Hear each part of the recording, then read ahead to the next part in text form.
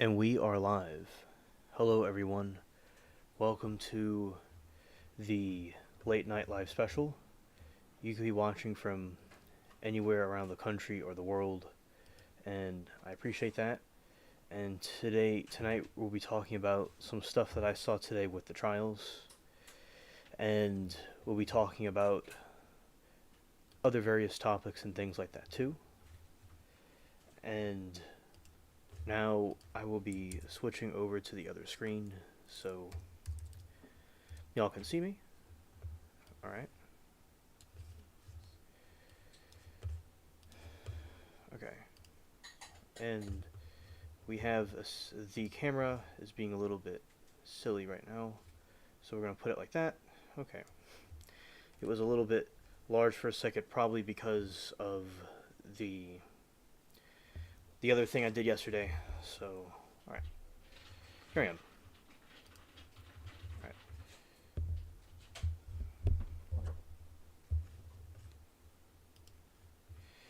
All right. So, hello everyone, and yeah, shout out to Dwayne and Alan. Hello, guys. Good to see y'all.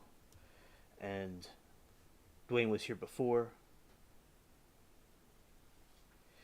and he says, "Hi, alien spaceship. I hope that you and your family are doing fine on this beautiful Friday." Yeah, shout out to you, Dwayne. I wish the same for you, and today has been great. And Alan's here too, and he said some interesting stuff down here. He says howdy, and he says he's up all night. Let's talk about everything. All right. Alan says Sarah Boone got what she deserved. Yep. Yes, absolutely. I do agree. It was very evil what she did, and you could see in the video evidence that the state was showing how cruel and heartless she was in what she did, and she certainly got what she deserved, definitely.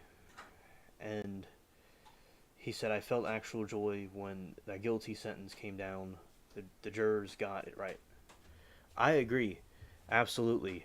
I also felt joy too, along with chat, and there was a lot of tension, but it came through correctly, and the jury made the absolute right decision. It's okay, I'll shut up and let you talk. That's your vlog. Yeah, right on. Yeah, and also, so basically, I'll be starting the game as I usually do, and I'll play the game while I talk about the trial topics, and if other people that weren't here yesterday come, I'll talk about some stuff that we talked yesterday. And here we go. We'll be launching this game, and yeah, I remember in chat today it was very heated, Alan, in the courtroom. It was very heated between the two different parties, between the state and between the defense. And the defense was extremely stupid. Though I know they didn't really have much to work with, but they were really cringe, and I think that it was laughable. About it's like you're gonna do self. That's a new one. You're gonna do self defense by putting a dude in a suitcase, and if he puts his hand out of the suitcase to get out, you put his hand back in because you're afraid he'll do something. I don't know if he really heard what he was saying. You know, like I don't think he was completely hearing what he was saying, because if he heard himself talk, he would not agree with what he was saying, because no one was buying what he was selling. And the game is loading, and so I think basically it's important to understand that everybody could see through the lies, her lies and the lies of her defense. A complete pitiful defense.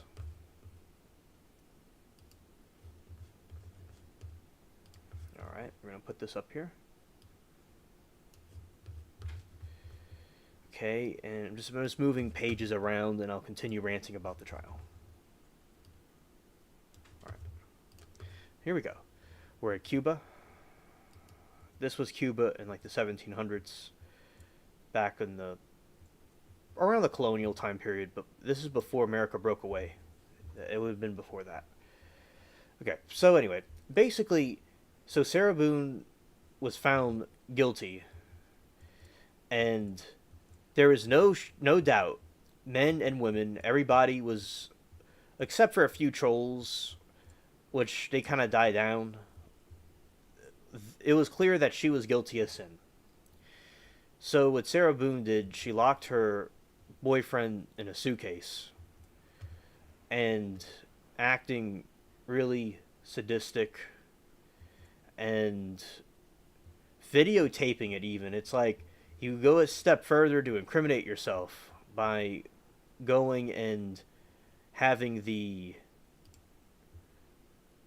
evidence shown in court that she filmed herself doing it.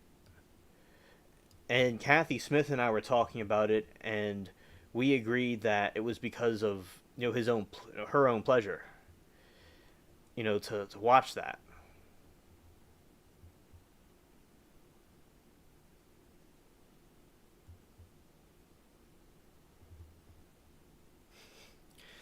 That's right, Alan. I agree. I agree. And Alan says, I'm glad that Boone had representation. Otherwise, her guilty verdict could have been overturned. But she had lawyers, so it's a done deal. Huh? So it's like set in stone. Yeah. And also, there's videos. It mirrors, in my opinion, it mirrors the Amber Heard trial. When I keep on saying he, I'm getting all my genders mixed up. Some people think there are many genders, but I'm getting the two mixed up. What Amber Heard, did to Johnny Depp. She filmed him, and she was abusive to him, and it definitely mirrored that. And she was drunk, and she was an abusive parent. And what I mean by that is she was neglectful. She was drunk, and imagine what she would have done to her kid over time, like locking people in a suitcase. It's like if somebody's in a moment where they feel their life is threatened, they could defend themselves. But if somebody is not you just go back later and do it. That's not an excuse. And she probably was always like that. Like she just had some dark gratification from that. And GSI, as I told her, she is excellent with the trials and deciphering things in the trials, and she makes excellent points. She was saying about how, Sarah Boone probably fell while drinking, and blamed it on her husband as an accident. About the sneeze. And I think basically that's a good point. That it's a good point that she was she was injuring herself and blaming the boyfriend for it. And think, for instance, with Amber Heard, how Amber Heard went and made up scars and bruises and stuff. And I think it's absolutely ridiculous what she was, what these women could do. They're very, some of these type of, we call them Karens, very evil what they do, to men in these situations. Alan says, there's no comparison between this and the Depp Heard trial. None. Right, understood. And I'm not comparing it to that trial. I'm just seeing that I can see parallels with how Amber Heard acted towards Johnny Depp. And I'm not comparing the two trials. I'm just saying that she is similar in the way that, she films him and she has the same attitude as Amber Heard, I think. And even if it's not the same exact situation, I think it's a similar type of person. If Amber Heard was able to, I wouldn't doubt she would do something like that.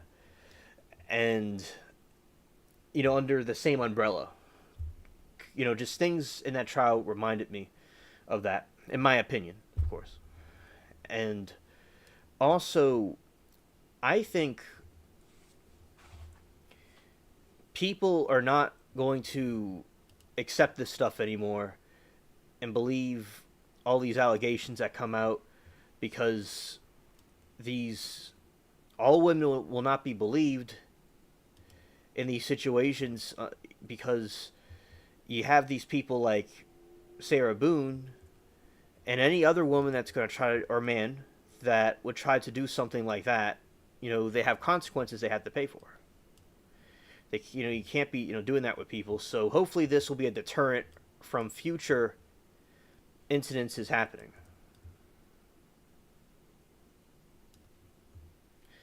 You're going out this way, turning around to go and attack the ship.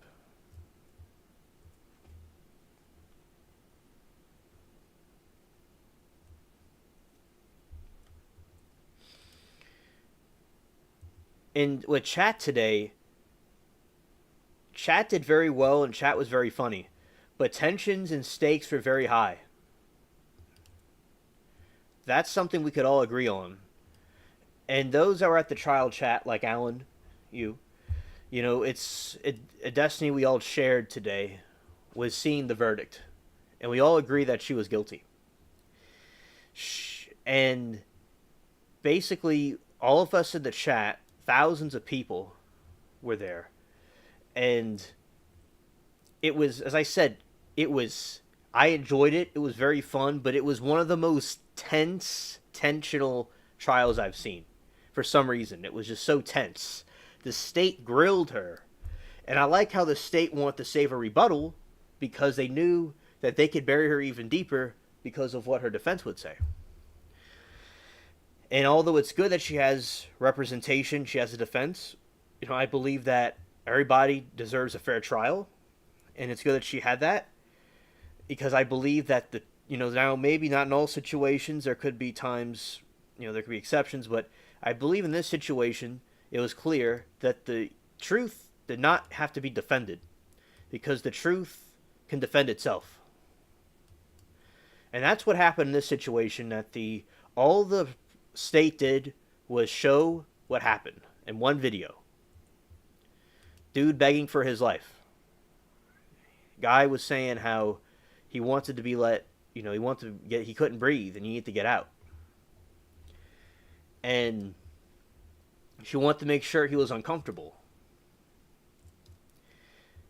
And, with this godless society, it just really cringe how people act. And I said before, I think that people don't follow Christian values anymore. And it just led people down the path of destruction because, certainly any group would not want to do, would want people to do it like what she did. But basically, I think that people that have a good moral basis in general would not do something like that. And, we see a lot of messed up stuff in the trials and people get traumatized by the stuff we see. And it's good that it's being exposed. That sunset's gorgeous. And we had good conversations, like you and I and Alan, we talked about the drive-in movie theaters. We have talks like that with sometimes my friend, the Night Owl. She comes in here and she talks about the drive-in movie theaters too. We had a good conversation about that. And that was, as I said, very intense. And I was at a point in the cat room taking care of the cats and watching them eat. And I was still watching it. Then I went back in here. And I wasn't going to leave until that verdict was read. And we all could see it was guilty.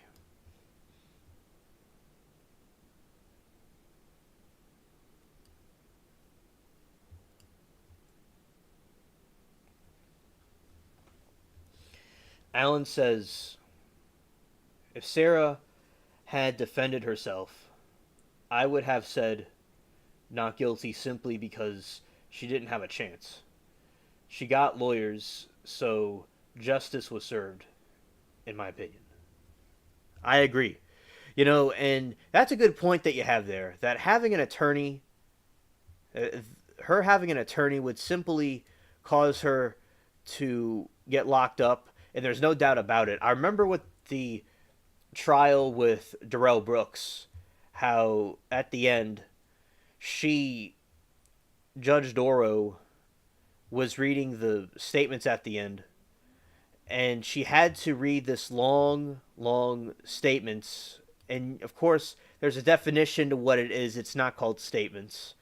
but she had to read a lot of information, so there couldn't be like a mistrial or something that she left something out. So she had to make sure that everything was read correctly, so he couldn't say that something wasn't done right. Because by doing that and you have a fair trial, you get locked up and that's it. But if there's some sort of a clause in there that could be exploited, then the person might get another trial and be let off the hook.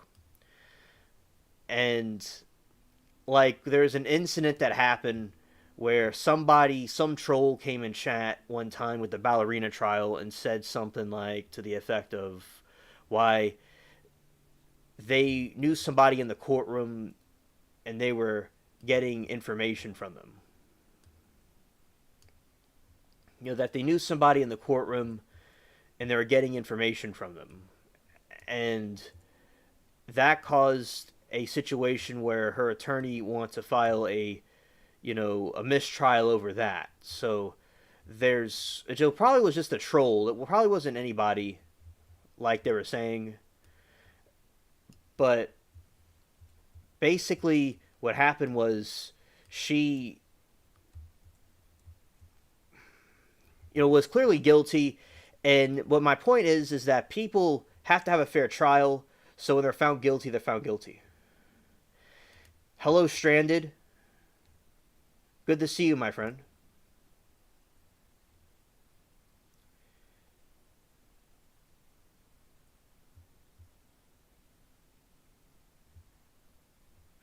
And also, yeah, good to see you, Stranded, my friend. And also, Alan says something else. He said, if Sarah's defends herself... Oh, I read that already.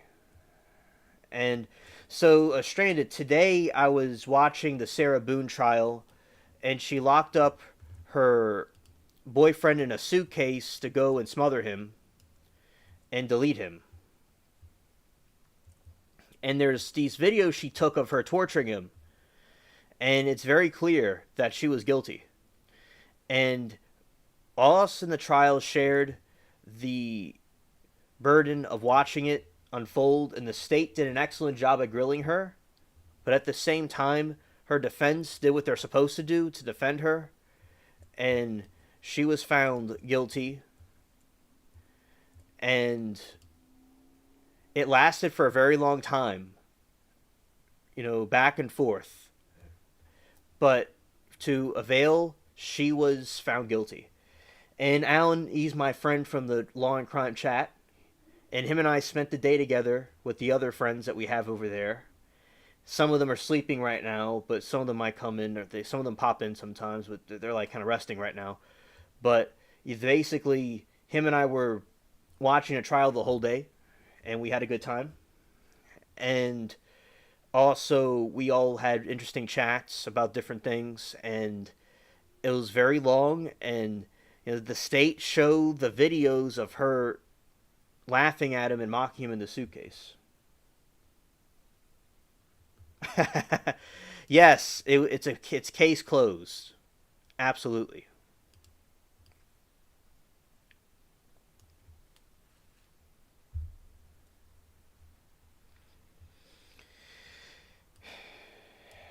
And also, yeah, case closed.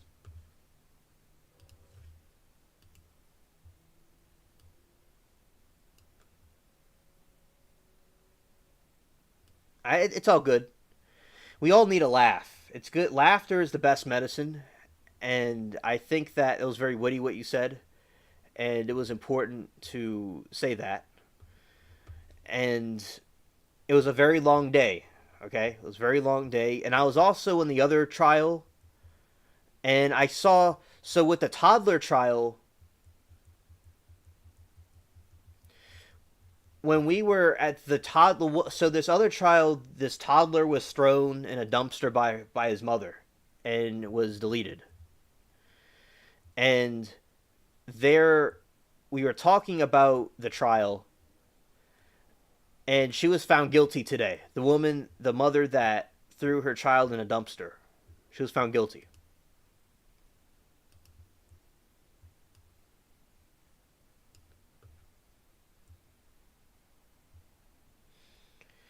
Yeah, Stranded, you're in the right place. Great minds think alike because in the trial chat, we're all dark.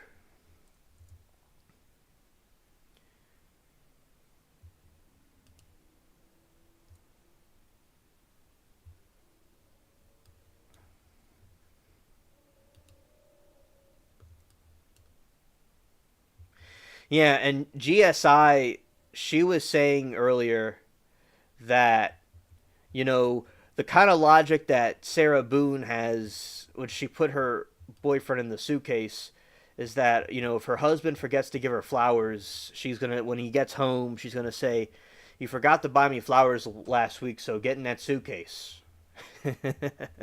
That's what she, they made a joke she would tell her husband. Not literally, but like she could say that's like Sarah Boone logic. And as I said, she was found, and so Sarah Boone was found guilty.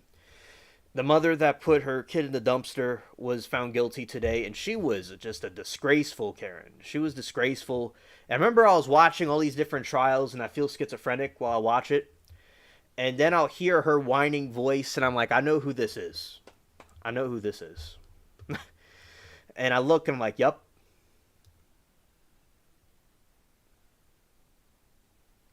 And it was a little bit incorrect of me to call her a mother. She's actually a monster. The monster with her kid. She was found guilty today. She does not have the honorable title of mother.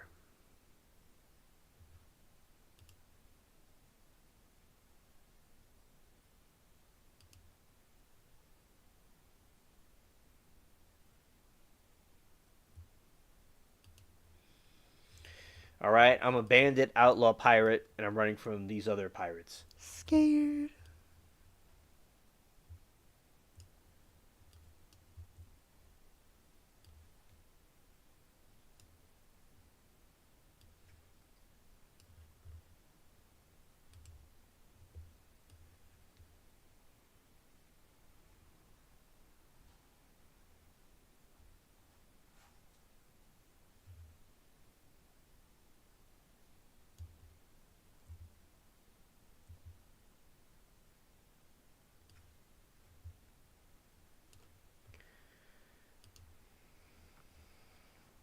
All right, so now going this way.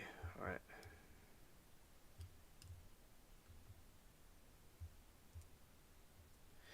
And also, I watched the other trial for a second where the when they put the husband on the wood burner, the wood pile or whatever, to burn him. I watched some of that trial too in the chat, but they weren't really live for too long when I got there. But I watched that one. Then that one ended, and it was just this whole marathon of watching the state roasting her.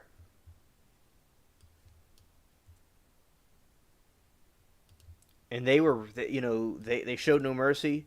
And as I said, the lawyer was saying about, so there was a point where he was trying to get out the suitcase, and the lawyer was arguing because she was trying to act in self defense because she felt threatened. She put him back in the suitcase, but it's like, I mean, you know, when you're locked inside a suitcase, it's a little bit different. You know, it's not much of a threat if you're locked in a suitcase.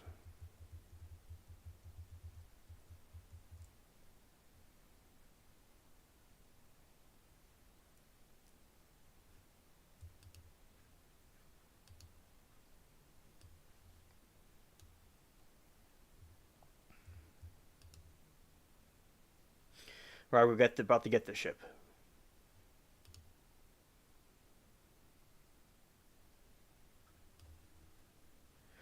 All right, we got the ship, everybody. Yay!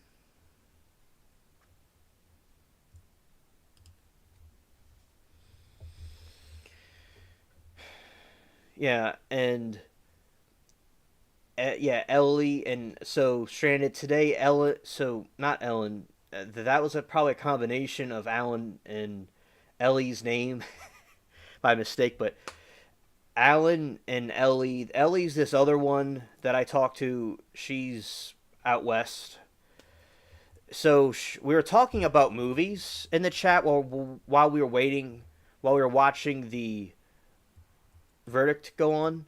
Not the verdict, but when we were watching the state and the defense lawyer. The defense lawyer, he was like people were like tuning out, and I was kind of tuning out to him, but you know it was kind of like blah blah blah. Like he was like the Ferris Bueller teacher, and basically we were watching it, and Ellie and Alan, we were talking about like drive-in movie theaters, and we talked about that on this stream sometimes. We've talked about that before.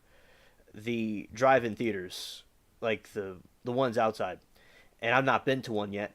But basically, you know, Ellie saw the Star Wars in '77 there, because I was saying that Sarah saw Star Wars in '77, and I thought that was pretty cool. But of course, you know, I'm sure there's many people that were there at that time, of course, but I wasn't. And then Sarah, she saw it, and Ellie said she saw it at the drive-in theater. And Alan was saying about the movie he saw, the last one he saw at the movie theater, not the movie theater, but the drive-in theater. So we talked about that in chat today. It was pretty cool, and you know, and she told me that at the drive-in theater, it's like a chat room, but like in real life.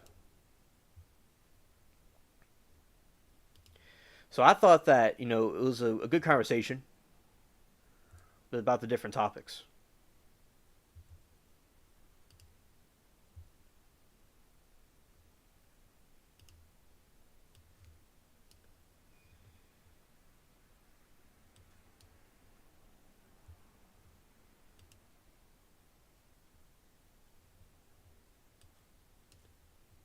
It's been a long week for me. I had a project I had to do 3 times because the client wanted what was impossible. Yeah, stranded. I It may have slipped my mind to say I hope that everybody had a good week, and if everybody wants to share what's going on, that's fine. But I hope everybody has a good weekend as well. And also about to get the ship. Now we've completely upgraded to the highest level. All right. And she said it's been a long week for me. Had a project I had to do 3 times because the client wanted was impossible. Oh yeah, yeah. It sounds very tedious. And Strained said, plus we're getting some new hires, and I get to train one. Oh joy! Just as I get a new project on my table. Well, I feel that way when I get a new project on my laboratory table on my spaceship. I know what you mean. Alan said, what I said is that the last drive in movie I saw, The Sixth Sense, when it came out. Yes, and I know what movie you were talking about. I have it, you know, I had it saved. Like, I looked up the movie and saved it. And the actor, he's in it, that's from Secondhand Lions. He's in it. So I knew what movie it was, but I didn't say the name of it on the stream. But yeah, it's called The Sixth Sense. I remember that. You know, I remember you talking about that, and I saved the movie to go look at it later. I remember I saw the wallpaper of it and everything. I saw and the actors in it and all because I had it in my head. Yeah, and that's fun. I'm glad that you got to see that. And you know, now the movie theaters are all inside. And think about like having a watch party, like people can talk and stuff. That's pretty cool. Now, when I saw the drive-in theaters, I saw that in Greece.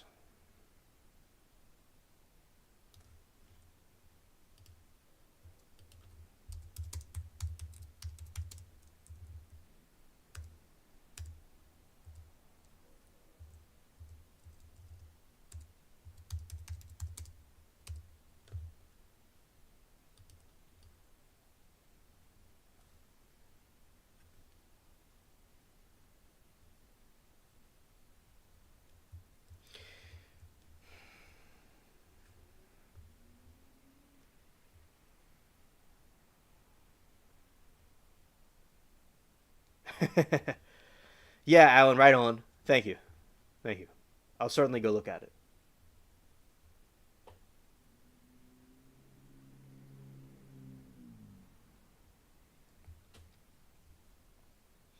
Hey, Matt. Good to see you.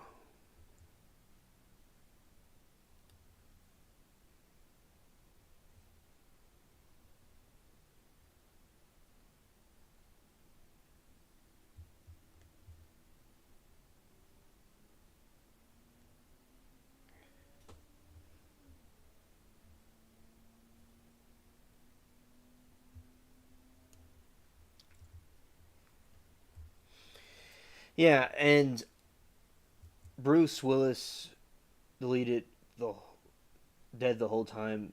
It's been out for 20 years, so spoiler rules don't apply.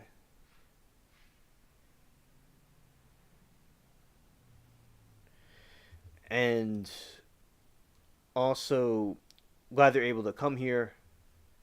Matt, good to see you.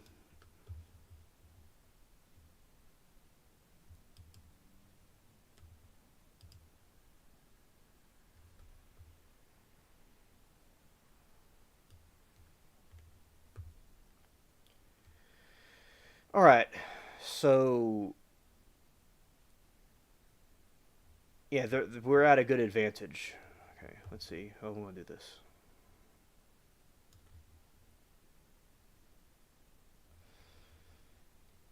It came out 25 years ago, and I'm 26. I've not heard of it. Yes, I've actually not heard of it.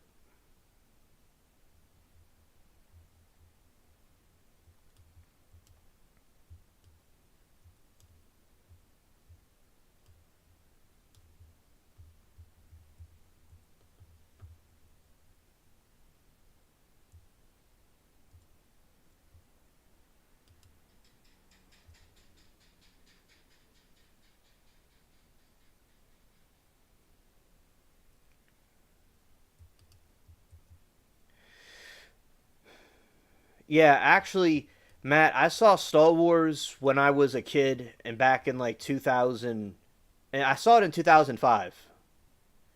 The one that you're talking about, the old one. I saw that in 2005. So I already knew that one, obviously. But Matt, I've not heard of the movie that he's talking about ever.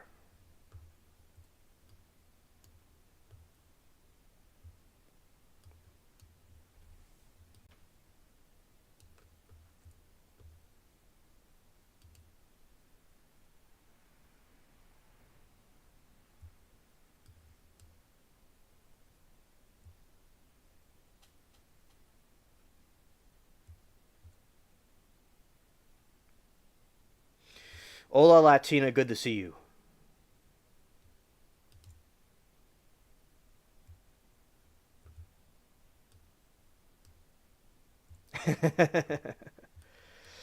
Yeah, from a perspective, I am that. Yeah. Right on, Alan.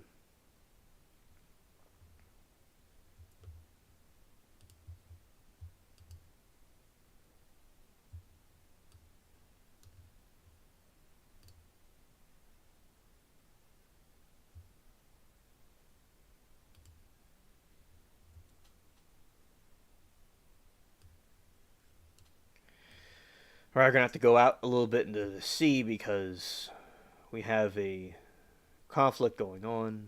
Okay.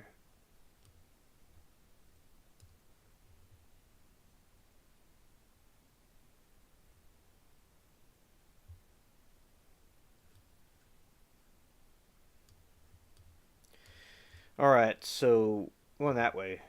Catapult.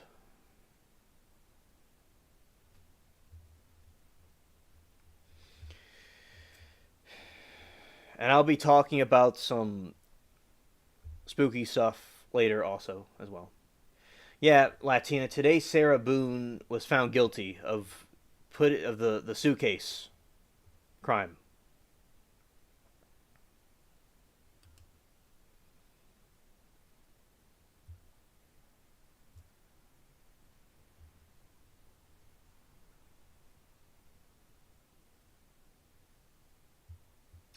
Yeah, Alan Facts. And also stranded. I was talking about yesterday about the Menendez brothers. There's a motion that was filed by the DA of LA to have them charged for murder and then let them off with parole. That's something that I saw. I made a video about it, but I was talking about that on the stream yesterday. And I researched that trial because I wasn't around. I researched it, and I thought it was interesting.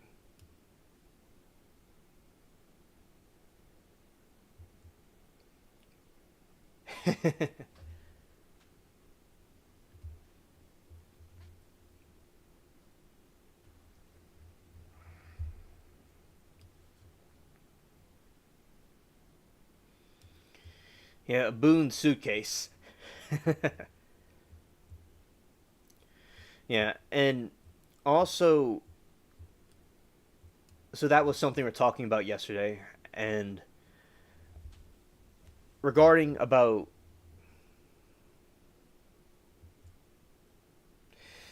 that may be true. That may be true, and also I'm from another planet, so I may not be familiar with all the Earthling jokes just yet.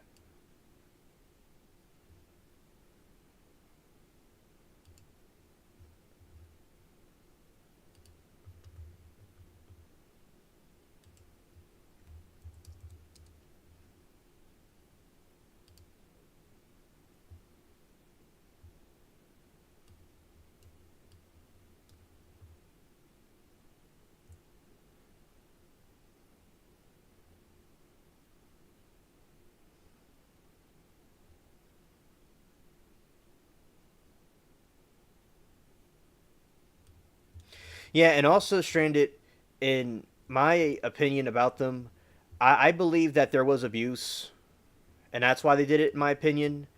And I'm not saying what they did was correct.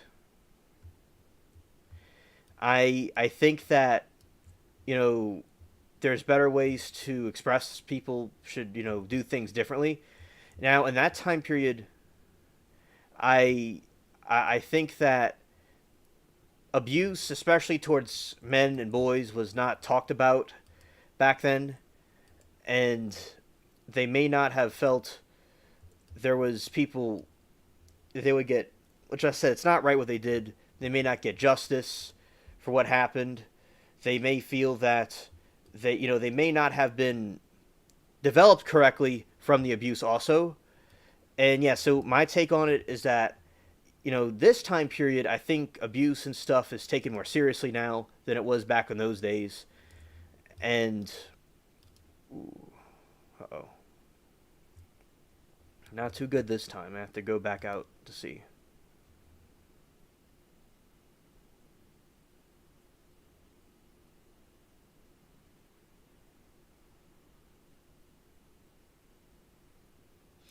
And like from what I got from the trials and stuff that I saw, is that there was abuse that happened, and that is that was one of the reasons.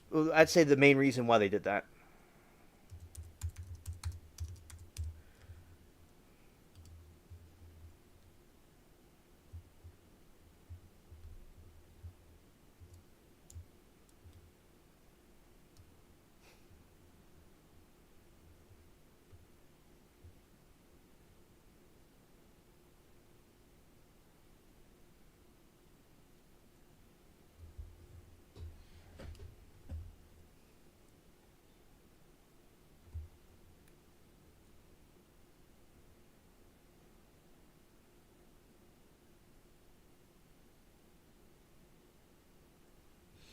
Yeah, and like with Alan, I agree that new evidence is coming to light about it, and also Alan recalls the name of the person at the game and all. I'm kind of the person's name is Muen Ido. He claimed that the father abused him. So somebody in some band also said he was abused by the father, and also the family was aware that something was going on from what I saw. So he told a cousin that he was being abused, and I think if you go and delete your parents, it's less likely you would get any kind of money or anything because you would just go to jail. I mean, I think like say like with the school shooters, which that was evil and wrong. People that were bullied back in those time periods. some of them, they already had something wrong with them. And as I said, the school shootings, it's not a way to express yourself. But back in the time periods, people didn't talk about bullying, and it wasn't talked about like it is now. And these people had no kind of guidance or anything, and to really address their mental state. And nobody really was caring that the people were being bullied, and they went and they shot up their school, which was wrong. But basically, I think as time went on in our modern times, people talk about bullying and abuse more than they did back in that time period. And from the what I saw in the court, and I think that I believe they're abused, and I could be wrong, and I'll accept that. All right, but yeah, I think my opinion, they were abused. May not be, some would disagree, and that's okay. But that is my opinion about it. And like what I just said, there's a letter to the cousin in Mexico, and the guy from Menudo came forward. Yes, that's true.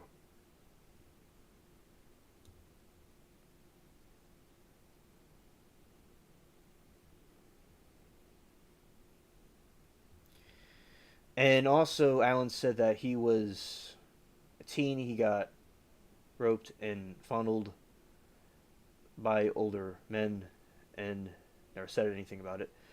Sorry that happened to you, Alan. That's very unfortunate. And also, it just there's a lot of evil, sick people out there. And it's good for people to be able to come out and talk about abuse that happens.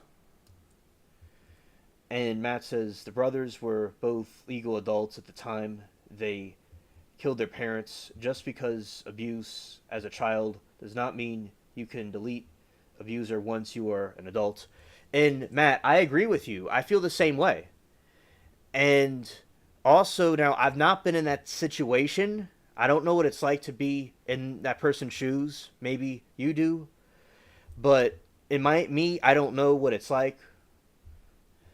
And I think that their development could have been affected by it.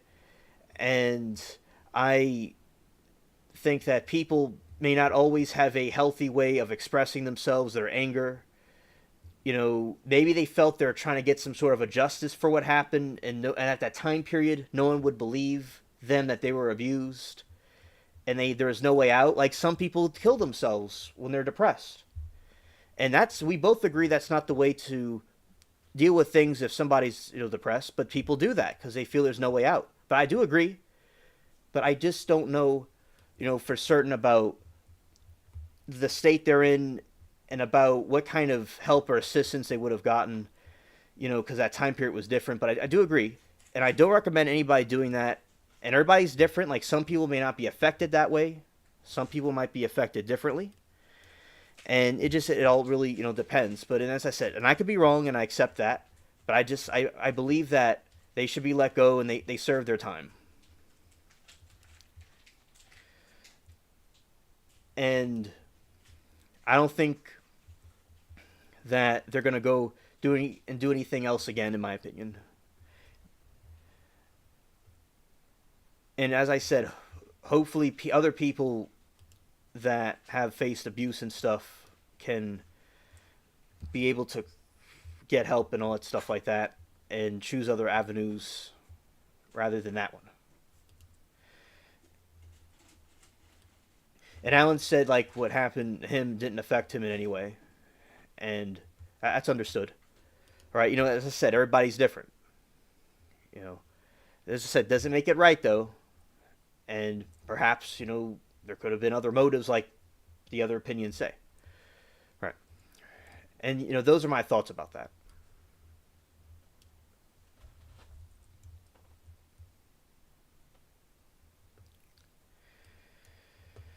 Okay, so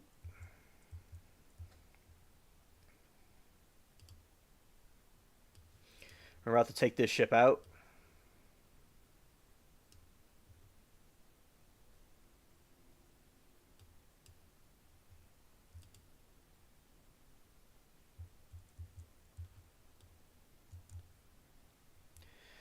Okay, and then what I'll do is I'll get another Navy ship, and that'll be it. I mean, for that sea session.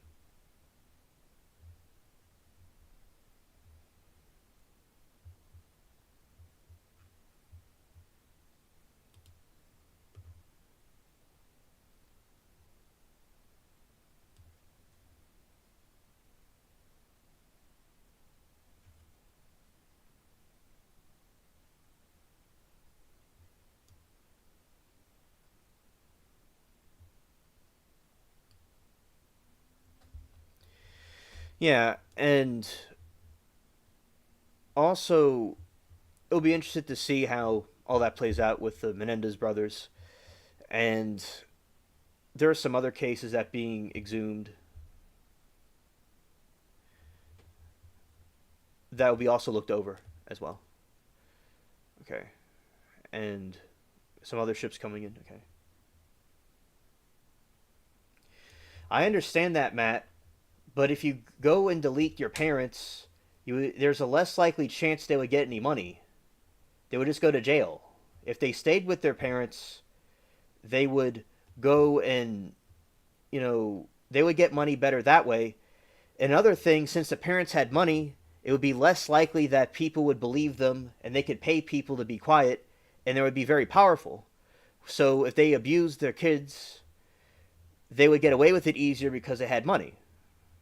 So having money actually gives more credit to the idea that the abuse happened and they just weren't able to, you know, get them charged because of the powerful position the father had.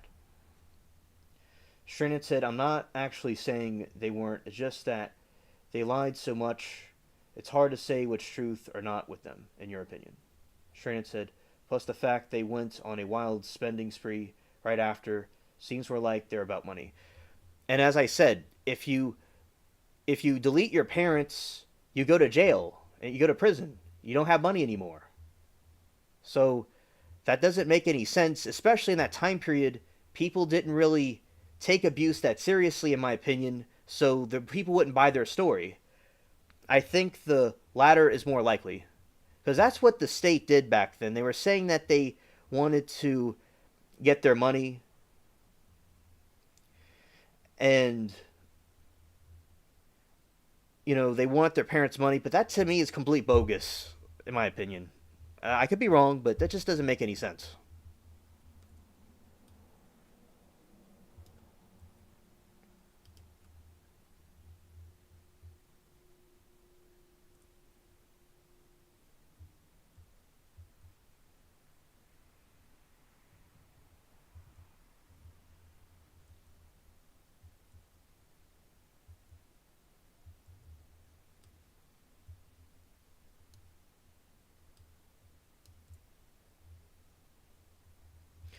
So what gang was it exactly?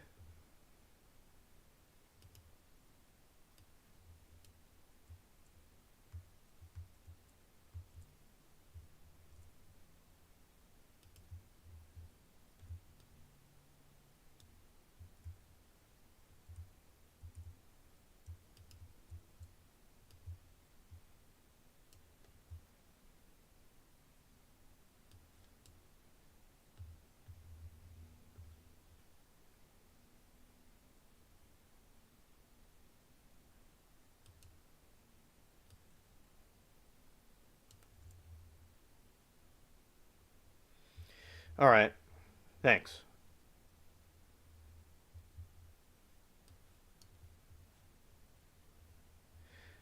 Right, and yeah, and also, as I said, I still think the it had to do with abuse, and I could still be wrong, and I'm thankful for the chat to tell me their opinions about it, and that very well may be true about the gang and them getting the inheritance.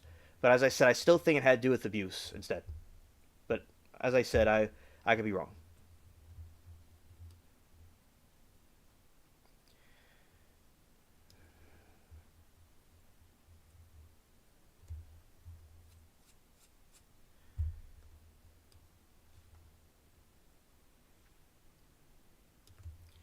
When they're on a spending spree, they had the money, access to the money then. You know, they didn't need to go delete their parents. They already had the money from them directly.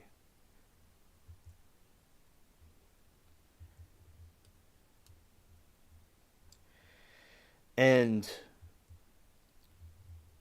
also, there was some talk about how the DA handled it because he had the case since, earlier this last year, and then they think that he's doing something.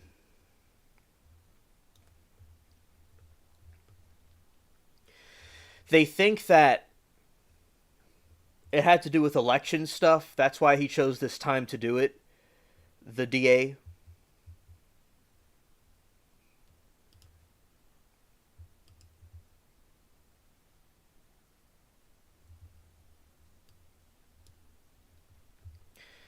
And also, I think that I don't think it was necessarily something political, but it could very well, that could very well be political. Possibly.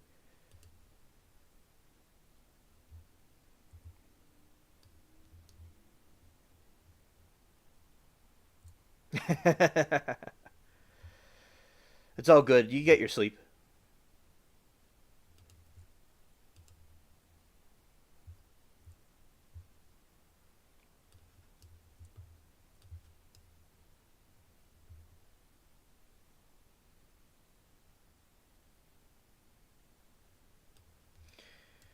All right, we sunk the tally. All right, so now going back out. I'm still with y'all. I have to go and sail. I have to sail out to attack this other ship. Possibly. I'm going to go to Raven's Cove. Hopefully it's close. I have to look for Raven's Cove. It's right there.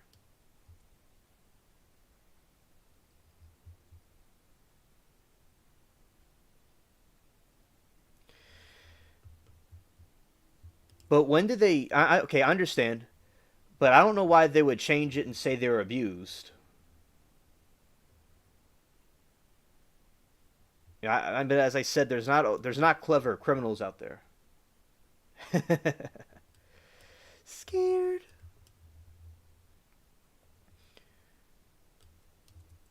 And either way, the bottom line, and I will continue to look into it and see what the trial's about. I mean, I've looked up already into it, and I've looked up the trial, and I know what it's about already, and I've researched it a lot. But as I said, I will certainly continue to look at it, but I still go with the abuse as the reason. Like, if you're in a loving, nice home, I highly doubt you would delete your parents, even if they had money. And if your parents are giving you money and you're on a spending spree, and they're not like going to cut you off or anything, there's like no reason to do that. And there's new evidence coming out about the abuse, and I'm sure that caused some sort of psychological trauma and resentment towards the parents. You know,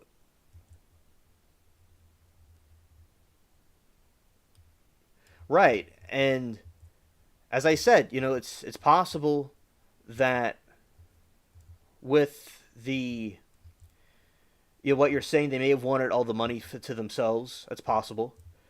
And also, they're given allowance. And this might just be me, but I still don't think that if they're given an allowance, it would be enough to go and delete them because they're still getting an allowance. Hello, Tony. Good to see you. We were talking about the drive-in movie theaters again because I was at the Sarah Boone trial.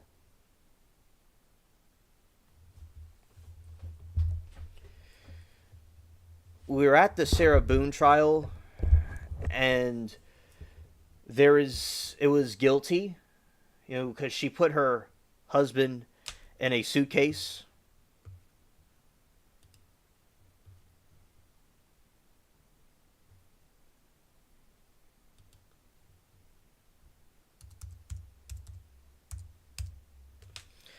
And to delete her boyfriend, and that was very wrong. And she was found guilty today, and we were talking about the drive-in movie theaters in the chat while we were waiting.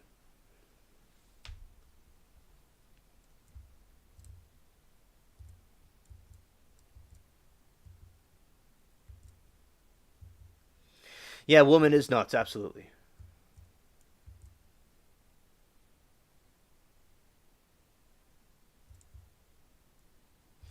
It's Raven's Cove.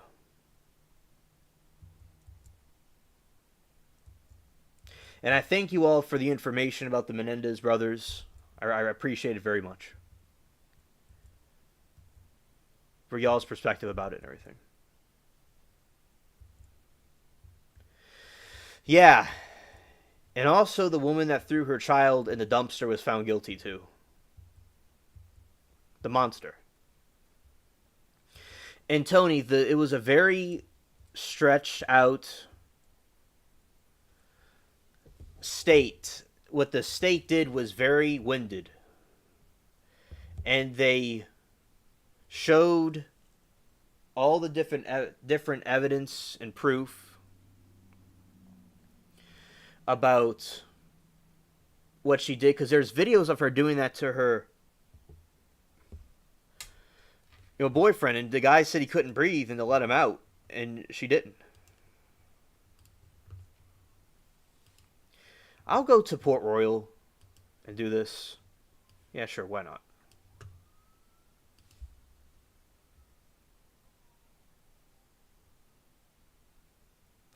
Exactly. She made her mistake when she was in the suitcase and laughed.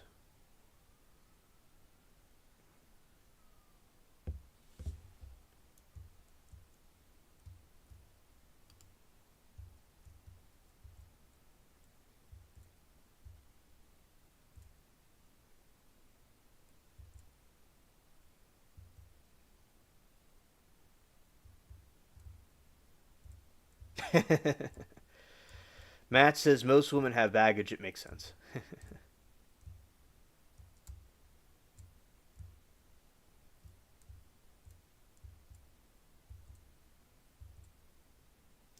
Yes, yes. Yes, I am, Alan. Thank you.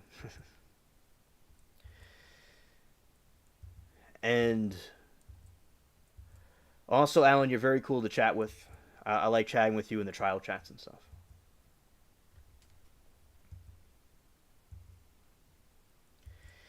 And yeah, the one with the child, yeah, you can't handle it. I understand. I understand.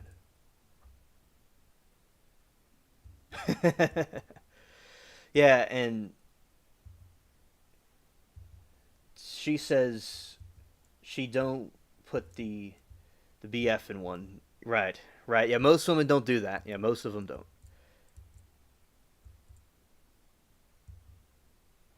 Yes. Very handsome. Yes. I like that. Thanks, Matt.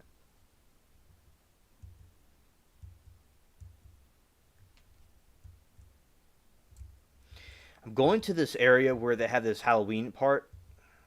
I'm trying to find it, which I'm kind of going in circles, but I am going in a dead end. Carry on luggage.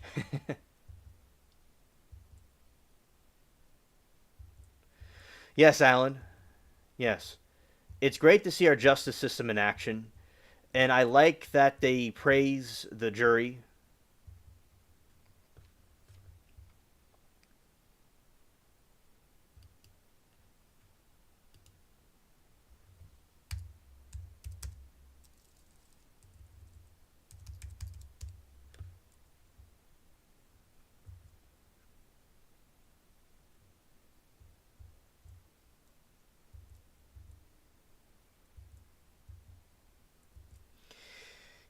And Tony says, I never saw anyone get guilty verdict that I didn't agree. Guilty. Exactly. Exactly.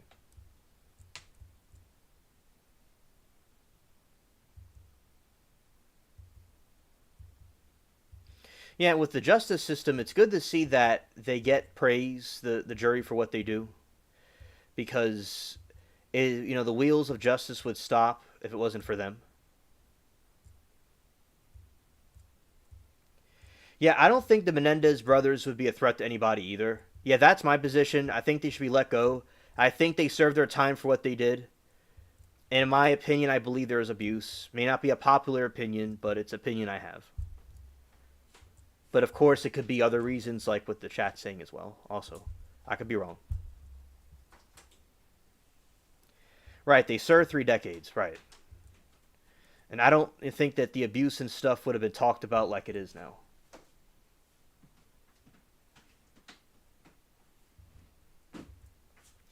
Alan said that I have seen a guilty verdict that I didn't agree with. Zach Anderson was one example. All right, yeah. Yeah, it happens sometimes. There's a guilty verdict that you don't agree with, yeah. Oh, yeah, I have to go through this cave. I have to go through this jungle over here.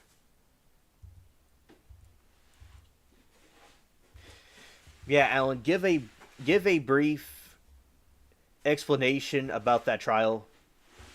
It'd be important, thank you.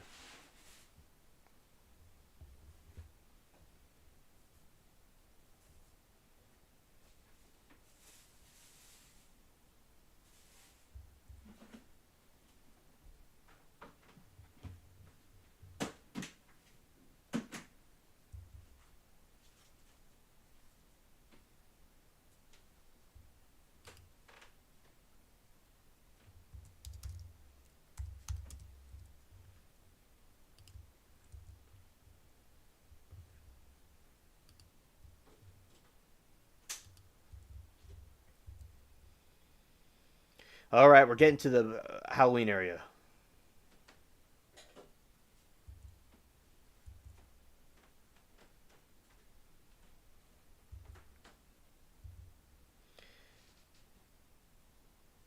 Okay, okay. She said she'll look it up, and I'll look it up when I do the other part of the stream too, and we'll talk about it. Thanks, Alan, for the information. Right. Okay. No relation. No relation. All right. Understood.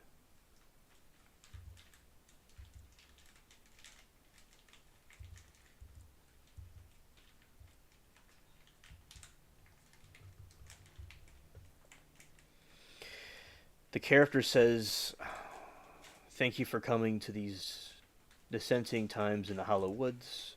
Before you help me, I need to give you a history of what is going on. Once upon a time, Hollowed Woods was was a peaceful wooded area guarded by the Watcher, the guardian spirit of the island. As a colonist moved into the woods seeking opportunity, the Watcher became distressed. She felt threatened. However, she was still peaceful and allowed them to stay. Over time, the crops and other resources of the woods were depleted, causing colonists to move out of the area.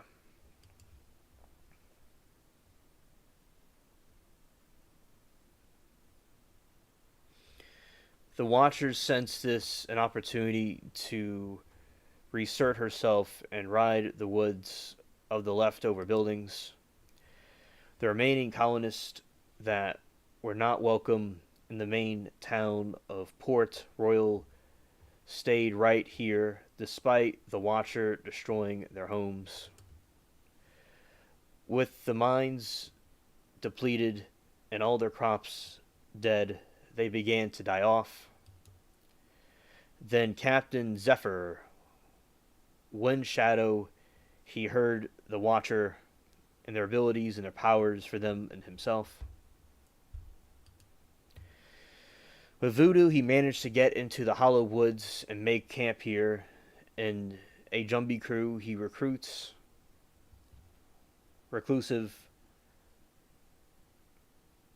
and builds shelters for removing colonists who had then made their informal leader. Soon, Wind Shadow amassed even more powerful. He even built a town hall where he lived and worked. Little did we know the town hall was part of his plan.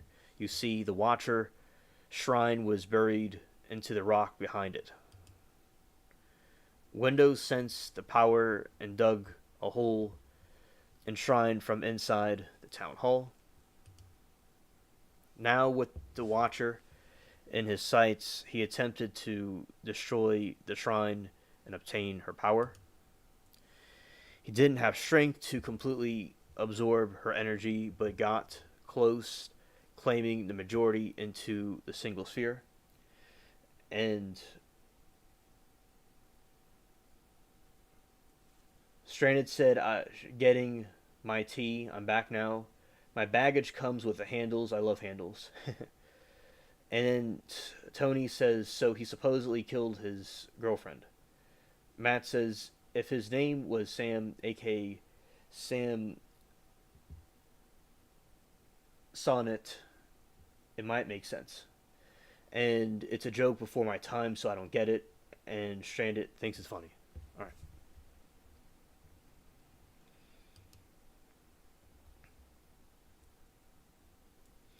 This made the Watcher go berserk. She destroyed anybody living in the hollowed woods, and I could sense that she intended to destroy the Port Royal. Before being deleted, I was able to seal off the hollowed woods from the rest of the island, trapping her inside. Because her shrine was desecrated, the Watcher could not return to her resting place, so she found a new one in the old shack.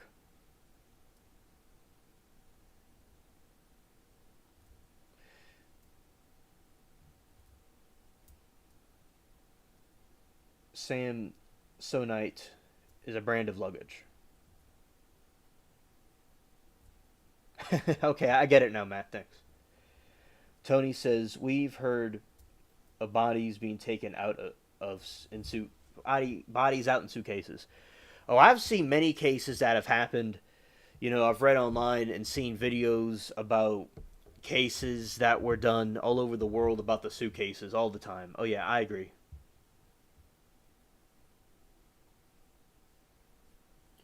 Pronounce Sam Sonite.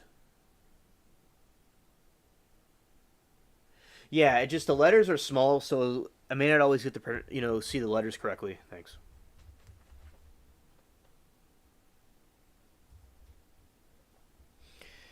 Because her shrine was desecrated, the Watcher could not return to her resting place, so she found a new inside the old shack. I'm sure you've seen it, at least heard or whispers coming from it.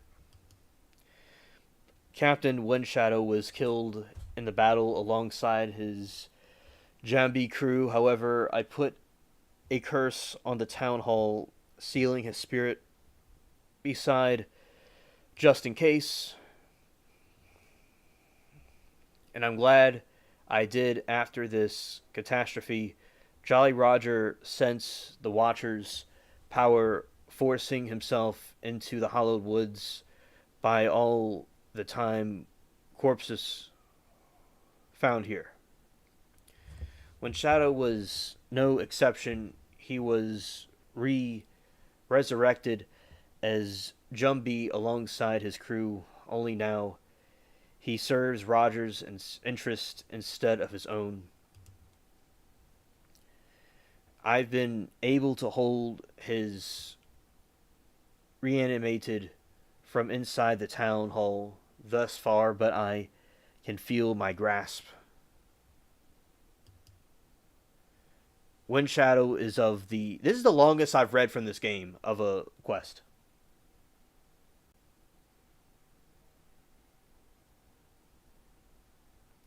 Matt, thank you for the information and nice chatting with you, bro. Take care. Thanks. Matt says, okay. Tony Strand said, I remember the commercials of the gorilla throwing the suitcase around and jumping on it. Tony says, yes, I remember that. And Tony says, it was funny as hell. And everybody's saying, good night, Matt. Shout to Matt. All right. Wind Shadow and the verge of escaping the hallowed woods, you must help me stop him by rebinding him back to the hall. So who? That's the skinny of it. A bit long winded, but it's information you need to know.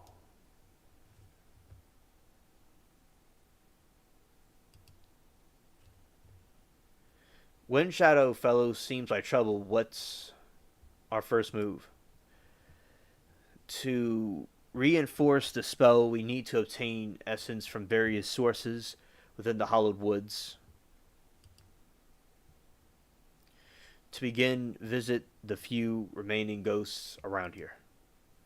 Speaking to them, they'll know how to give you their essence. After all, we've done this once before. Start with Adam Goodprice. He lives in the big hollowed out tree near the town hall. Now make it quick. Alright, that took a long time.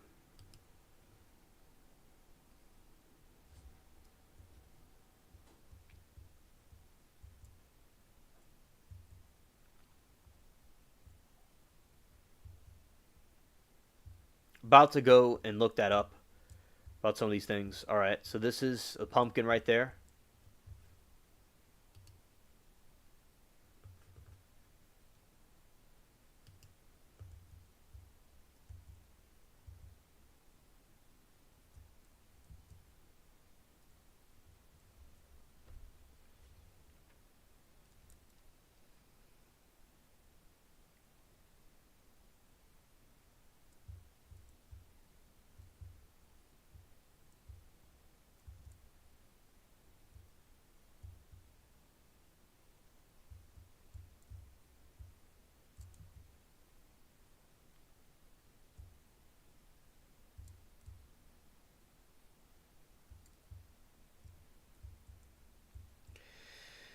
Tony says the legend of Sleepy Hollow was the first American ghost story. That's true. And on this channel, around the Halloween time, which is this time period, we talk about Sleepy Hollow. And we're right about that time. Right about that time. Alright.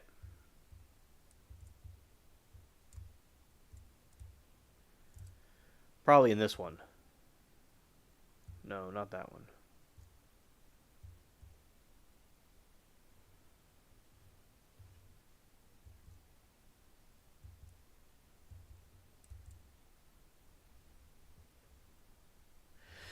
Oh, yeah. And yeah, the old commercials are really cool. I've seen reruns of them. And yeah, I've seen reruns.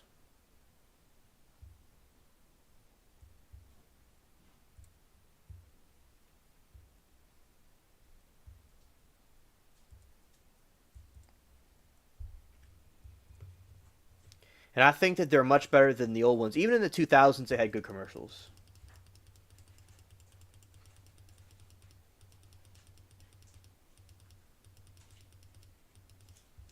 Oh, yeah, I've seen that before. The Mar Barlow man. Yeah, I've seen that on YouTube.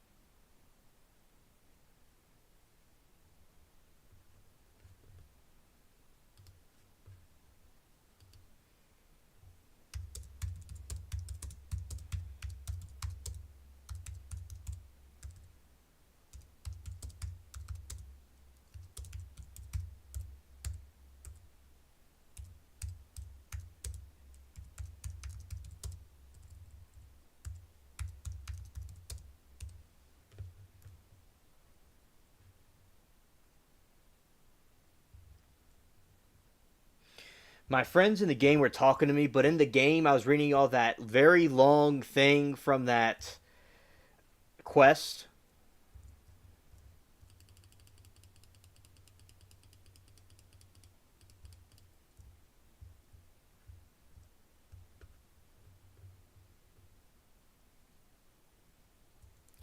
And I was talking to, yeah, so most of my friends went offline in the game.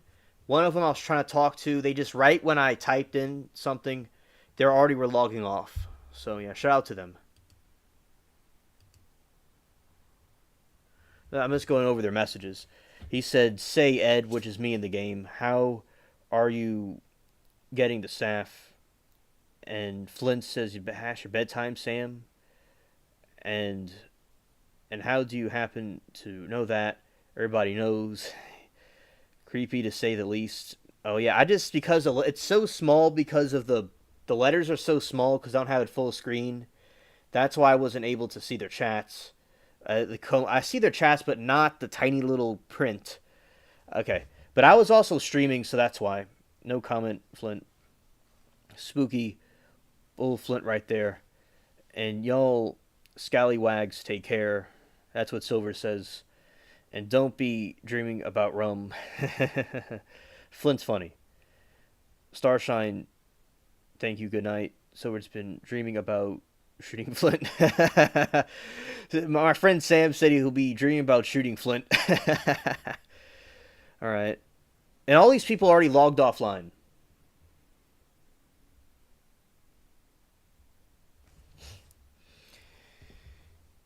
All right, so also get to y'all in the moment, and everyone knows. All right, so these are some of the chats from my friends that were in the game. They're not on there, and thank you. Well done, sweet dreams.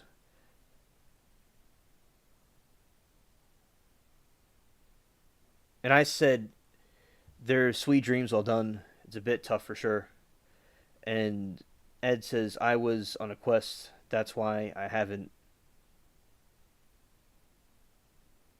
chatted." That's what I said. But they already all logged off, and we're about to go to the other part of the stream.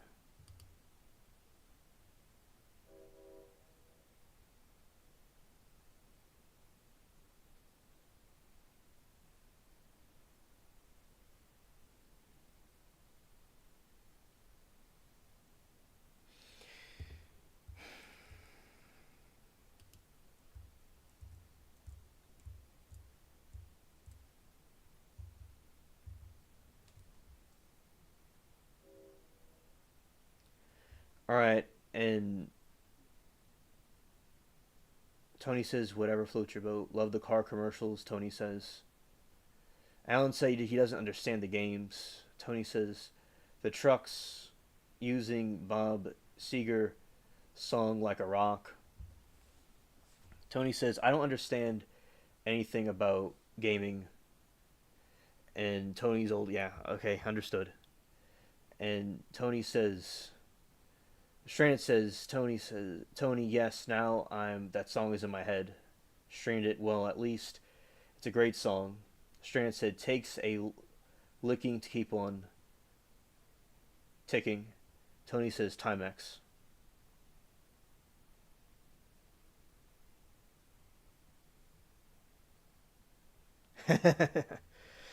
Yeah, I am an alien like those other beings, so I might be from a similar thing that is. I know what you're talking about, Alan.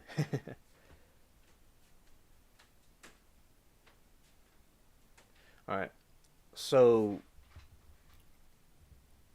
basically, so the friends on the game are offline, and I did my duties in the game, and I'll talk to them more. You don't want to go in the game again.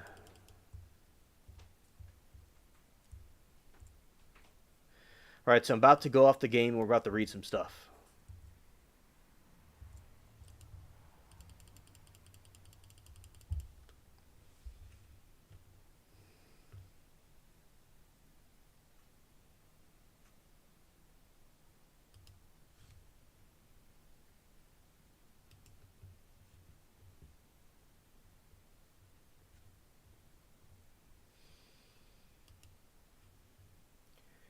I'm not an alien. You're right. I'm a shape shifting alien.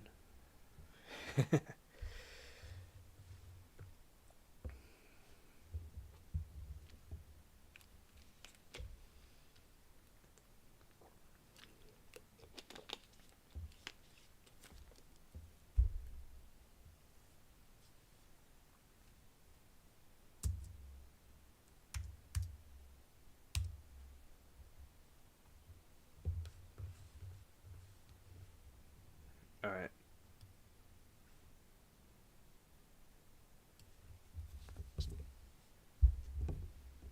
Mm, okay. So, fixing the shirt.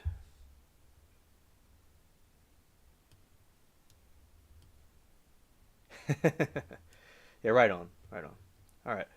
So, we're switching over to the other window.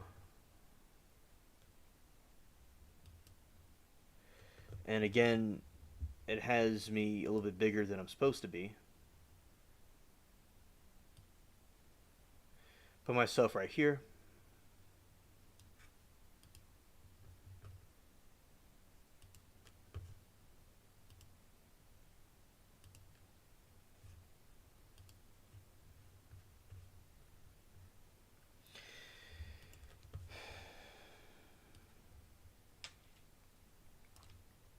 I'm the apprentice of Odo.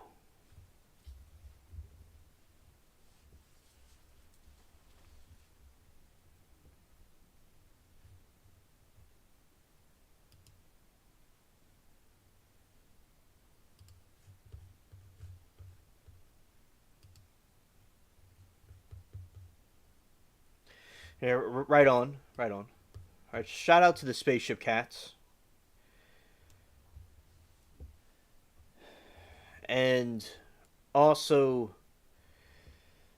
basically, going just doing a little review before I get into some of the. We're going to be talking about some spooky stuff. I'm going to do a small little review of the trial stuff very briefly. Then I'm going to talk about. This is going to take like a moment. It's not going to take long. All right, so the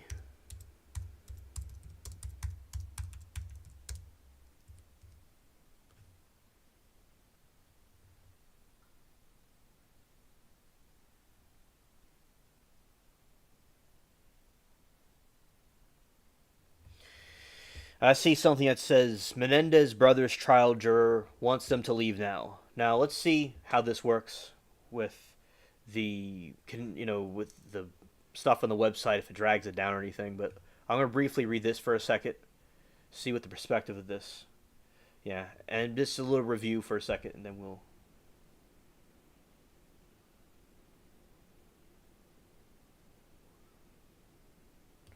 Tribbles. I don't even know what that is. That's pretty cool. Menendez brothers trial juror wants them to leave prison now.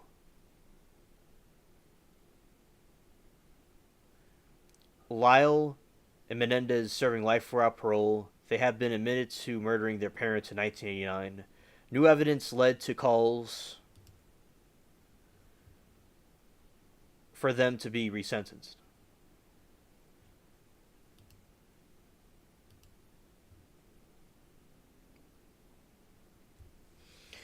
Hazel Thornton, who served as a juror number 9 on Eric Menendez's first murder trial, said she wants the Menendez brothers to be eligible to leave prison now. Thornton is speaking out in response to Los Angeles County District Attorney's recommendation that Lyle and Eric Menendez be resentenced after being convicted in '96 for murdering their parents. In a new conference Thursday, George Gascon said the recommendations that life sentences without parole be switched to 50 years, and because of their age, the Menendez brothers would be eligible for parole immediately. I came to a place where I believe, under the law, resentencing is appropriate. The announcement comes after the relatives of the brothers have come forward in support of a reduced sentence, and public attention has gained focus. So, Stranded and everybody, there's new evidence that came out about it that leans more towards that they were abused. The announcement comes after relatives of brothers have come forward in support of a reduced sentence, and public attention has again focused the dedicate decade-old case. Both brothers are currently serving 2 life sentences without parole for the murder of their parents, Jose and Kitty Menendez, in 1989. The case attracted controversy at the time, with prosecutors arguing the brothers deleted their parents for financial gain, and defense attorneys argued the boys were acting in self-defense after being sexually abused by their father for years. I hate that when that happens, Alan.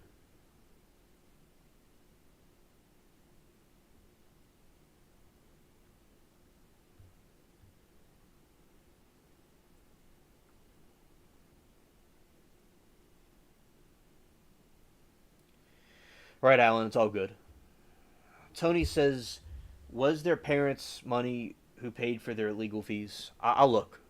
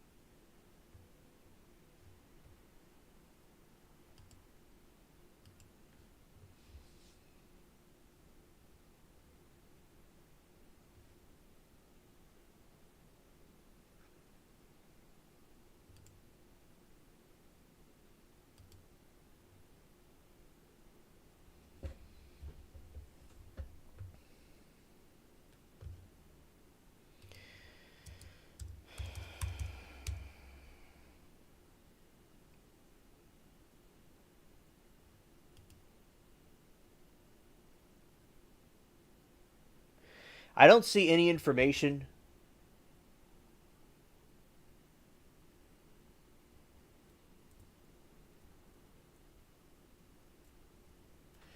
It's probably true that it came from their parents, or at least it came from the family.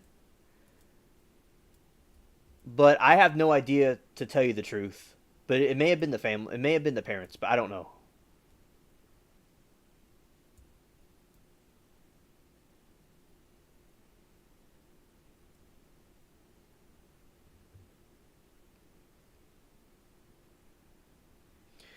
And the money the Menendez brothers had went to the IRS.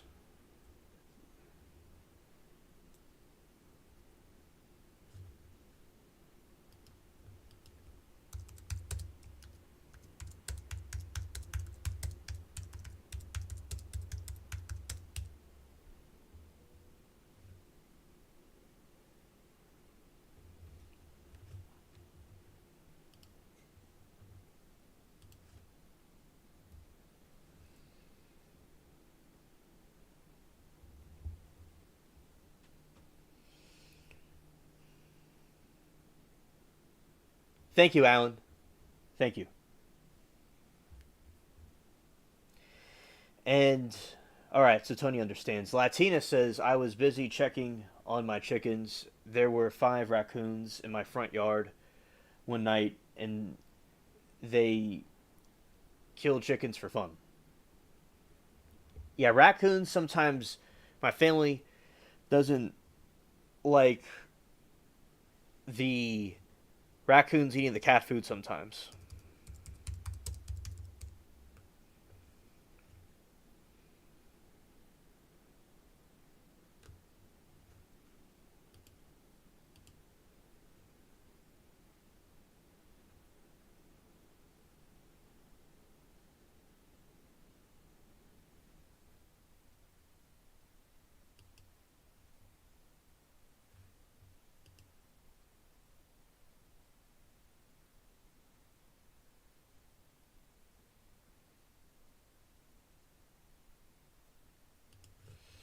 I agree, Latina. I think they should.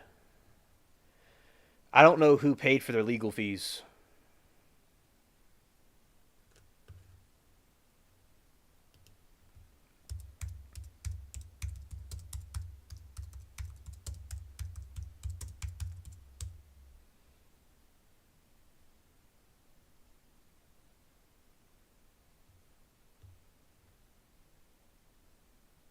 Oh, I see an article about it now.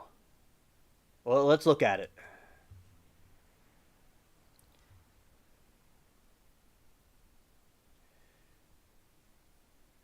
Legal fees for defending the Menendez brothers total 1.95 million, papers show. Courts expenses to parents. Estate, including 775,000 for Eric's attorney and 740,000 for Lyle's lawyer.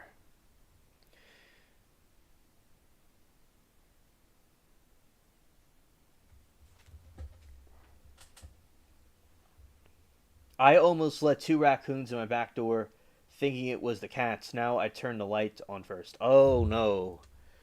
Yeah, glad that you do that, Tony. And they used to. My family would feed the raccoons back in the like 2008, and they used to feed them. There was points where they would feed them sometimes, but the raccoons would get out of hand. I'm not personally against them, but I understand they cause some problems. And to answer your question, legal fees for defending the Menendez brothers total to 1.95 million. Papers show courts expenses to parents' estate, so their estate paid for it.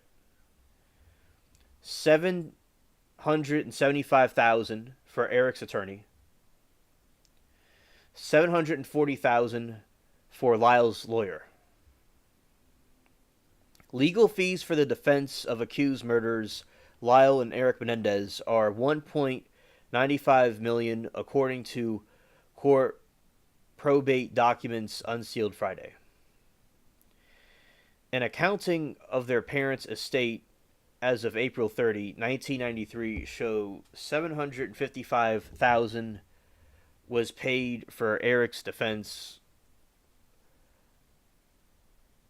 Liesl Abrahamson was his chief attorney. The estate spent 740,000 to defend Lyle, the bulk of that apparently going to Jill Lansing, and he had two prior attorneys, Joel and Isaac Eikenson and Gerald Kalf.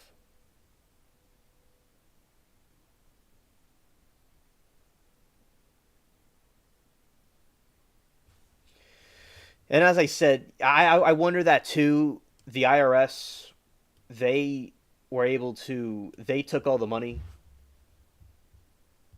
Yes, Stranded, correct. Yes. Latina says they need to do this crap charging arms and a leg for legal services when it needs to be more like going to McDonald's and ordering a meal, and it shouldn't take forever to get stuff done. They lie. Right. Alan says that's a lot of money.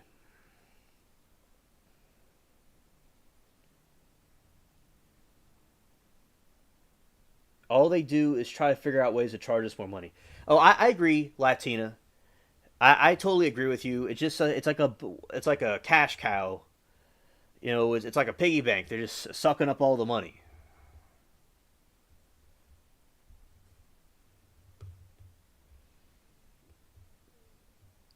The county has the county has filed a recoup for 453,015 cost of the brothers' second attorneys, bringing the total amount to 1.95 million for the first trial. Wow.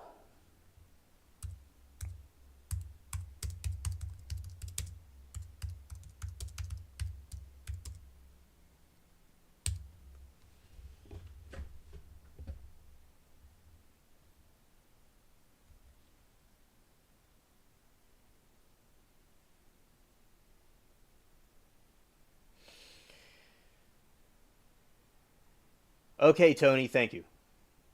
She says our lawyer is a childhood friend of my late husband. That's cool. It's cool to have childhood friends. I have friends that I've known since I was a child. That's pretty cool. Superior Court Judge Irving Schimmer opened the sealed portions of the probate file over the objections of attorneys for the brothers who face a second trial in the 1989 shotgun slayings of Jose and Kitty Menendez, The first trials ending in huge juries.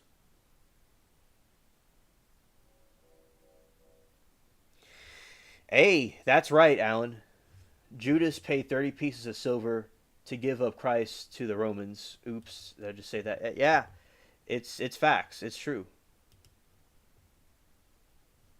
Of course, we only need him for documents and wills, of sort of thing. Understood.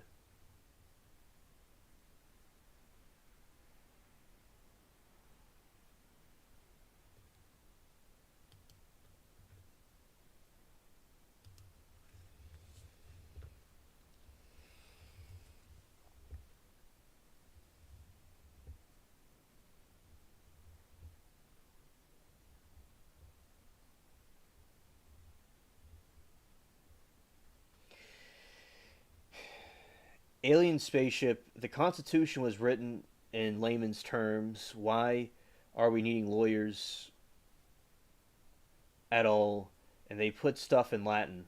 I know Latina because it's a bunch of shady BS going on, and they're trying to cause.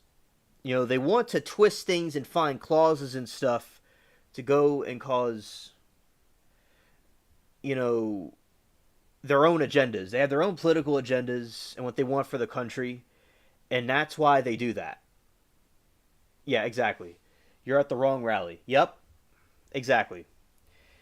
Also, I saw something recently that at the for Kamala's rally, they were having these websites out that were offering people to they were going to pay people money to go to Kamala's rally. Peach showed me. Yeah, she showed me the information about it, and it's so funny.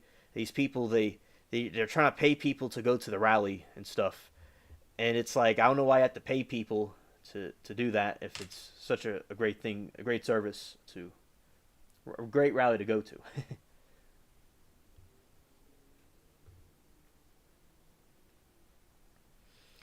Lansing argued the release the attorney's feed would unduly be prejudiced the brothers' chances of a fair trial because the numbers would be shocking in potential jurors. The defense costs paid so far do not include money for investigation and expert witnesses paid by Los Angeles County. Such money is available for counties in death penalty case. The figures are confidential, but as noted by the county attorneys in the court documents could be sustained.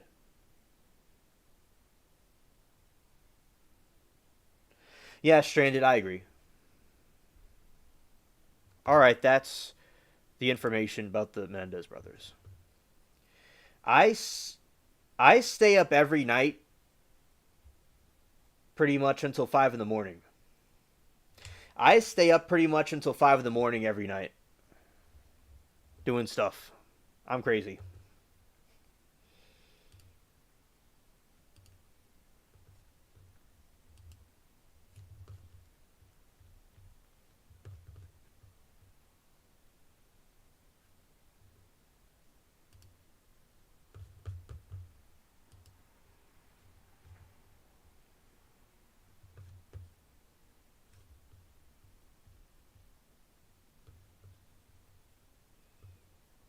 Oh, I agree. I agree.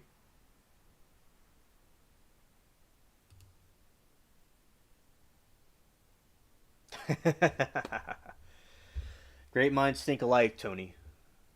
Facts. The train agrees.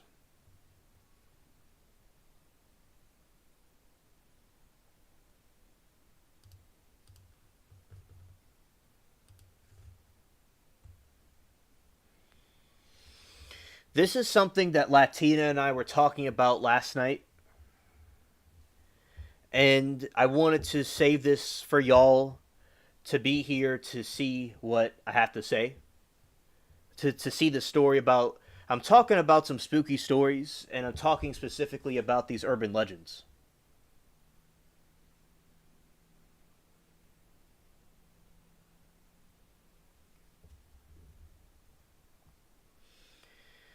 And so basically, what happens is, these are some about the 27 Club. and about this conspiracy theory about the 27 Club we're about to get into. And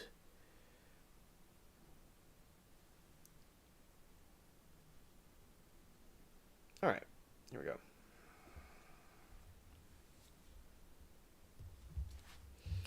So we reviewed about the trials and stuff like that, and now we are reviewing about this.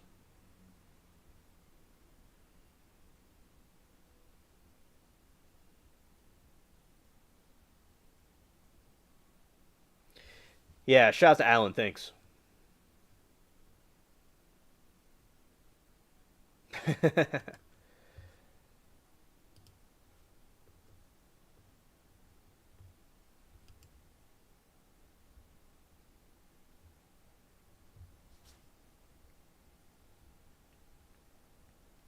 Yeah, and shout out the chat and thanks, Alan. Thanks, Tony. I appreciate it. All right, so we have the 27 Club, and so let us begin. The 27 Club is an informal list consisting mostly of popular musicians, often expanded by artists, actors, and other celebrities who died at the age of 27. Although the claim of a statistical spike for the death of musicians at the age has been refuted by scientific research, it remains a common cultural concept that the phenomenon exists with celebrities who die at 27 noted for their high risk lifestyle. Yeah, yeah, winding down. Yeah. Membership of the Metaphorical Club is awarded the posthumously to public figures such as named by the media, with only qualifications being age of death. Yeah, Jimi Hendrix, Janis Joplin, Jim Morrison. The girlfriend I had when I was like right when I was starting getting popular on YouTube. So 2021 is when her and I drifted. But a girl I knew when I was back in high school, I was with, very cool. She was a very great girlfriend. She loved Janis Joplin. She liked that type of music. And he says the 27 Club is a myth. Right on. Right on. And so I learned about these people back when I was in high school. So this is in 2017. I learned about these people. In 2016.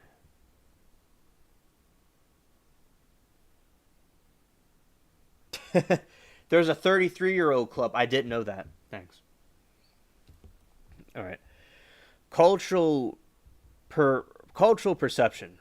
Beginning with the deaths of several 27-year-old popular musicians between 1969 and 1971, such as Brian Jones, Jimi Hendrix, Janis Joplin, and Jim Morrison, dying at the age of 27, came to be and remains a perennial subject of popular culture, celebrity journalism, and entertainment industry lore. This perceived phenomenon, which came to be known as the 27 Club, attributes special significance to the popular musicians, artists, and actors and other celebrities who died at the age of 27, often as a result of drug, alcohol abuse, or violent means such as homicide, suicide, or transportation related accidents. The cultural interpretation of the events give rise to urban myths that celebrity deaths are more common at 27. A claim has been refuted by statistical research as discussed in the scientific studies section below.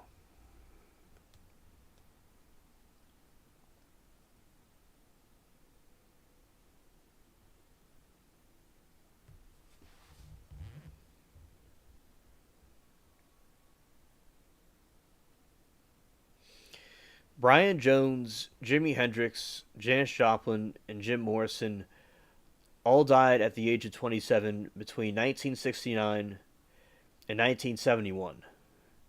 At the time, the coincidence gave rise to some comment, but according to Hendrix and Kurt Cobain's biographer, Charles R. Cross, quote, "It wasn't until Cobain took his own life in 1994 that the idea of the 27 Club arrived in popular zeitgeist." Cross claims that the launch of the club concept can be traced to the growing influence of the internet, sensational celebrity journalism on popular culture in the years following Cobain's death, as well as media interpretations of a statement by Cobain's mother, Wendy Fradenberg.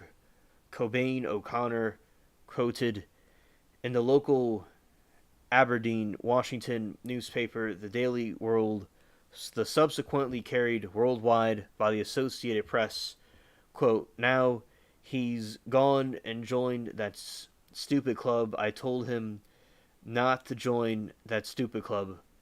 Many contemporary journalists interpreted her words as referring the infamous untimely deaths of fellow rock musicians like Hendrix, Joplin, and Morrison, a view shared by Cross R.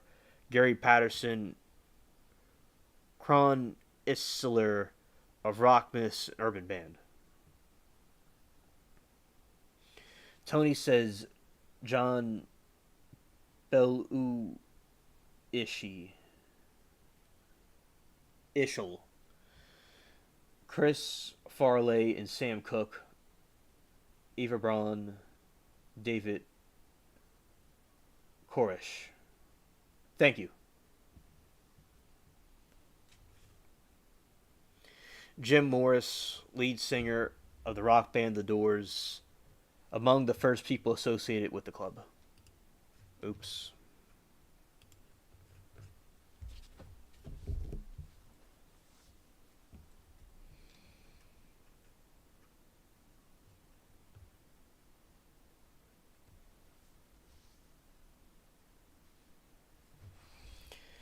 The intended meaning of that stupid club referred to by Cobain's mother is disputed, and his analysis of how her quote helped popularize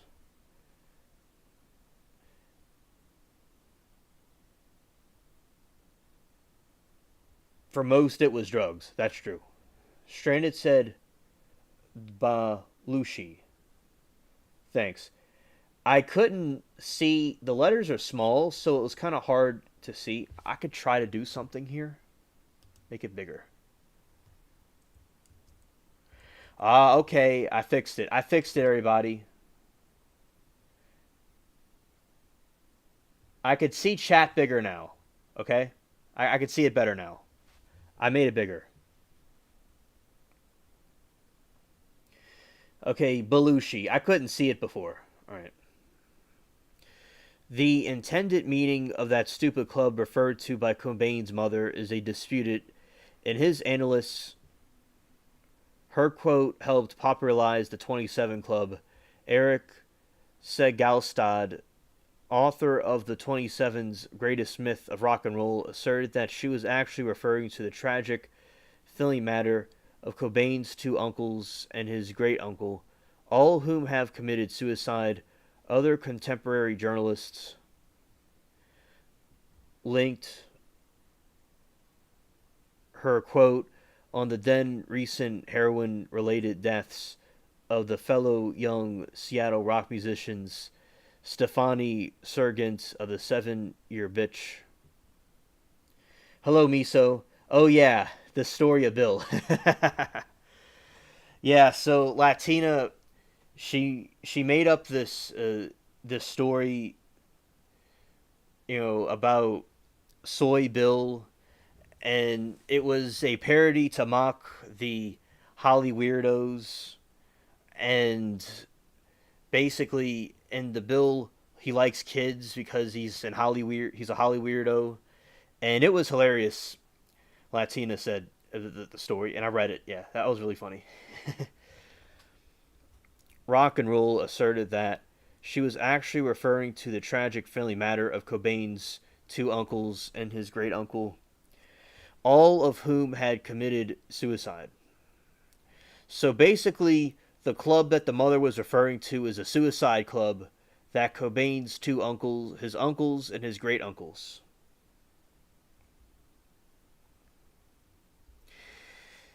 Very funny, Stranded. Very funny. Contemporary journalists linked her, quote, to then recent heroin related deaths of fellow young Seattle rock musicians Stephanie Sargent of the 7 Year Bitch and Andrew Wood of Mother Love Bone. Yeah, it ran in the family with Cobain, yes. Intentionally timed his death, he could join the 27 Club, quote, and noting that Cobain, quote, had already died from drug overdose on at least 24 occasions in the year before his death and made several previous suicide attempts at various ages.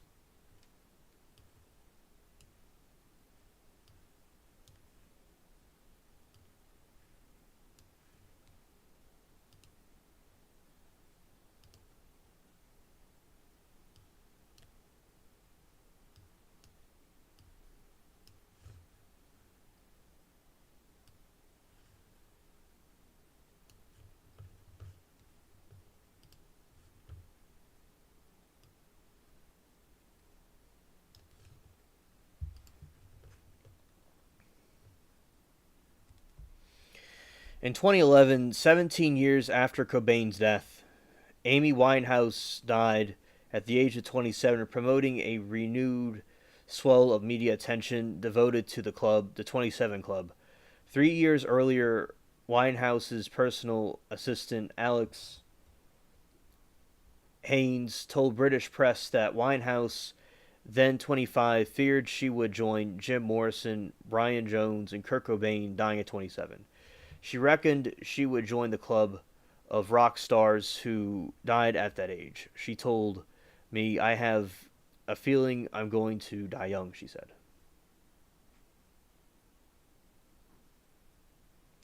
It's great for them when they're manic, but dangerous for them during the depressive state. Janis Joplin had that, and she had a couple of different mental disorders that she was trying to mask.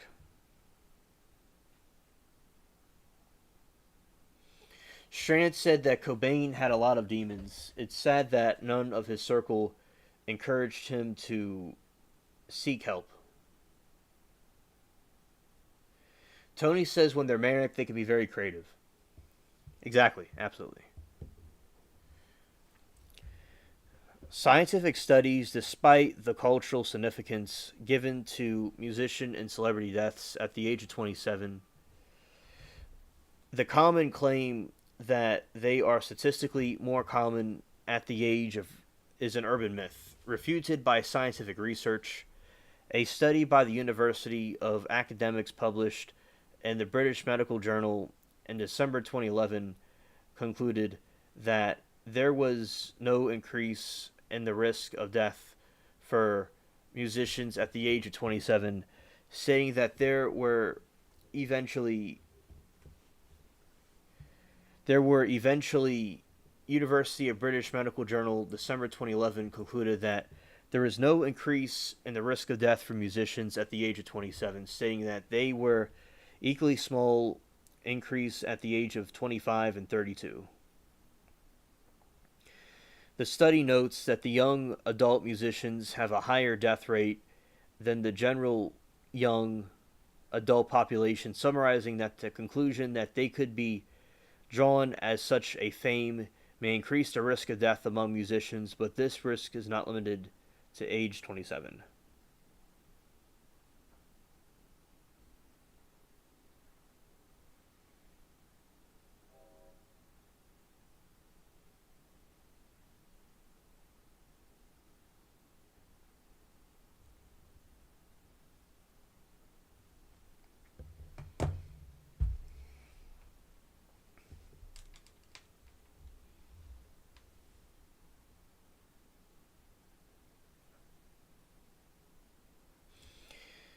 And yeah, shout out to Miso. Yeah, I like the story. And also, Tony says they ended up self medicating rather than taking actual meds. Exactly.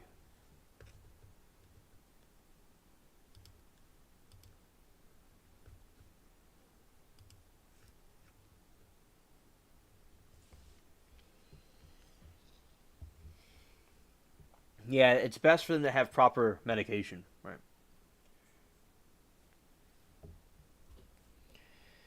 Latina says alien spaceship.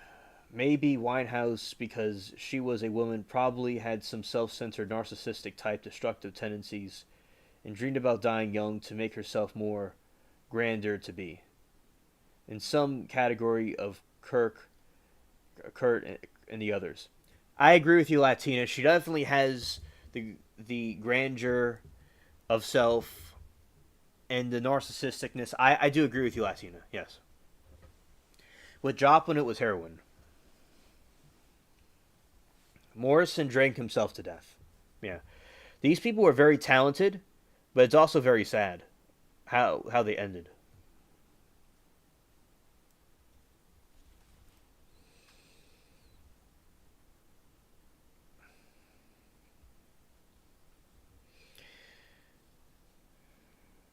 The 27 Club frequently appears by name and reference in popular culture as media. Several ex- exhibitations have been devoted to the idea, as well as novels, films, stage plays, songs, video games, and comics. All right, Stranded, thank you for chilling with us for a little while.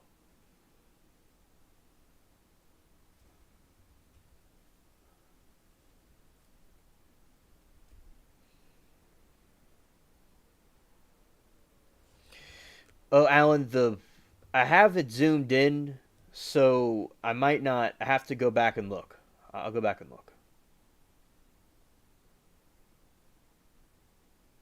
Oh, I see it now, Alan. Alan said 2 plus 7 equals 9. 9 is a numerological symbol of completion or ending, so it makes sense that people die when they are 27. Okay, thank you.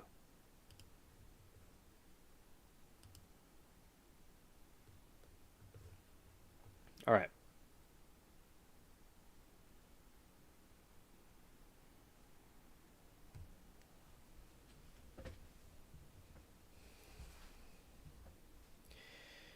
The club in 777 is a number of God. God's number is 7.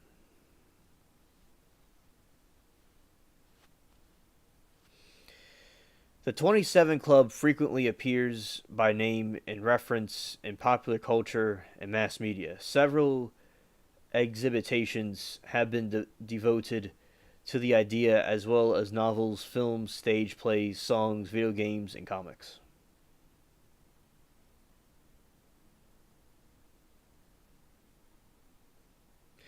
Right, right, right, Tony. I doubt they knew either.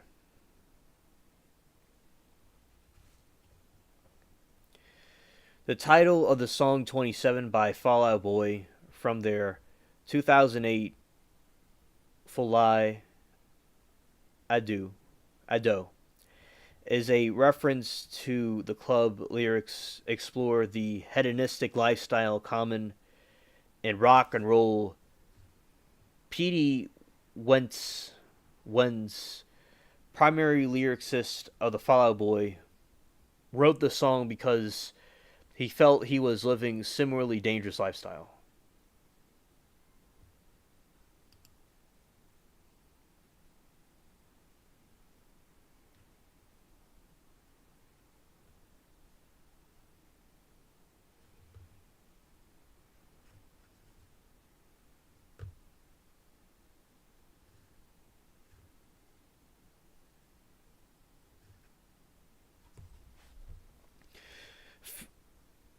John Craig's song 28, which appeared in his 2009 album Montana Tale and 2018 live album opening for Steinbeck is written from the perspective of 27 Club members, Jim Morrison, Janis Joplin, and Kurt Cobain, as each contemplates their respective morality and imagines what they would do differently.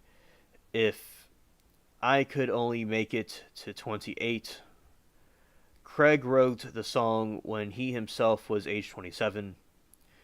The theme is reference to the song 27 Forever by Eric Burdon on his 2013 album Till Your River Runs Dry. Yes, Tony, I agree. Yes. I've studied about numerology. Mag Enta's studio album, The 27 Club 2013, directly references the club. Each track is a tribute to a member of the club. Halsey's song Colors from her debut album Bandlands 2015 includes line I hope you make it to the day. Del Eno released a song called 27 Club on her studio album Whatever 2017 with the repeated lyric all the legends die at 27.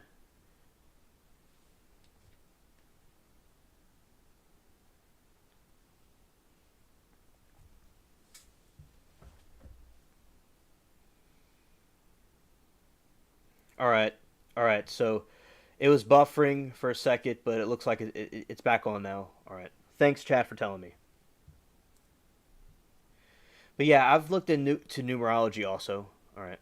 So, continuing.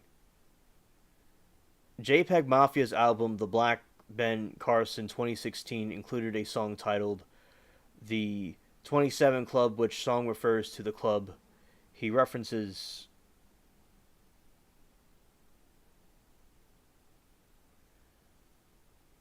the club. He references members Jimi Hendrix, Janis Joplin, and Kurt Cobain. So in the JPEG Mafia's album,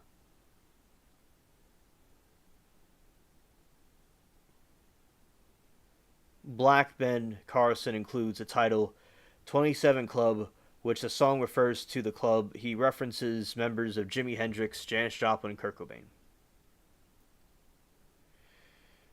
I'd rather be old and ugly when I die. Right. And yes, it was my end. It's better now. Adore Del Ennio released a song called 27 Club on her studio album Whatever 2017 with the repeated lyric all legends die at 27. Del was age 27 at the time of the release. Juice WRLD referenced the club as a song Legends 2018 where he says, "What's the 27 Club? We ain't making it past 21." The song was dedicated to XXX Tent Akon, who was killed at 20. Little Peep, who died from an overdose at 21. So I remember back in 2018, and parts like the end of 2017 and 2019 about Little Peep and X Temptation. I remember that I was at my friend's house. My friend, he's a rapper, and my friends are rappers, and one of them I knew when I was a kid. He in the neighborhood. I used to, go to sleepovers when I was about, back the ending part of high school, and then after I graduated, he would show me these different rappers, which combined like an emo theme and a rap theme mixed together. It wasn't like the type of hip hop or the type of rap that's about. It's a little bit different than the other type of rap.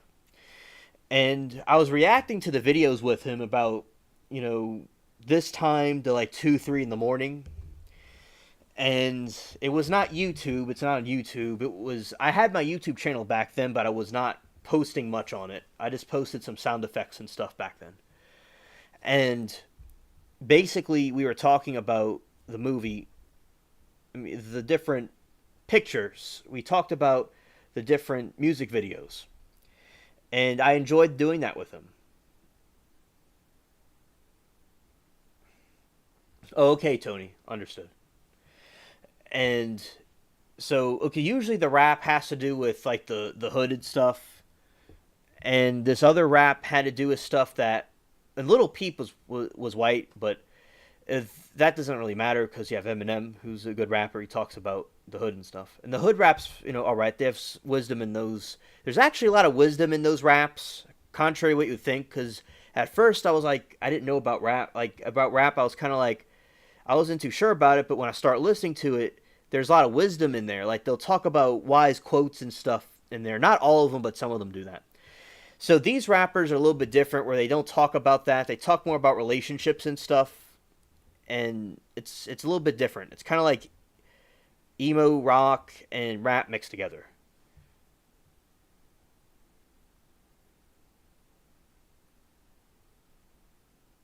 I will not, Alan. Thank you so much for coming here, and I really deeply appreciate your comments that you tell me, and I appreciate chatting with you there. Have a very blessed weekend and night if you're going off. All right.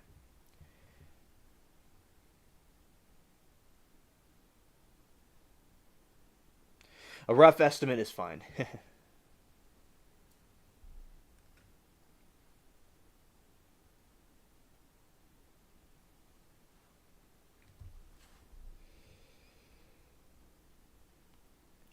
And also, these two rappers fit in the category of the 27, not the 27 club, but they were close to it. Right. Little Peep's parents are very educated. Yeah, and like real quickly.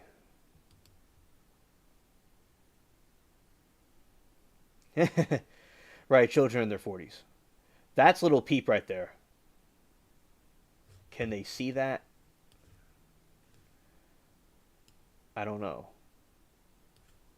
Yeah, she could see that perfectly fine. That's Little Peep.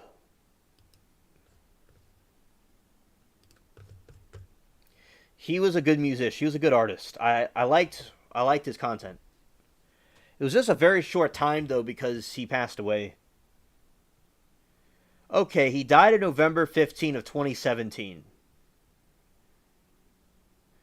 So I knew about him in 2017 before that. As I remember when he passed away. So I knew about him afterwards also, but I knew about him before he passed away. So it was like right in 2017 before November.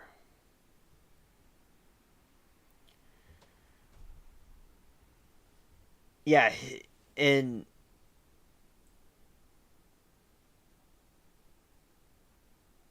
not far from you, right? Fentanyl, Xanax overdose.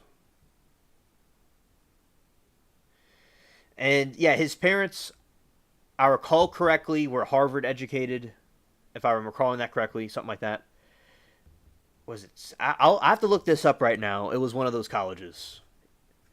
They're very well educated.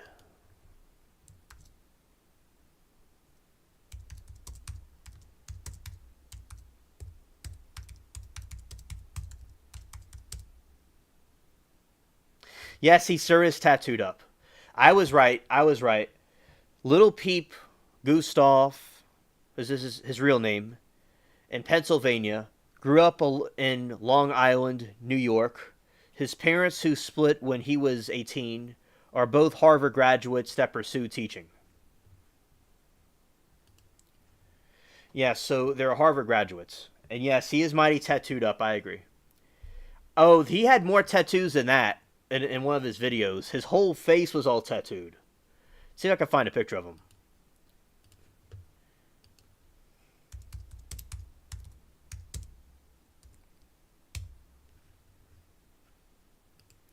All right, so let's see. Yeah, like basically, yeah. There, his face is tattooed, like right here. See, he put some more in his face, but as he quite tattooed up. One of the videos on his eyes, around his eyes, he had some tattoos, or he may have been makeup. But yeah, he was. I remember when I saw him, I said, "Wow, he's got a lot of tattoos on him." Yeah, shout out to him. All right, and also the other one.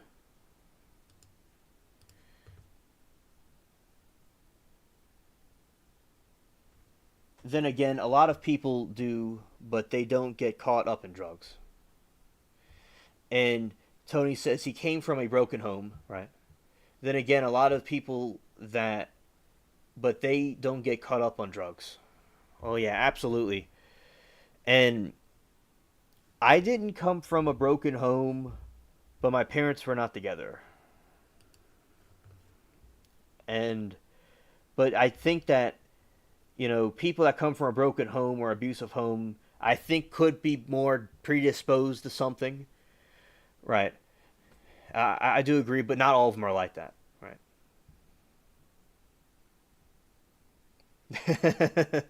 Yeah, Tony. Yeah. Yeah. This is another. This is XXX Tent Occasion. I listen to him. He has some wild ones. He has some wild rap, and he has a lot of versatile. He has versatility to his music. His music was exploring emo, trap metal, new metal, and indie rock, lo-fi hip hop, and punk rock. It wasn't like the rap about like the hood and stuff. He may have talked about the hood. I don't know if I recall that, but I remember the songs I listened to had to do with relationships, but it wasn't the same type of hip hop rap that you would see Lil Wayne and the other ones do. Just to name some names, it was different. But as I said, this was a very cool time period in the sense that I enjoyed listening to these artists at this time, and it's very unfortunate they passed away. And yes, it's good you can get them erased if one chooses to. Yes, I don't have any tattoos on me.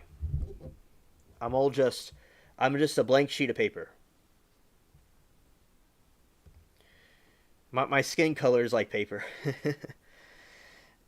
But on this side it's more tan, but that side it's like the original color. It's like, you know, and yeah, but basically, yeah, it's good they could do that now. And also it's he was a wild one and it's unfortunate. He was a good artist, but he was troubled. There's some trouble going on. I totally agree with you, Tony. I totally agree. Yes. Especially like Wade Wilson's body art. He really went too far with that. That he was a serial killer that killed some women. He killed two women. He technically didn't kill three, but he killed two. And he has tattoos all over him.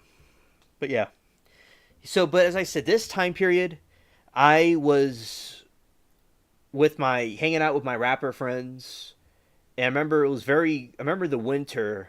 It was very cold. And we were listening to some of this stuff throughout the year. And especially around the winter. And I remember what we did. And I was talking, to my girlfriend at the time. She was cool people.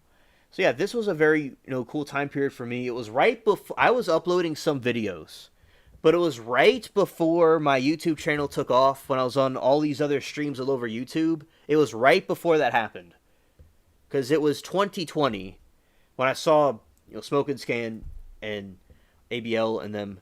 That was later. That was in 2020. This was like 2 years, a year, like 2 years before it. Yes, absolutely. Wade Wilson, cringe.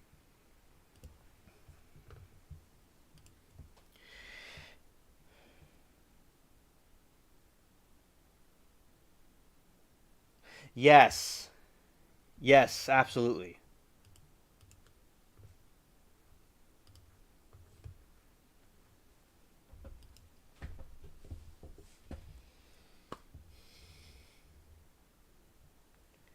Yes, it's very creepy.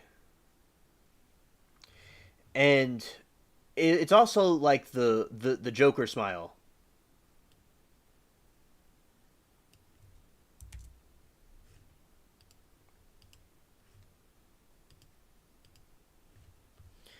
Video games. In the video game Hitman in 2016, one of the in-game missions, Club 27, involves killing an indie musician who is celebrating his 27th birthday.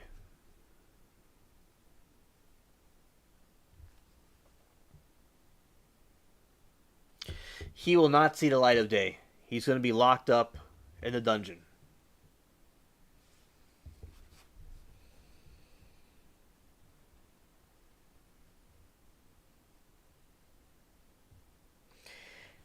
My mom thought the Joker from 2008 was too violent for me to see, but I did see it many years later. But I did see it many years later. But yeah, the Joker movie, I didn't see the Batman 2008, but I saw parts of it. Then I saw the full one later. But yeah, that's the one where he has the face.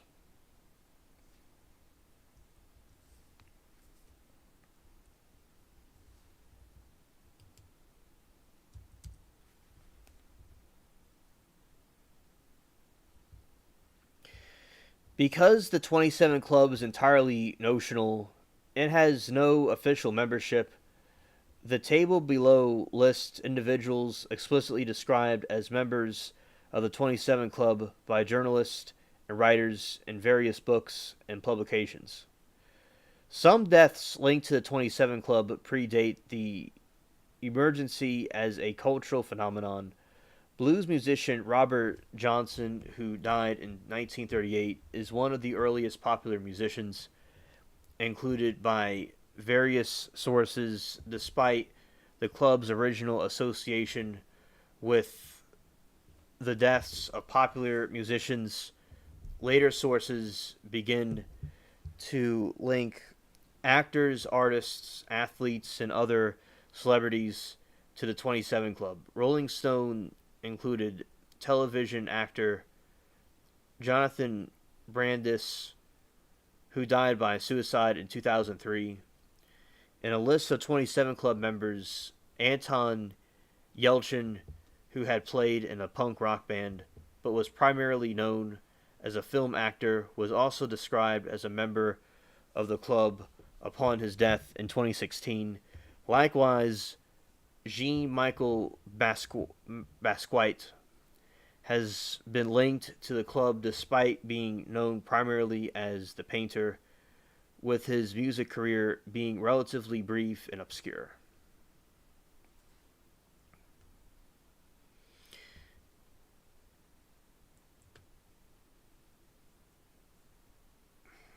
This is the 27 Club. These are all the people that are in the 27 Club, going all the way back to 1892. Now, I will say that I'm 26 and I'm not doing drugs or anything. I'm not going to do that. And on YouTube, I'm famous on YouTube. I've gotten famous over time. And I will say at this point of 26, and I'll be turning 27 in February, next February, I have gotten more famous than I ever did before. And there's a strong like responsibility and a lot of people in the different chat rooms that see me and stuff. And I'm at that age, not that I'm not going to be in that club or anything, but I'm not a musician, but in a way I am like a musician because I do the sound effects and stuff like that, and I have a podcast. But I will say at this age, there's a lot of like some pressure to be in these different chat rooms and stuff, but it's not any kind of bad pressure. But there's a lot of different things to keep up with, and I'm getting more and more famous on YouTube. And it's interesting, I'm at around that age, so maybe these people were getting more and more famous, and they just had other issues and stuff, and they just kept on using the drugs, and they kept on using the drugs from the time when they're in their 20s, and their bodies just didn't respond to it well, of course, and they just went out. And Tony says, yes, but Yelchin had his car's brake fail, and he got crush against his garage door, which has nothing to do with drugs or anything with the lifestyle. Very interesting. You know, when I was 18, 19, no, it was like 21, 22. I joked about getting a white lighter, but I didn't. Everybody, I didn't. But the white lighters are allegedly a 27, or they all had a white lighter on them, and that was a 27 club thing. And I mean, I joked about it, but I wasn't gonna, I didn't do it. I just had, I don't smoke anything. I'm, clean about any kind of, I don't smoke cigarettes or anything. And basically, though, I had a blue lighter, but I didn't have, I didn't get the white one, everybody. So everybody could be, it's all good. And also, the white lighter they all had a white lighter, so there's a myth that the white lighter is a curse in the 27 club.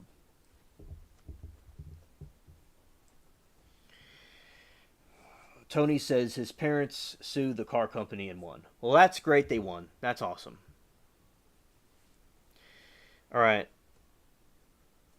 Yes, a white disposable lighter. I'll show you what I'm talking about.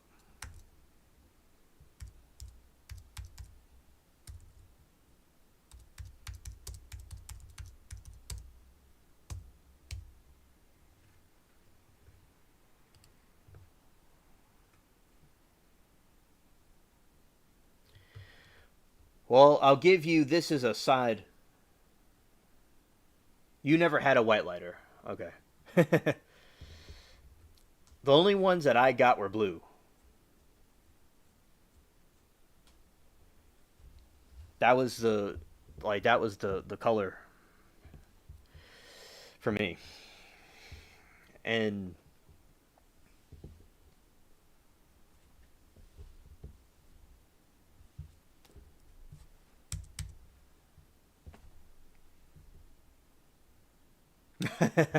oh, nice, nice, nice. I would just get one, I would just get one at a time. I didn't really, do the, free. I wasn't real frequent. I just did, here and there. Yeah, it'll pack and will shout to you. Yeah, I don't recall. I know there's packs that exist of lighters, but I never. It was just one here and there. But yours is blue, green, pink, orange, and black. No white. Interesting. Interesting. Okay. And so I'll explain to you the urban myth about it. The white lighter myth of white lighter curse is an urban legend based on the 27 Club, in which it is claimed that several musicians and artists died while in possession of a white disposable lighter, a disposable cigarette lighter, leading such items to become associated with bad fortune. The myth is primarily based in the deaths of Jimi Hendrix, Janis Joplin, Jim Morrison, and Kurt Cobain. The myth has been integrated with cannabis culture. I didn't know that.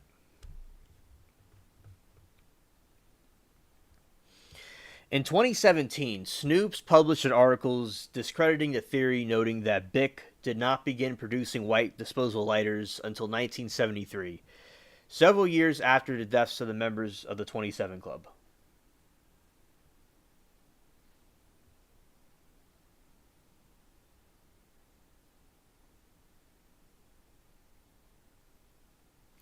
And the disposable lighters produced by other companies were not white available at the time. So they're saying now that they didn't have white lighters back then.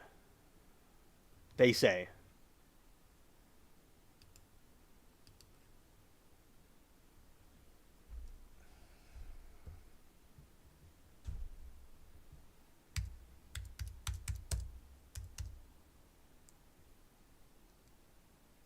A myth, superstition.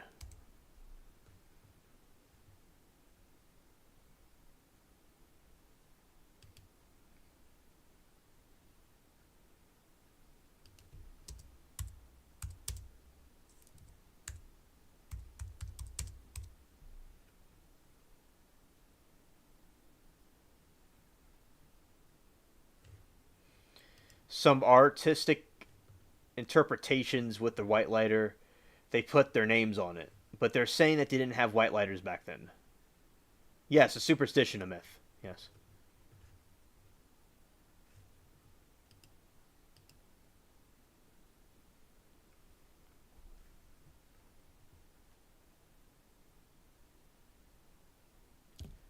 Ah, that's what I was thinking. That's why they don't use the white lighters, because of the alleged curse. And I don't recall seeing white lighters a lot at the gas stations. I don't recall seeing that. I just I saw maybe one or two, but they mostly had the other colors.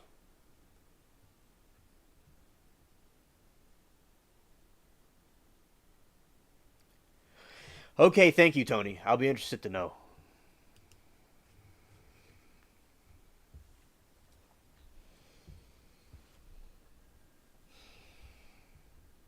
All right.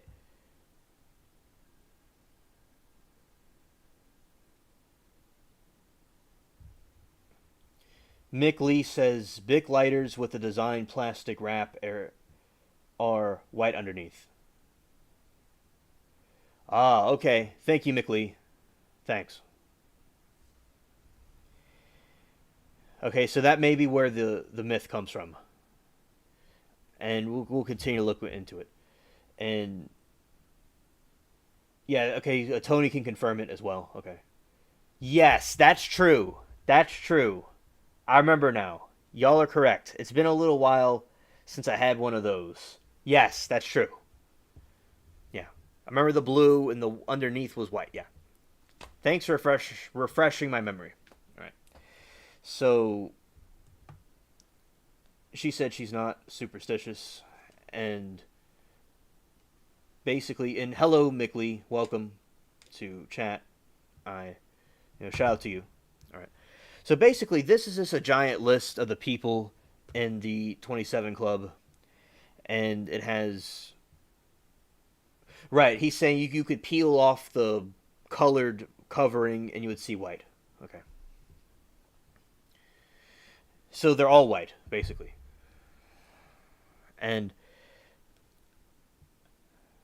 Alexandre Levi, November 10, 1864, to January 17, 19, not 19, but 1892. And he was a composer, a pianist, and a conductor. And he died at 27 years old. Louis Chauvin was passed away in 1908 from neurosyphilitic cirrhosis, a ragtime musician who passed away at 27. Rupert Brooke passed away in 1915 from sepsis. He's a poet. 20. These are all people that died at 27 that were artists. Robert Johnson.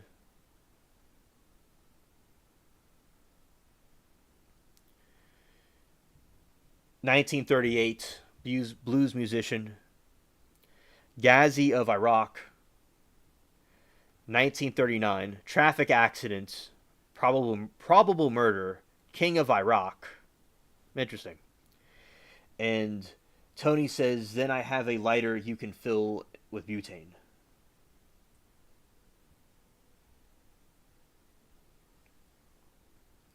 You could refill them.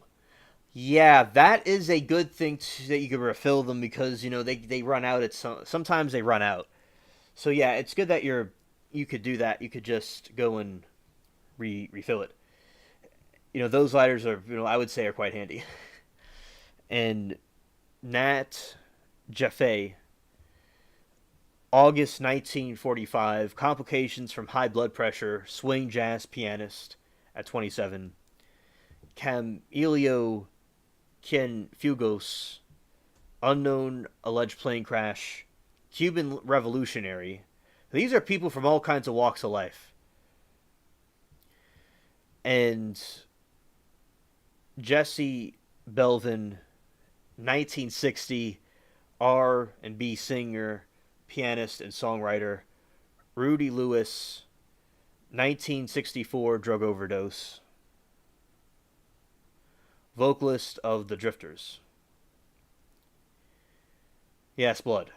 Yes. Joe Henderson, 1964 heart attack. R&B gospel singer, 27. Malcolm Hale, carbon monoxide poisoning. Original member of the lead guitarist of Spanky and Our Gang, 27 years old. Dickie Pride, drug overdose, rock and roll singer. Now, some of them seem like they're from car accidents. Now, yeah, the musicians, it seems that they were from overdoses. Correct. But there's these other people that seem like they. There's one guy. He's a member, a lead guitarist of Spanky and Our Gang. He died of carbon monoxide poisoning, probably a suicide. So you have some suicides in here, which I guess an overdose is a type of suicide. And Dickie Pride is drug overdose, rock and roll singer. Brian Jones, drowning. He was a guitarist of multi instruments. Alan Blind, Owl Wilson, drug overdose. Lead singer and primary composer of Canned Heat. Jimi Hendrix, asphyxia due to drug use. So he suffocated on his own vomit from the type of from the drugs he was taking.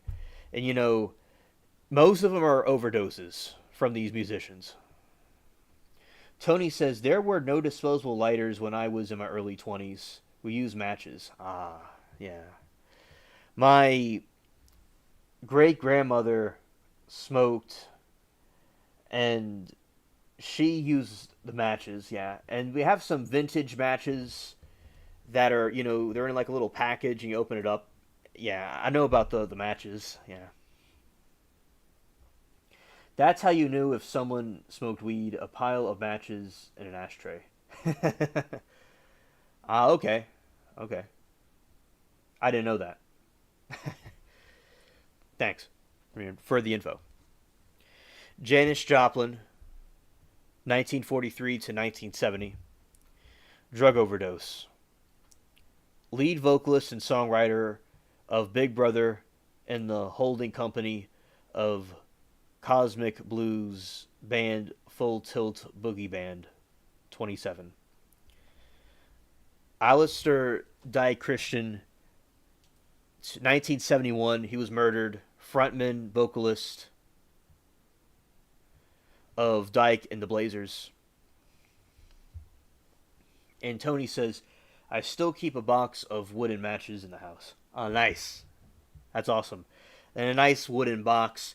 My great-grandfather, he smoked cigars, and they would have them in these boxes. And when you mentioned the boxes, that's what it reminded me of. They had these cigar boxes that were really cool. And Jim Morrison, heart failure because he drank too much. Lisa Harvey, September 14, 1944 to May 1927. 1972, I was being dyslexic for a second. That was electrocution, guitarists in several Scottish bands, most notably Stone and the Crows.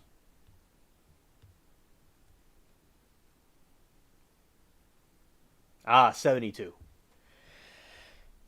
My grandma, she just turned 83. And also my grandma was born 1941. And that's cool, Tony. That's cool. 72 in January. All right. Oh yeah. Yeah. I'm still like 11 and 12, something like that.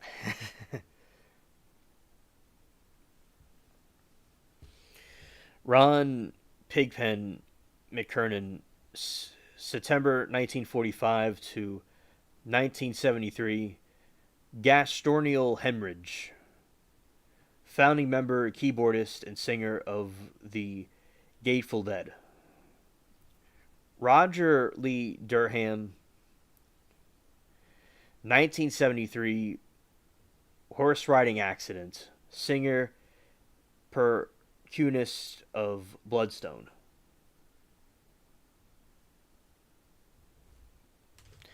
Yeah, it was a nice time period. It was a nice time period back then, back in that era. So yeah, shout out to you, Tony. The time period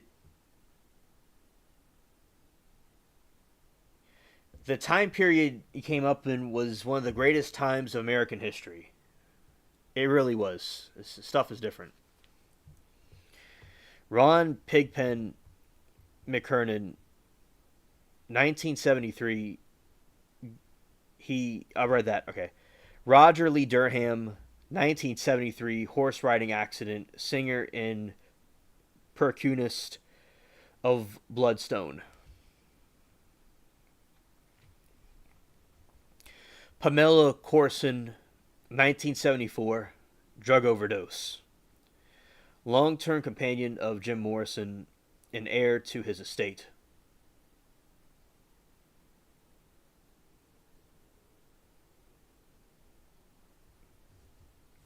Back to teen confusion. Wallace Wally Johan. August 1974, plane crash. Organ player of Chase. Dave Alexander, February 10, 1974, pulmonary edema, bassist of the Stooges.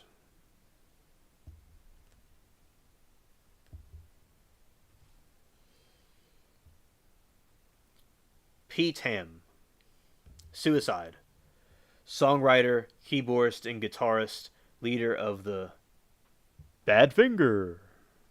Ahoy.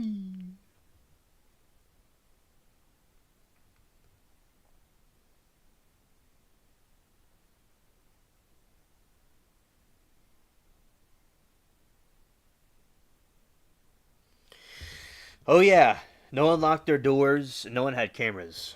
Oh yeah. Oh, there's on YouTube. There's a lot of reaction videos, like these videos of like the top 10 craziest things caught on house cameras, and they have some nutty people out there, and they have some paranormal stuff, but also some crazy people out there. So yeah, it's people didn't have to lock their doors and all. Very nice back in that time.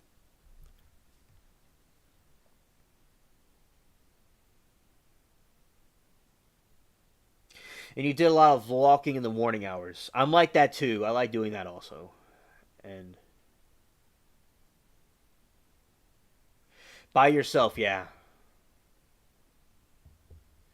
It'd be nice if people were not a bunch of clowns.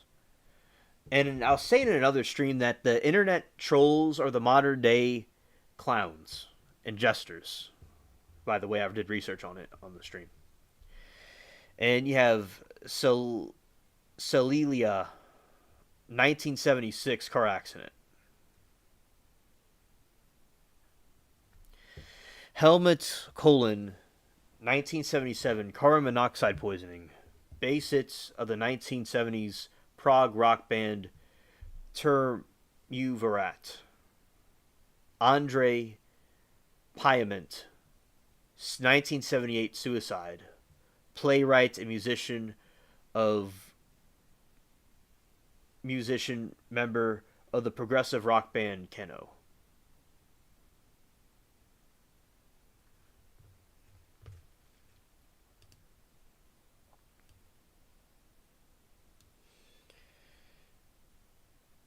You didn't have to worry about weirdos. It's still pretty safe here. That's good. But it's nowheresville. Just a small town. Yeah, shout out to the small towns. Facts. Barry Brown, 1951, self-inflicted gunshot wound, playwright actor. Chris Bell, 1978 car accident. Zenon De Fleur, 1979 car accident, guitarist of Count Bishop. D. Boone, car accident, 85. And 88, defenestration, possibly suicide, Alexander Balsavich.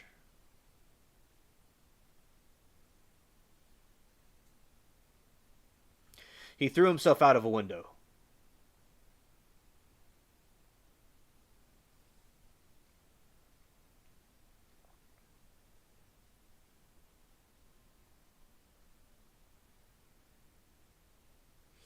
Lots of tards or some people on drugs driving without lights on at night, tailgating tards, and they don't know if they want to pass you or go on the outside left side, no passenger side. Shaking my head. That's the one thing I don't do anymore is drive at night, unless it's town, not a highway. You see, I remember I agree with that, and also some videos that I've seen of stories on YouTube, like Mr. Nightmare, for instance, is a good one, talking about the different stories regarding outside at night or going driving at night specifically. And man, you got a lot of weirdos out there, and these people. One time, this is a stretch, okay? This is a stretch, but they'll have like a trap in the road, and somebody's trying to get trap a person, or they'll go say they need help, but they're really trying to do something.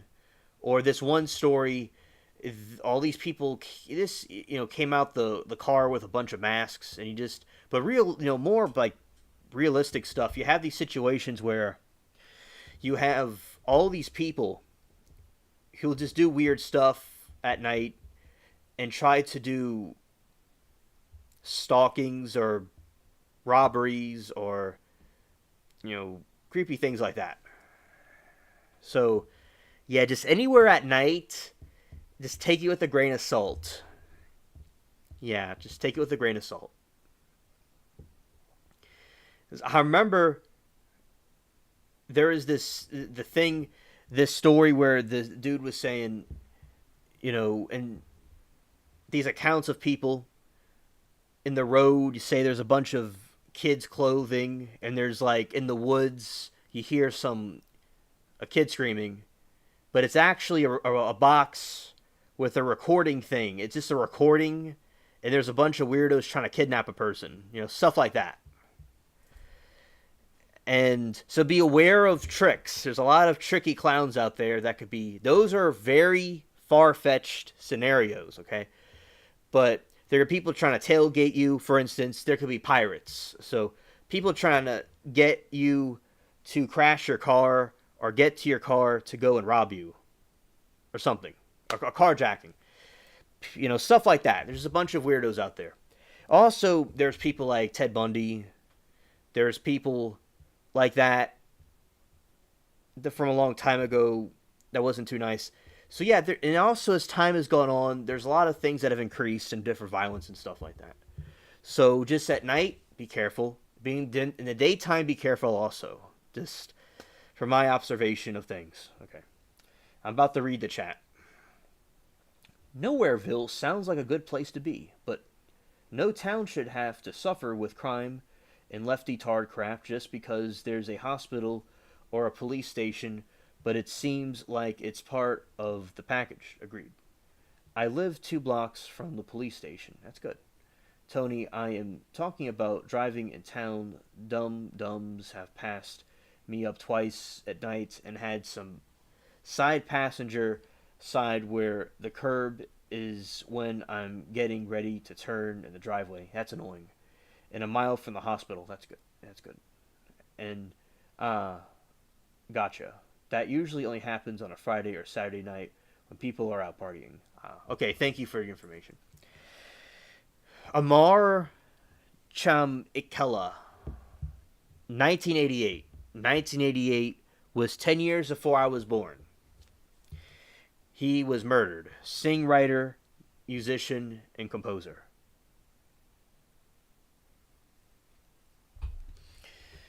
Jean Michael Basquiat, 88. Drug overdose. Painter, graffiti artist, formed the band Grey.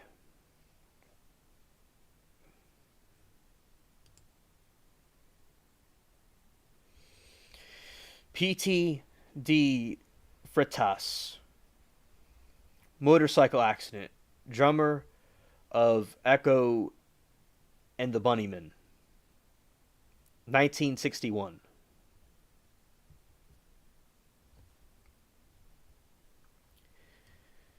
And Latina says, I have never ever seen anybody passing somebody up on the passenger side when they can obviously go on the left hand side when there's a center turn lane is open for anybody to use. They are tards. It happened during daylight hours. Yeah. People are a bunch of tards. They're a bunch of troll clowns. And yeah, stuff happens during the day too. Like, say in the Nosferatu movie, how the vampire brought a bunch of rats with him to infect the area of Germany with a plague. I think there's politicians and stuff that do things like that now. I think that they may use people and they spread a plague a different way. And you have a plague of the mind. And Yuri Bezmenov, he was a Soviet defector, and he was saying about the psychological warfare the USSR was trying to do by influencing to destabilize the United States culturally. And I believe that that has worked quite well, and I believe that these weirdos are an effect of it. And, they're like a plague. It's like a plague. So I think that the Nosferatu is a good metaphor for what we're experiencing today. Very good movie. That's why it's called Vampire Talk, because I was going to bring that up. Yeah, I agree about that, Tony. Yeah. I've not been around as long as you have. I'm the youngest person here. But, yes, I do agree people aren't like they used to. Like, my grandpa drives very well. And he was telling me about that. The people today don't drive right. My grandma also agrees with that. That's good you're careful. It's good you're careful. Because people these days just go all...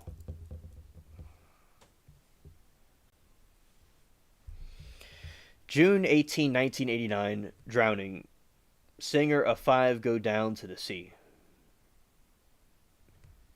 Chris Austin, 1991, plane crash. Country singer, guitarist, fiddle player for the Reba Entire. Voev, 1992, cancer. Poet, founder of the Bulgarian band New Generation. Yeah, shout out to you, Tony. We all like to hear about your life experience. It's very cool. Yeah, a lot of people are on their phones. They're on their smartphones, and they're texting and calling, and they're ranting about, somebody got their Starbucks order wrong, or they said that they're the fourth gender instead of the fifth gender or something like that. It's like people are just they're concerned about these other factors, but they're not concerned about things that like matter, and they get distracted with all that stuff and not being focusing on the road. Right. Yeah, my grandpa drove a car when he was 7. That's when I sat in his lap and I steered the truck. I remember that. It was fun. But yeah, they didn't have seatbelts. Nope. And the cars were so beautiful back then, Tony. The cars were so great and they're so artistically fantastic looking. Now, the cars now are more aerodynamic, my grandpa told me, and they're better. Like if you got in an accident, it would compress and crumble, and it won't be like the other cars would be really bad if there is an accident.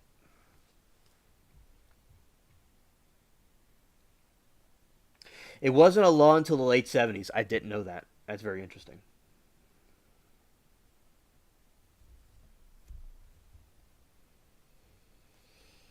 Mia Zapata,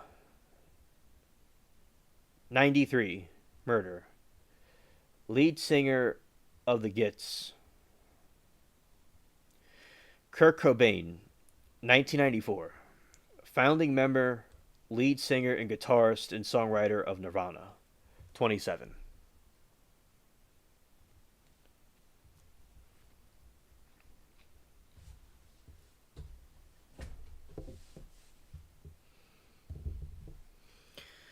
Christine Paff, 94.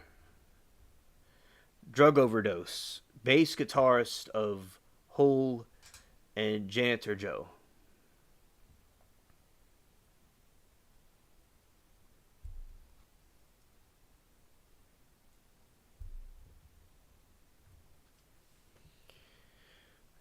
Andre Escobar, 94. Murder. Football player. Footballer, rather.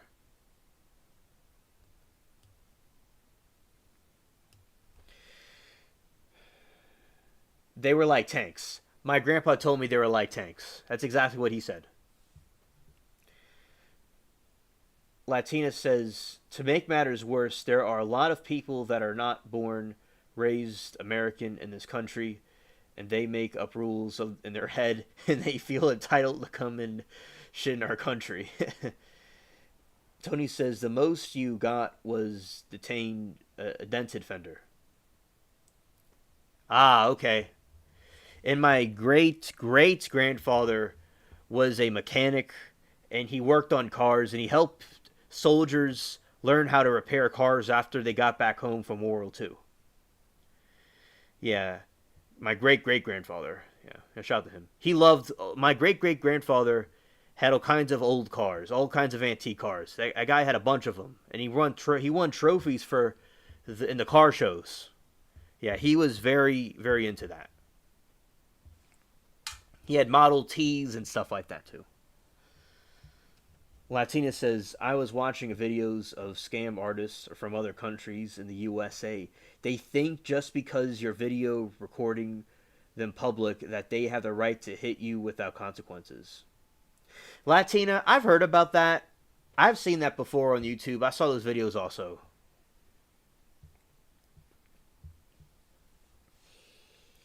Latina says, yeah, the women's scam artists are usually from Romania, and they're begging for money in the streets or in parking lots at Costco while they're pregnant, bellies sticking out.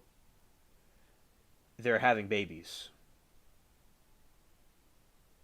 Now you need a computer to fix cars.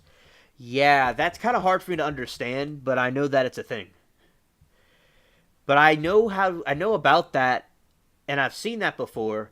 But I was like, taught more about like how they used to do it. So it's a little bit wild for me to comprehend that, but it's really interesting how technology has advanced. Because I remember they put like a gauge in an engine, and they could just tell what's going on with it. It's incredible. And $500 baby strollers. Yeah, yeah. You see those Romanian scammers. Super D was talking about them.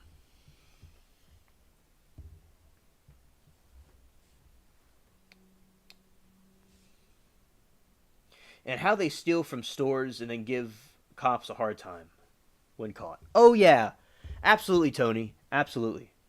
That's absolutely a fact. That's how they act, yeah. Latina said, I asked him, where are you from? I'm from Romania. I said, oh, well, how did you get to the United States? You must have had a lot of money to get here. And I told him to screw off, and they went and cussed me back. Oh, they're just a bunch of just sissies, all right? And he said it's a he? Yeah, it's a sissy telling that to a woman. Yeah, he's got micro nuts. He's like Bill from your story. That's what he's like. They're really good at it too. This happened to me in real life. They were women. They still have micro nuts, but it's still bad for them to do that. But thank you for clarifying the gender. Okay, because I look at me. I'm misgendering people. How dare I?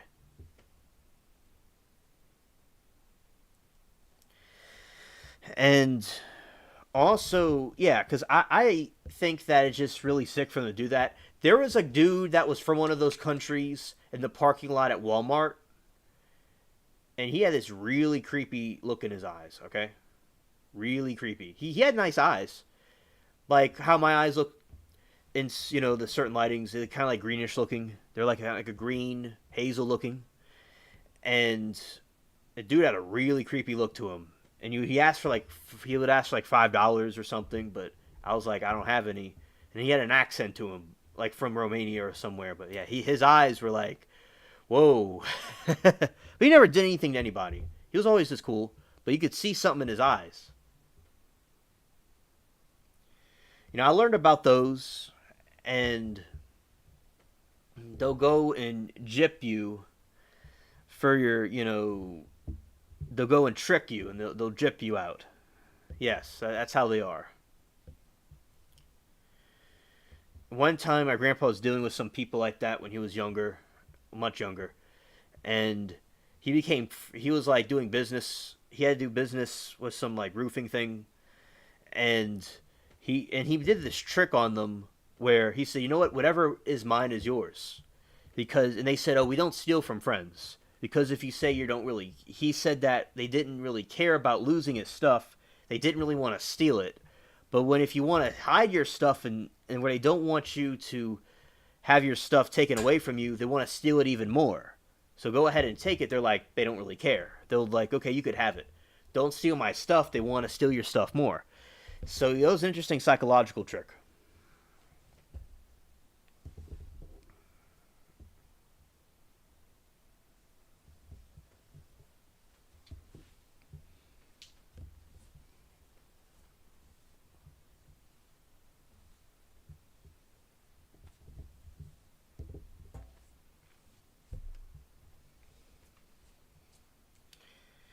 They have shamers and they have no shame.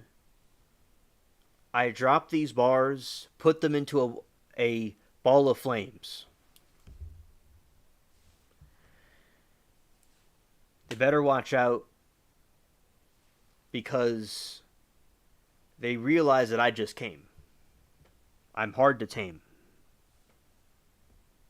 I spit flames. Alright. See, that's an example of rapping. Me rapping. Latina said something else. It's really amazing how good they are at cussing and speaking English. I don't even know why they came to the United States. Oh, to marry daddy welfare. People used to be ashamed to be on people used to be ashamed to be on welfare. Yep. And brag about it. Yep. Latina says, now they can't wait to jump daddy government welfare check bones and get milk from daddy. Yeah, they people that like their communism, and now and the communism where it was supposed to work, where the communist theory was supposed to work. Tony, I agree, they do brag about it. Where they would have this stateless, classless society where everybody would have what they needed, and everybody would work hard for the common good. Anytime this idea was tried, it didn't work. And you have some people, when these people over there did their psychological warfare, they made stuff like that look more normal because they wanted to demoralize and destroy the United States and completely cause a collapse. And when you have that happen, in my opinion, it's good to help people in need. But there's a point where people abuse the system and take out the money, and then when you print so much money, it becomes worthless, and then you have inflation. And then it may be a hindrance to people that really may need some assistance, and it's good for people to get back on their feet and be up and running, if they can. But as I said, it's really unfortunate that that has been normalized to being seen as something to be proud of. I do agree, chat.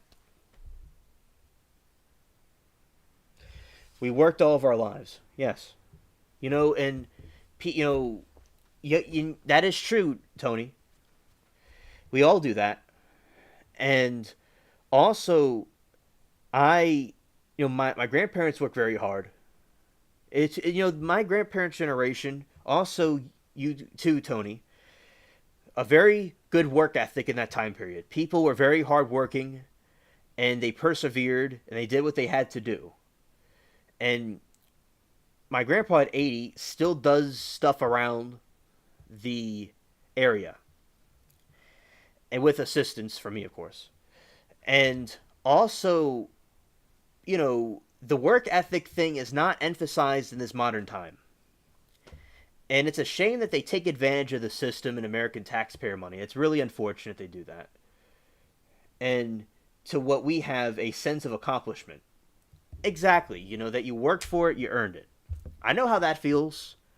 You work and you earn it. Like with YouTube or with other stuff that I did. And, basically, it's nice. It's a good feeling. But basically, other people like these Romanian scammers, they have no type of conscience. They have no remorse or empathy. And they might as well get mauled by a polar bear and a grizzly bear. I bet that will give them a scare. They do not earn the pear they eat. They stole it from taxpayers, and that's not fair. One day they ought to watch out and start lying, because when that happens, they'll start to care. Nothing will be free for them, not even a chair.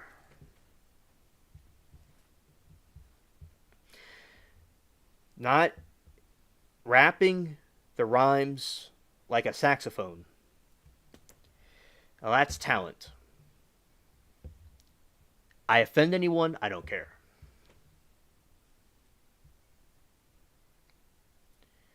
I'm just an alien flying in the spaceship. I'm up in the air. Alright, so I destroyed them with bars. Alright, so that's me rapping again.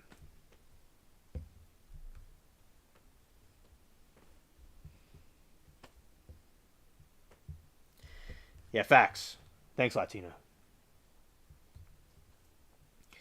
People don't appreciate what they got for nothing. Yes. Yes. People do not appreciate what they got for nothing.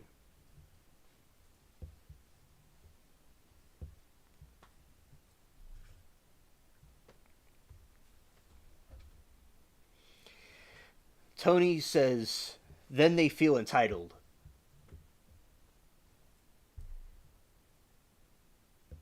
They feel entitled, but they don't want to do the hard work because they would understand they would just get put into a giant pile of work they do not want to do.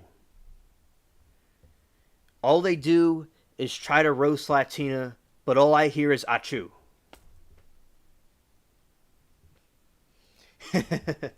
Yes. I can't understand their language. And he wants some free money, I got you. Here's a bunch of fake money from Dollar Tree. Now all of the Romanians are screaming, "Re." They cannot see that I'm drinking high C, that I pay for myself from working hard. I got a poker face. They don't know which card that I'm holding. They will go tell all their rat friends and the vampire himself that when I rap, I'm not holding back. I'm a lion, not a small cat.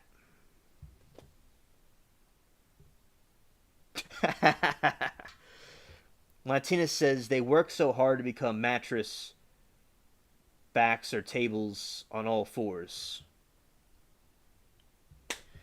Shut all front doors. Bunch of whores. They got the face of a horse. They don't want to work hard and do the chores. Cursing Latina with the capability of a little rat. They didn't realize, though, that she's a cat. And they knew that she was a force to reckon with. All the Romanian scammers are just a bunch of zits.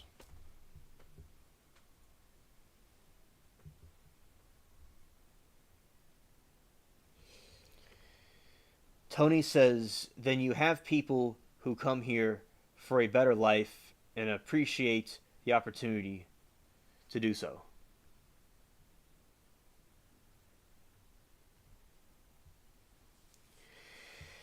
Yeah, I agree with you. I know about the gypsies. You know, I'm aware of them. Mick Lee, we're referring to gypsy scammers and modern women. Yes, that's true.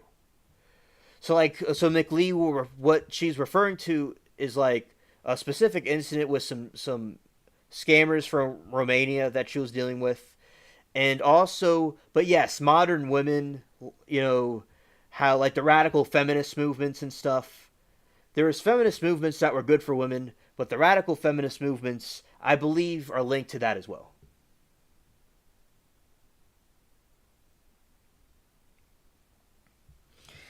So that is what we were referring to, like Amber Heard or Sarah Boone, stuff like that. Tony says, "What was the '80s movie King of the Gypsies?" Oh, I'll look it up.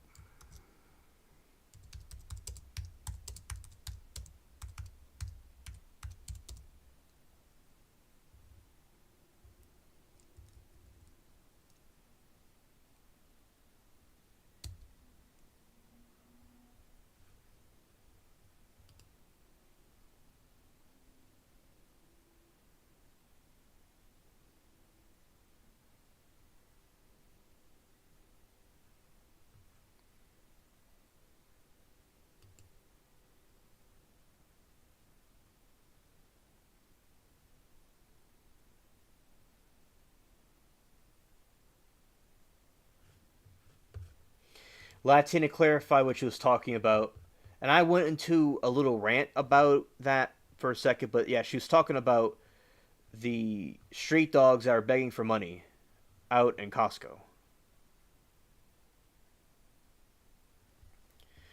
right, King of the Gypsies. I'll briefly read about this. King of the Gypsies is a 1978 drama film by Paramount Pictures starring Eric Roberts in his film debut Sterling with Susan Sarandon. King of the Gypsies is a 1978 American drama film by Paramount Pictures starring Eric Roberts in his film debut Sterling Hayden, Shelley Winters, Suzanne Sarandon, Brooke Shields, Annette Otole, and Jude Hirsch.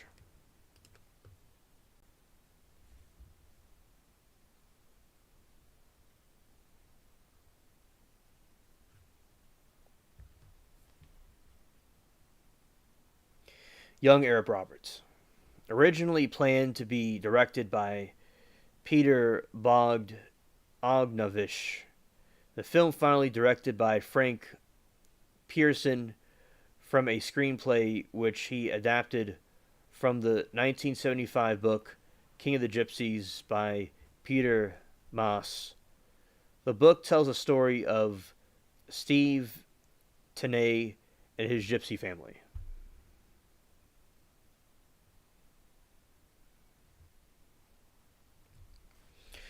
The film deals with the criminal ways and turbulent lives of a group of modern day gypsies living in the early 1960s in New York City, while on their deathbed, the king, Zaharko Step 1 O Wix,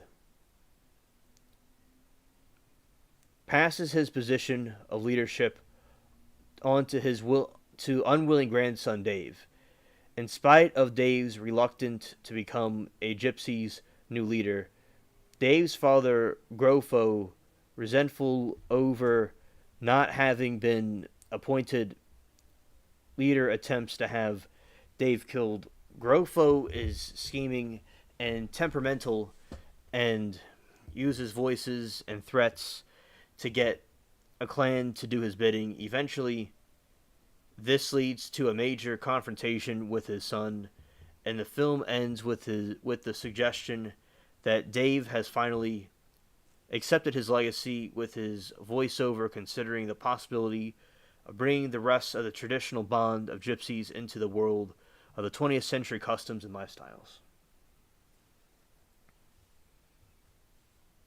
Eric Roberts.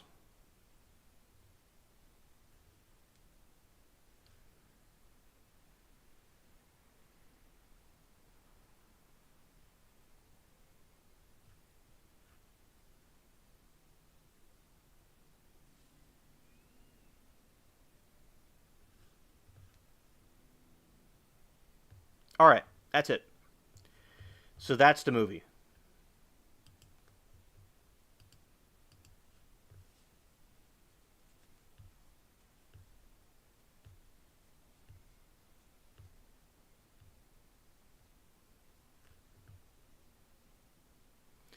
Elvis Presley's grandson is in the 27 Club. He deleted himself.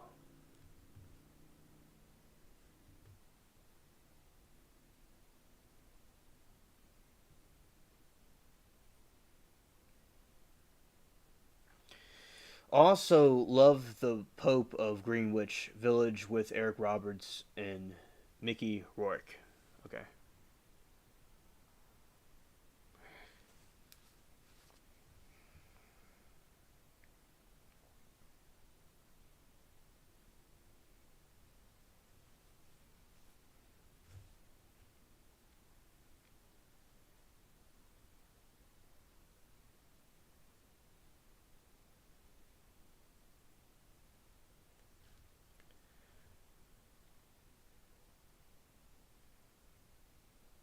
Okay, we'll look up that movie right now.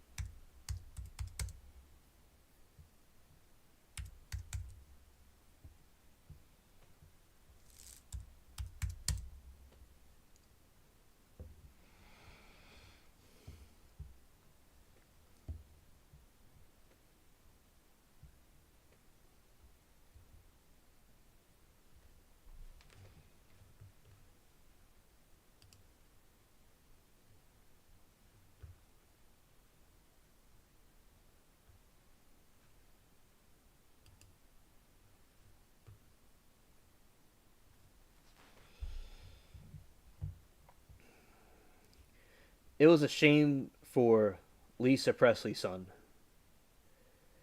He really looked like his famous grandfather. Yeah, he did. He did. She had drug issues too. However, Priscilla is still alive. Yeah, I'll show him for a second.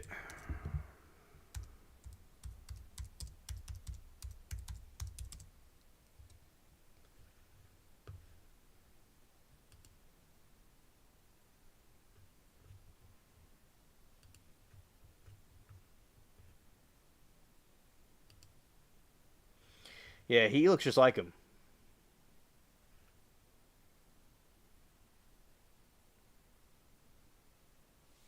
Yeah, he just looks like his grandfather there. It's a shame that he that happened.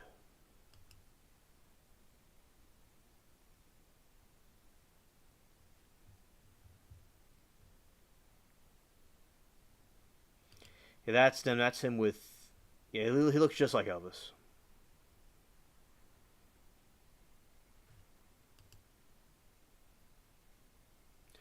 Lisa had a set of twins. The heartache of losing a grandson and a granddaughter. Lisa also had a set of twins. Elvis was a twin. Yes, yes, I recall that. Elvis was the first when I was a kid before Hurricane Katrina.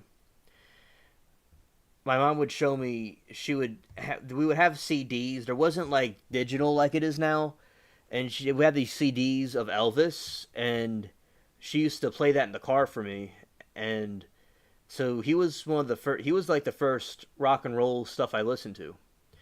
Then during the time of Katrina, it was Johnny Cash. So I grew up with classic music, and the very famous ones. And also, yeah, Elvis was the first one that I was known about. Yeah, so it's unfortunate about the grandson.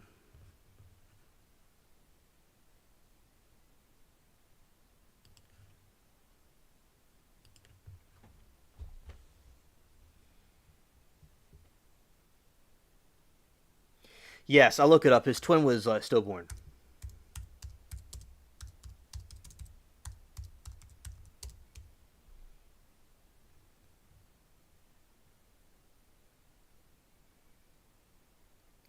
Let's see what happened to Elvis' twin brother. He died at twin brother died at birth and never left Graceland since he never got the opportunity to know his family.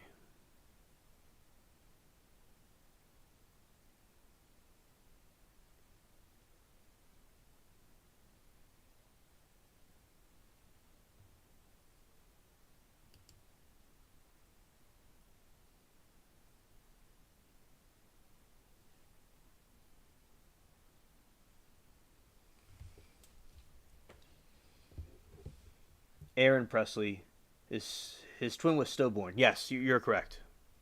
Thank you, Aaron Presley.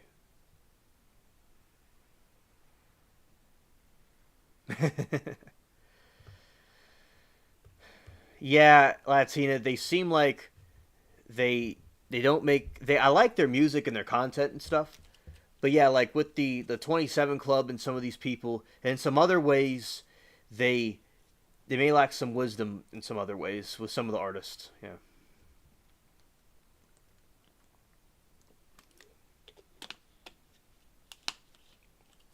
yeah. I like Elvis, but especially like modern people are very goofy.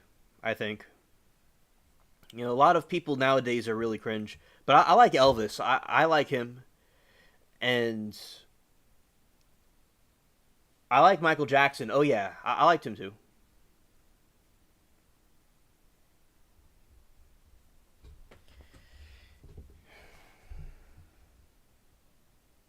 You see, like with Tony, what Latinas relate was is referring to is there's a lot of like some people in like modern Hollywood that are not that are shady. So she's really upset about that situation. But like Elvis, in that time period was very good back then. And Michael Jackson was a very good singer. I was listening to Thriller just recently. Yeah, and Michael Jackson was very talented. And also, it would be nice if they would, people would not use drugs and they would medicate another way. But as I said, they're very talented, very good. But we're talking, she's more referring to something else, like these modern day people. But yeah, shout out to Michael Jackson and Elvis, yes. And Latina says, I am so disgusted with most actors as I am so disgusted with most actors as well. They play heroes, doctors, and such in movies, but Real life, they're just playing pretend, make believe, and turds in real life. I make a lot of typos using talk to text. Oops. Yeah. And yeah, so it's just a situation with like some like like say like Diddy, like the stuff he did, and Epstein was famous, stuff like that. Yeah, yeah, I know. So yeah, Tony's not into the modern stuff, the modern movies.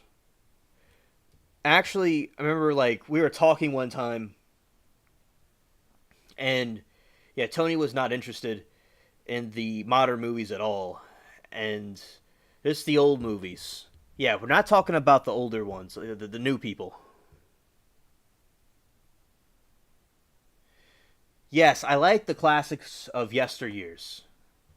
I totally agree. Yes.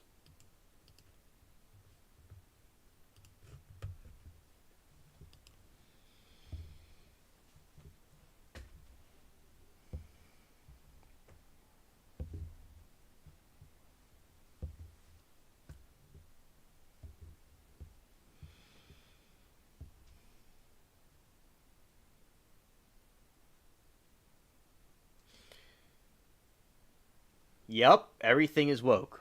Yes. Yeah, that's what Latina is referring to. Yes. Go woke, go broke. Yeah. And yeah, cause I think there is some woke stuff in one of the Pixar movies that was cringe. And yeah, to say people don't like that kind of stuff.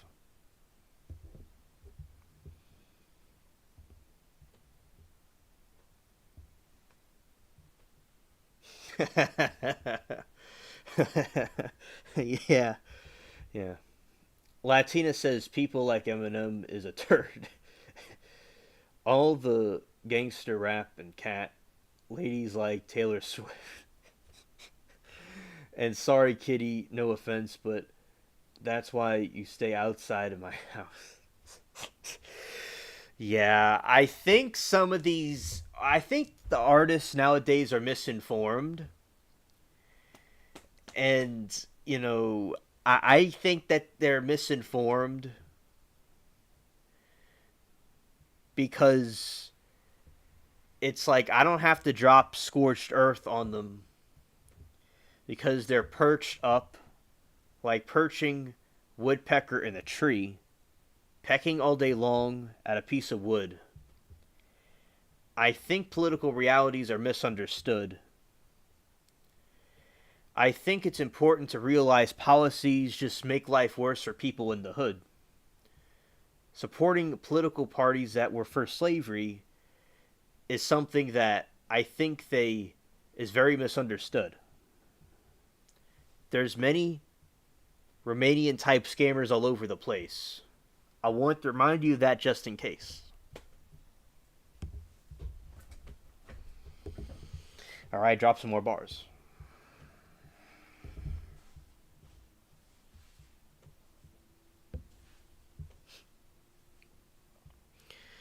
The Pope of Greenwich Village is a 1984 American crime black comedy film directed by Straught Rosenberg and starring Mickey Rourke, Eric Roberts, Dale Hanna, Geraldine Page, Kenneth McMillan, Burt Young. Page was nominated for the Academy Award Best Supporting Actress for her two-scene role. The film was adapted by screenwriter Vincent Patrick from his novel of the same time.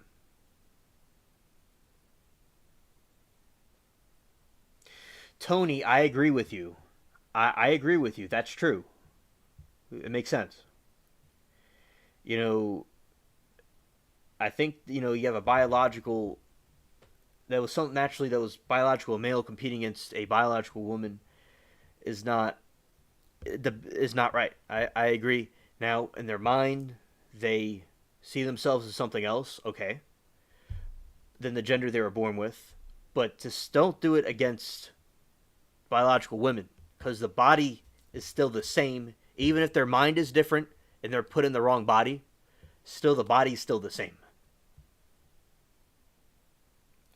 Yes, Tony. And Scripture talks about how, in the Bible, that in the end times, right will be wrong and wrong will be right. Everybody needs to just cool it and fly a kite.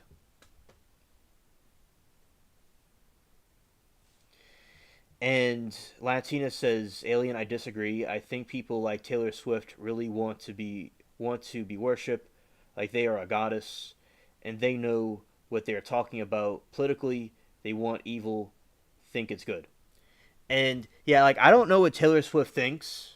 I was more referring to Eminem and other people and just them in general. I wasn't talking about Taylor Swift specifically, and I don't know what she thinks for certain. But based on observation, like say with Madonna for instance, Latina, she certainly thinks herself like a goddess, and the other ones do. Those female ones, and like Katy Perry for instance, probably thinks herself like that. And also, I agree with you about Taylor Swift specifically. I was making a broad generalization, okay, and kind of talking about Eminem, where I don't know. I think he may be misguided, but Taylor Swift, I believe you're right. Yeah, because like we were talking about like with Amy Winehouse with the narcissism. I think that's what they suffer from. And hey, maybe they're all like that, and you're right. They're all like that. I just am hopeful that hopefully somebody was just misguided. But I do agree with you, especially about Taylor Swift. And you see the music videos they do, and like like Katy Perry and them, they'll they really think of them, and Madonna, they'll think of themselves as something like they're some sort of goddess or something. I do agree. Yeah, Madonna is scary. Yeah, yeah, I agree with you. Yeah.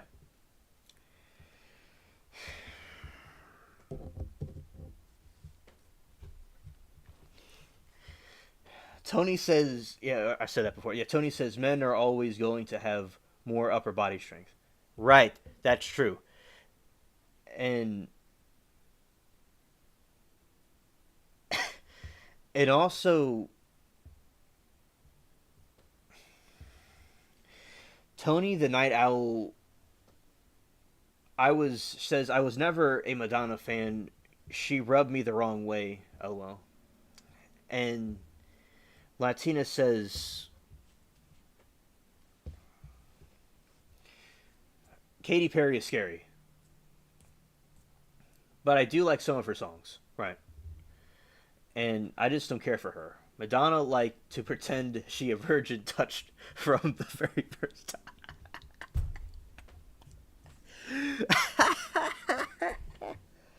Oh, hilarious.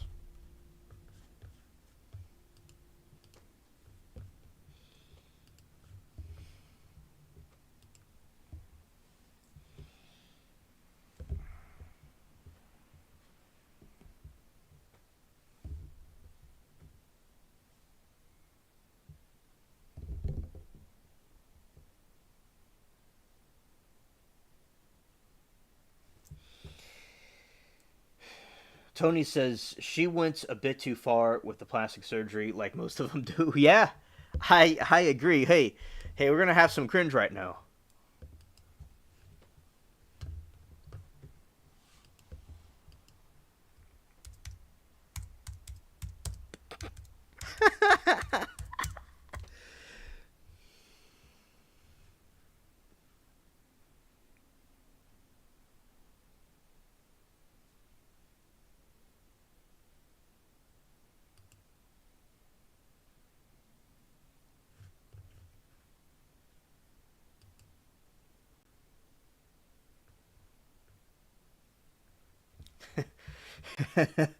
I'm gonna be giving Latina and y'all some nightmares.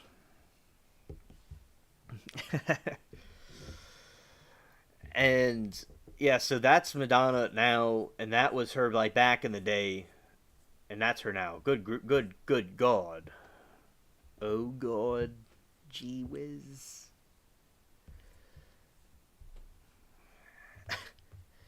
Like, I'll look her age up too. All right, we'll do that right now.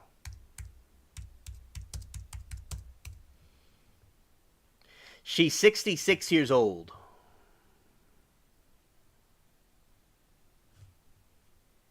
Now this looks more realistic. See, that would look more realistic about what she would look like.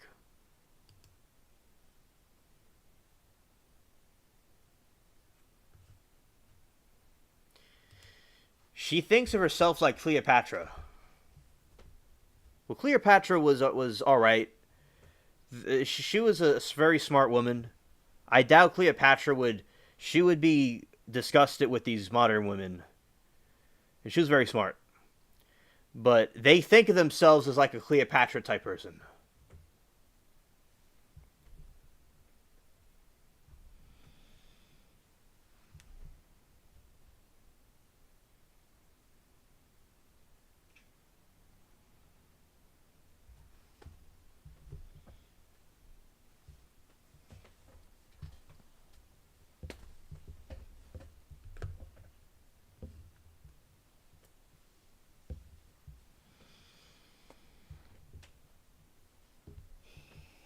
She looks freaking scary.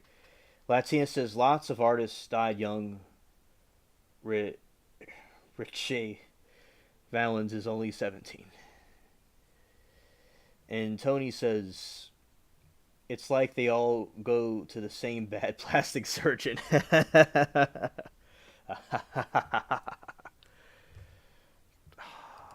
Oh God. Yeah, look at her from 2011. Looks very good in 2011. Much better in 2011. But look at her like in 2023. She looks like some alien. Mick Lee says she don't need a Halloween mask. You're right.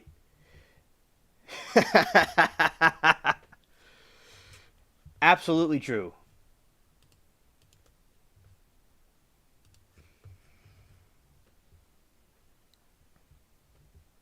Yeah, she's all set for Halloween. Yes.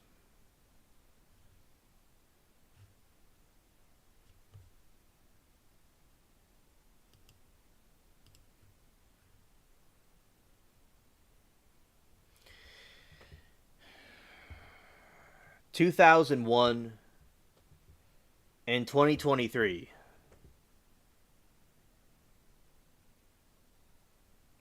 Yeah, in 2011 she looks like herself, and that's her in 2001.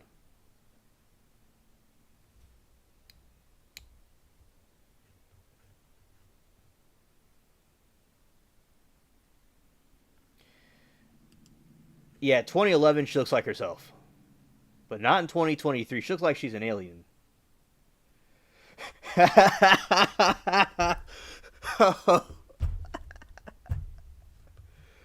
Yes,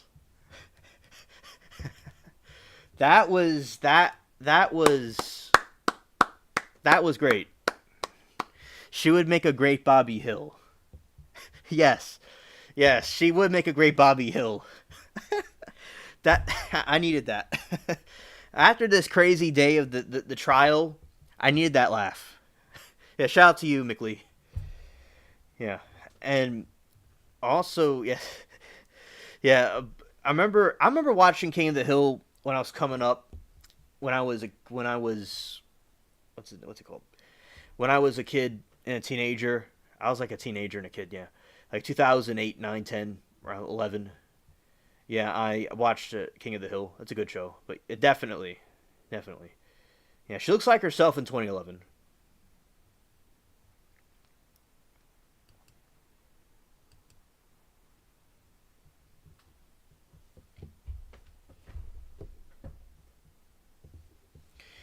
2008, 2016, 2022 launch. It's like 2023 is re.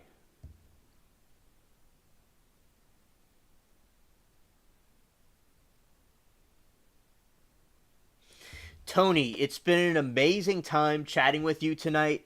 Thank you so much for being here with us. And shout out to you and good night. You're welcome. You're welcome, Tony.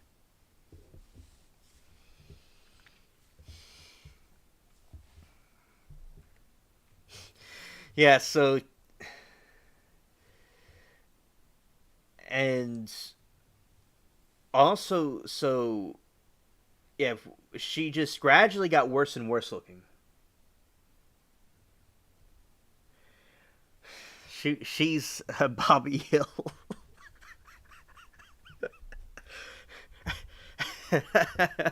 It's Bobby Hill. Latina says Buddy Holloway was only 22. Ian Curtis was 23. Ronnie Von Tanditz 29. Duane Alman 24. Cliff Burton 24. Otis Redding 26. Seud Vicious 21. Mark Bolin Straught Sudcliffe 21, and many more.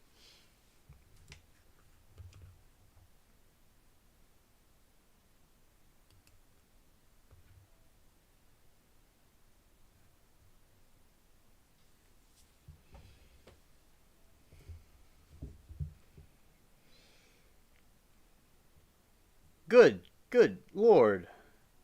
Holy mackerel. Her face looks like it's like it's like a pumpkin. It looks so, she looks like some, you know I'm trying to think what the name is. The Doughboy. Also Michelin tire guy, and she looks like a gargoyle on a castle. She looks like one of Nosferatu's rats. I agree, Latina. Yes. That's all. That always sucks. We got some more pictures.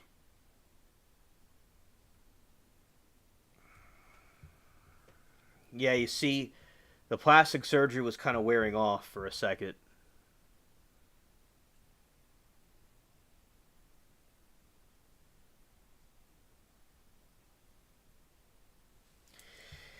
And you see, she was shriveling up, kind of like she looked like a shrunken head from like one of those islands. And then she like did the Mario upgrade, like getting a mushroom, and she went like she went in Bobby Hill mode.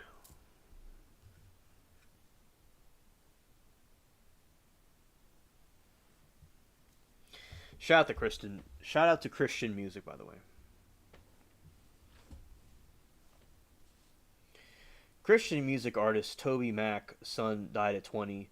He was messing with some substances, from what I understand. Yeah, it's best for everybody in chat to listen very carefully. This is common sense, but I urge everybody to not, you know, take substances that would cause you to get deleted.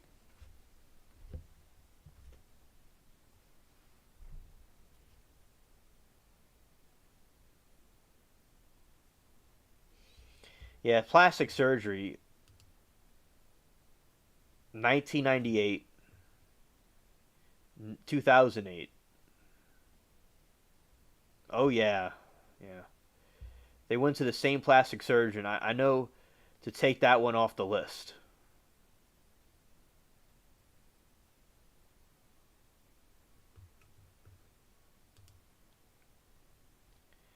Yeah, she's just very scary, and she has 1,000 necklaces on. It's like she can't accept her age of 66.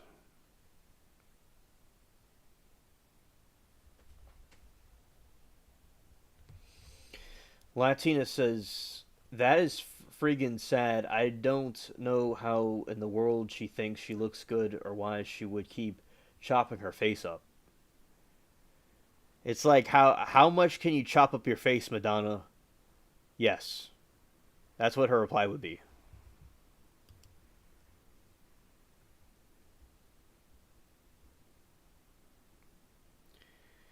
God, I mean, they all go to the same bad plastic surgeon.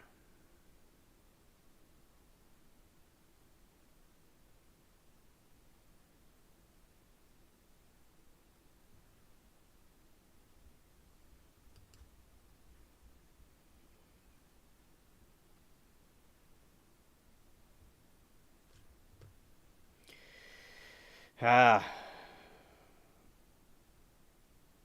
scared.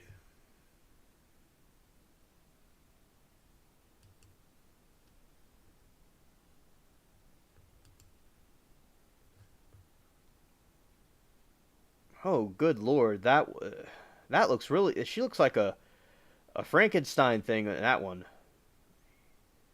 Well, without all that, well, stuff on her face. It makes her look like kind of like an alien. It looks very unnatural looking.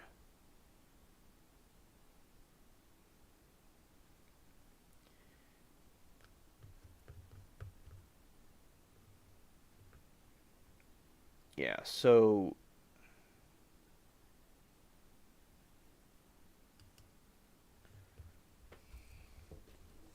and Madonna made all of her stupid political threats and all the goofy stuff she did, but nobody says anything.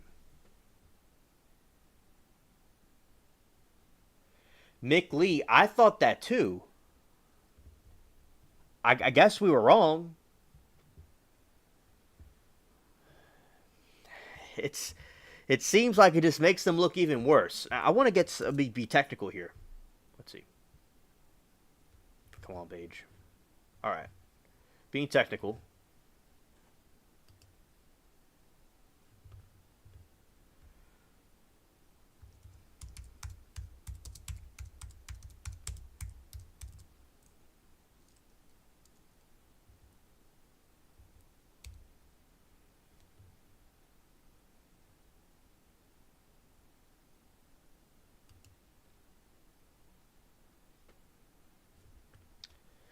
Oh, let's see what Harvard Health says.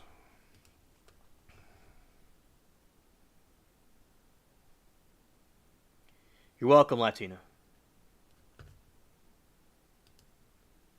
I'm just curious, looking more into this. Is cosmetic surgery right for you?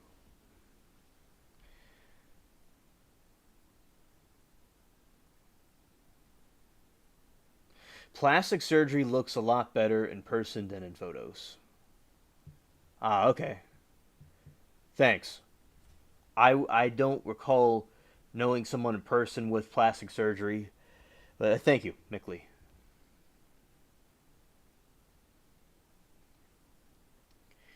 Yeah, so you had the person being aged, new, and young.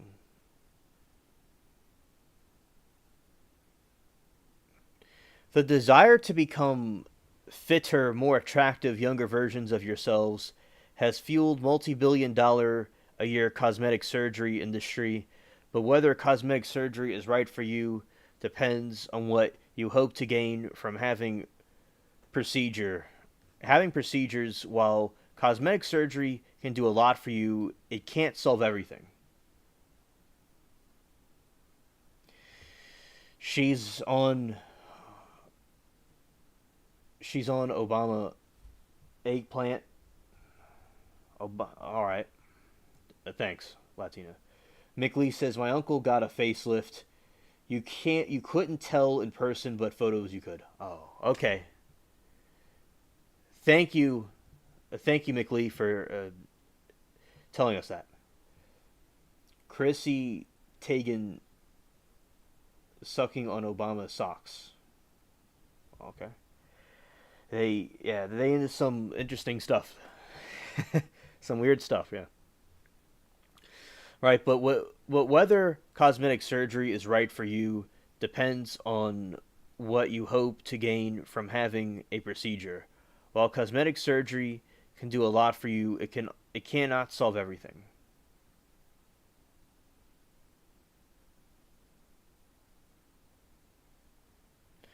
Cosmetic procedures primarily addresses two issues: skin concerns like wrinkles, sagging skin, and spots, the shape of the face or other body parts.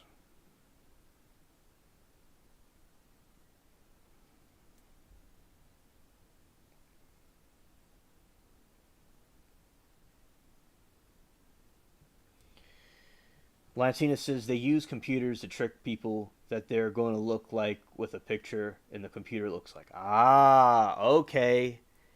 Okay, yeah, okay, thanks.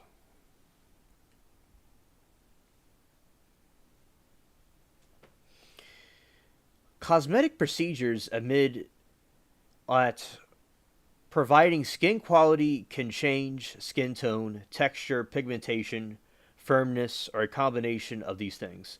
Other procedures are designed to fine tune particular body part, for instance, trimming down love handles, straightening the nose, or enlarging or fitting the breasts.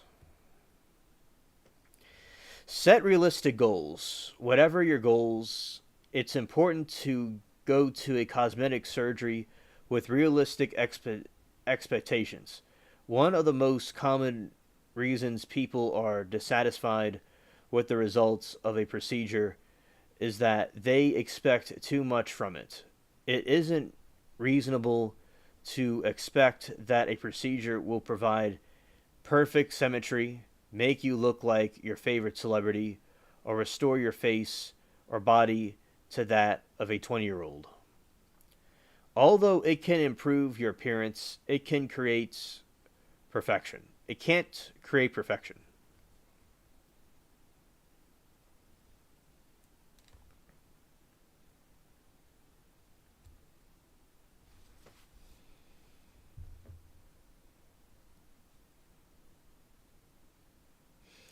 And while plastic surgery can boost confidence and rejuvenate the face and body, it cannot fix bigger life issues, for example, a broken marriage or unhappy partnership, which that is, it's kind of irrelevant, but it's interesting. As you think about what you hope to achieve with a cosmetic procedure, keep in mind the following cautions from excerpts in the field. Do not expect magic. Every procedure has its limitations and disadvantages. A perfect body is not a realistic expectation. If you decide to have a procedure, make sure you're doing it because you want to, not because your partner, family member, or friends urging you to do it. Tell the doctor specific problems you want to solve or what area you want to enhance. Ask how realistic your expectations are. So with Madonna, she must have been going at certain parts of her face that she wanted to improve. I think like if she, I don't see her in person, so maybe she'll look different in person. But I think she was focusing and exaggerated certain parts of her face, and she looks kind of like a clown. Do not seek cosmetic surgery to look like someone else, especially a famous person. The following are more realistic reasons for seeking a procedure. You want to look younger or feel more confident, which I mean that's just insecurity. I mean, you got to be confident in what you are. Like the surgery will, in my opinion, will not make you look more. It will not make you feel more confident because it doesn't matter. You're either confident or not. Like, and I think if Madonna were to have let herself just kind of age a little bit, she would have looked more like she did in 2011, but a little bit older. But I mean, in a couple of years, she won't even be recognizable as a human.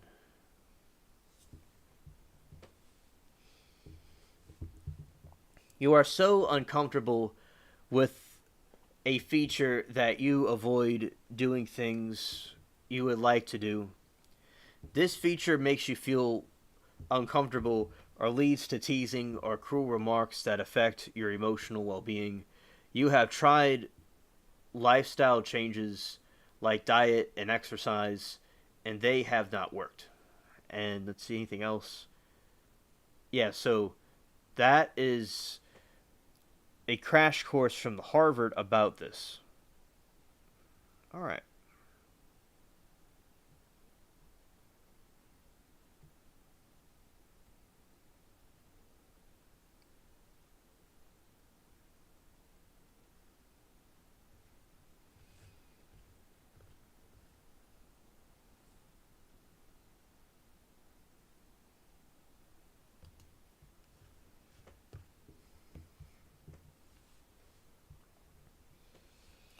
Latina says they need to learn how to age naturally the way Justin Bateman accepts her fate. You should look her up before and after pictures. All right.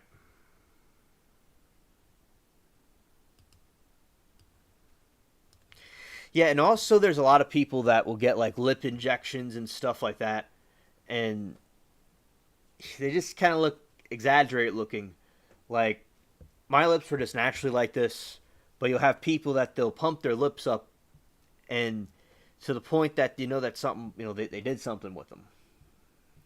And I'll look her up or look this person up right now. Just Justine Bateman. All right.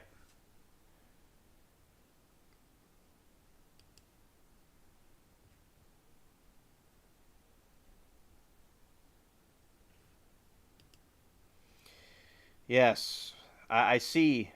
I see the difference. Wow. When everybody, in my opinion, ages differently, and also, thanks for sharing this, Latina. Yeah, so you could see, that was her when she was younger and her when she's older. Right. Yeah, and she's not doing any plastic surgery or anything. She's just, you know, aging naturally.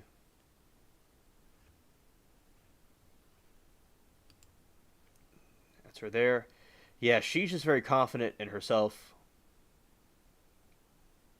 the way she looks.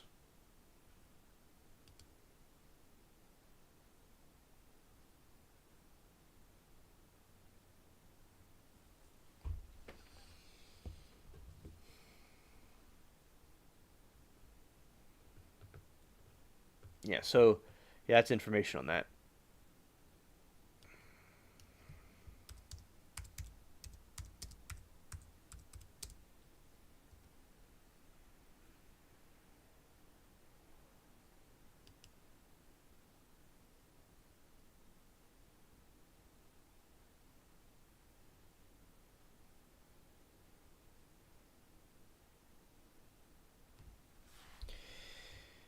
Latina says, yes, Justine has spoken out about how everyone criticizes her for not getting plastic surgery, though. Yeah. And, I think that basically, I don't know if people could get, I don't really know anything about plastic surgery, but if people could get a little bit of plastic surgery if they wanted to, but I just feel Madonna overdid it a little bit, a lot, where she doesn't really look like original, like this one. I think it was overdone there, and yeah. So if people could get like a little bit of it, but as I said, there's a point when people go too far with it. They all must be going to the same plastic surgeon, as Mick Lee was saying.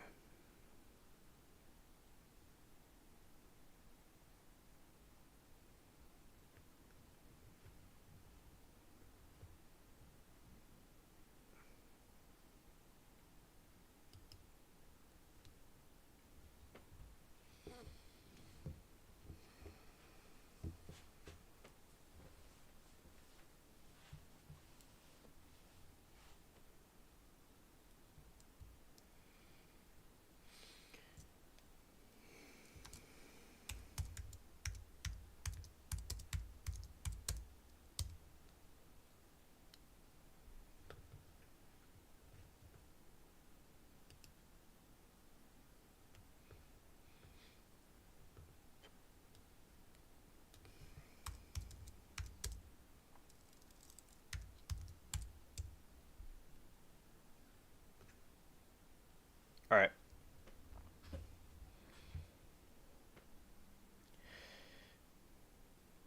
So basically, Hollywood is actually a type of wood.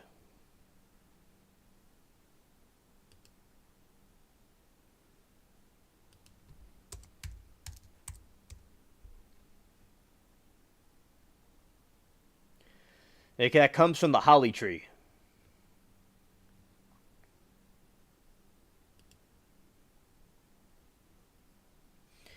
In wizards and people of occultic origins and people that were in these different things, they're into magic. And the different, like, the Canaanites and stuff, they had the wood, the wand, the magic wand is made out of Hollywood.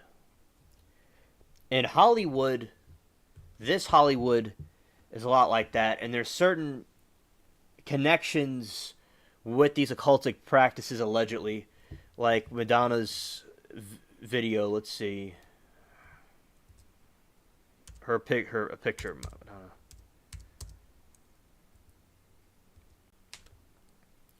Yeah, Madonna concert. Let's see.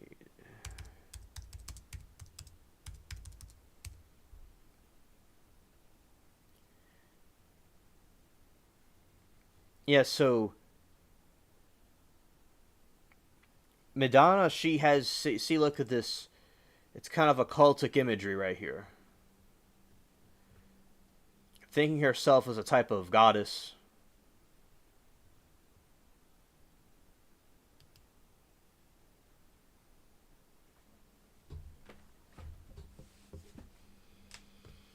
Right here, you can see it up closer, and I remember there's a scene where they had these people like in like, look like demonic outfits, these demonic costumes, her dancers. And you see, in my opinion, this is a part of their narcissistic ego.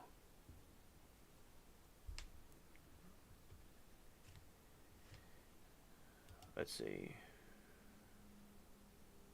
That's somebody else, but you get the idea. They're kind of doing some. This is another person, but kind of like satanic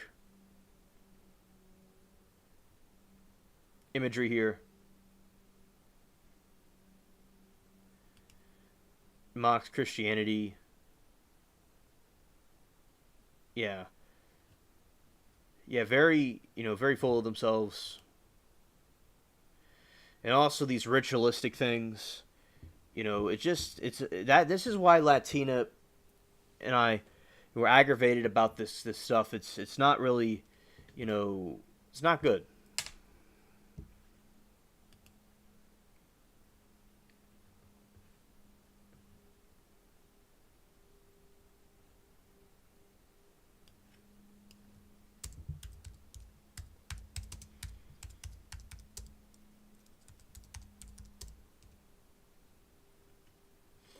This is back when she was trying to, doing the stuff about the White House. But if it was some other political group, it would have been all over it would have been chaos in the media.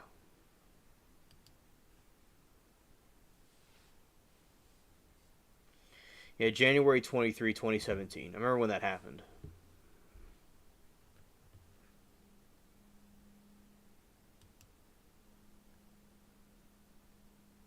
As I said, those cheeks, man, can they get any bigger? Yeah. They going to be touching the ground soon.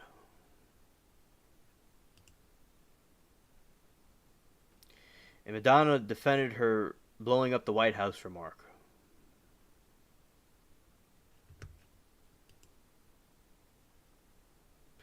And it was taken out of context. Yeah, so she's got her mask already on her face, so shout out to the Holly weirdos. They're just doing their Holly weird things. All right, this is a movie that Tony mentioned earlier, and I'm going to briefly touch on and read about it, and it went out.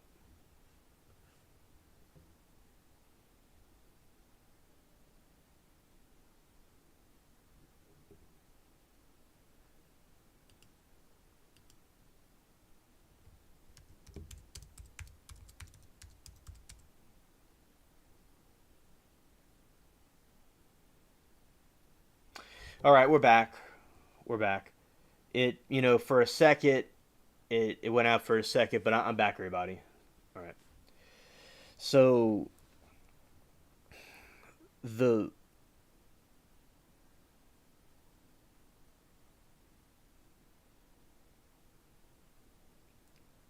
okay, well, I'll look into that right now. I think I've heard of that before. I've not touched on it here, but we'll get into it right now. All right. Latina says, "Alien, did you talk about the Lucille Ball in the past? How she was investigated for having communist parties at her house, and she claims she didn't know it was happening. That people were just borrowing her house." I'll look into it. Um, this is the wrong thing.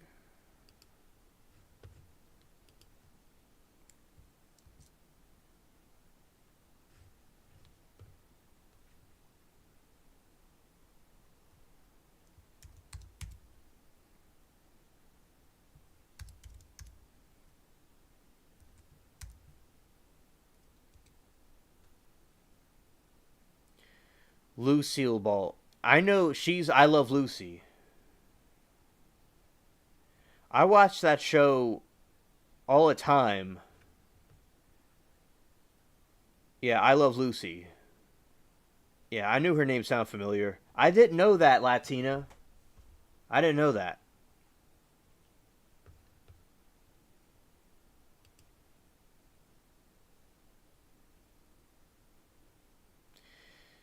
Yeah. Nicole Kidman played her in a movie. Interesting.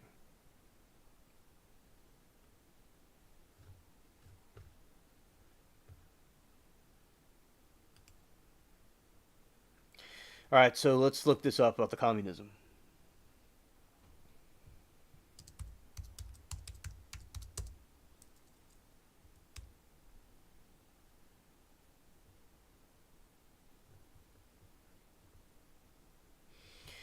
During the Great Depression, Lucille Ball affiliated herself and registered to vote with the Communist Party in 1936, allegedly.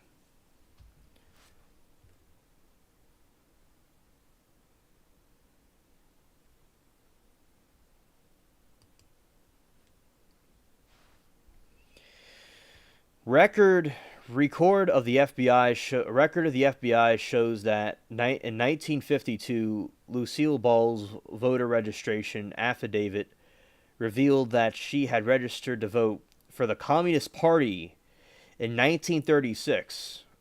Although the affidavit for the registration did not mean that she actually voted for the Communist Party, she was suspected of communist affiliation.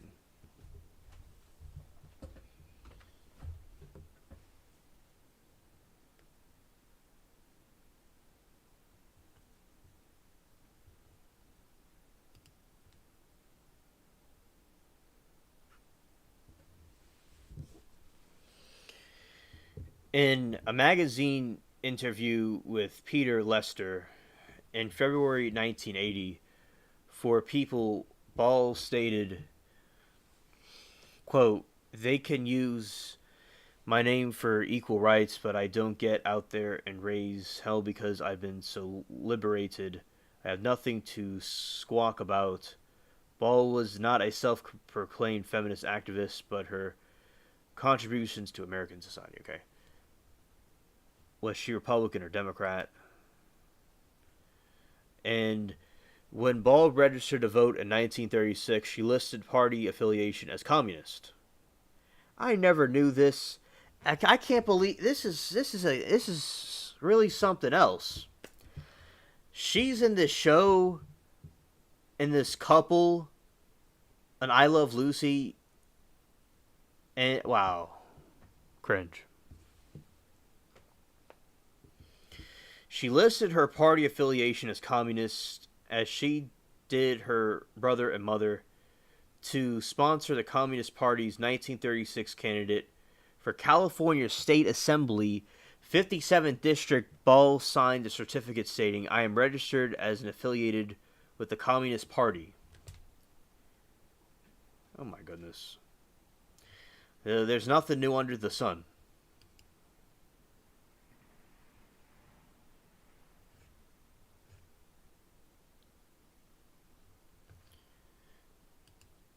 Lucy Ball, Amazon Prime was, yeah, communism. Yeah. Actor fiction, communist.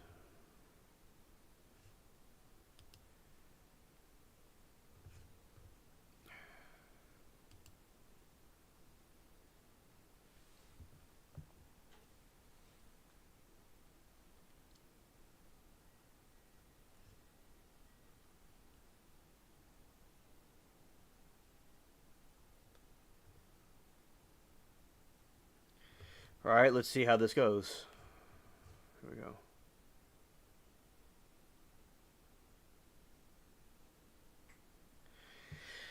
I agree.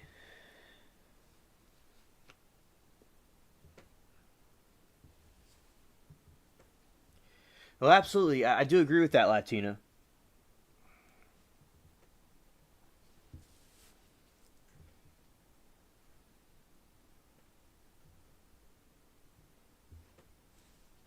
And her husband, Ricky Ricardo, was from Cuba. What a mother trucker, right? Yeah. Let's see if she had a religious affiliation, which I don't think she did. Let's see.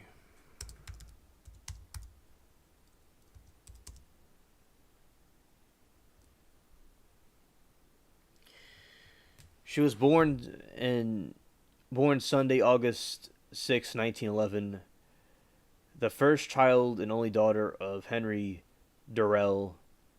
Had Ball a lineman for Bell Telephone. Ball and her family belonged to the Baptist Church. So she originally was in the Baptist Church, but she obviously went sideways.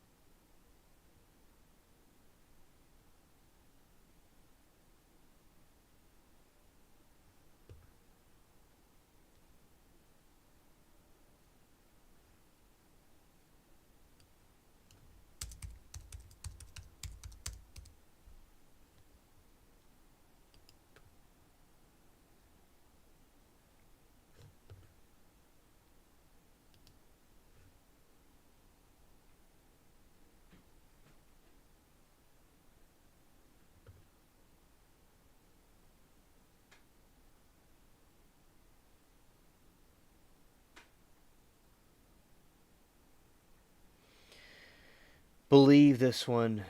People are just talking about the photos and this thing.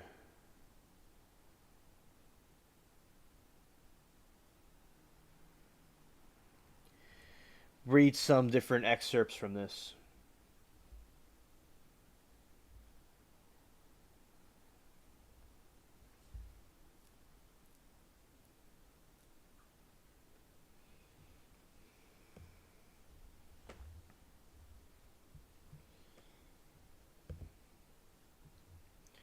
Latina said that's kind of why I think actors are especially targeted, because they are easily transformed into other people with her make believe world of acting, hypnotizable, highly suggestible.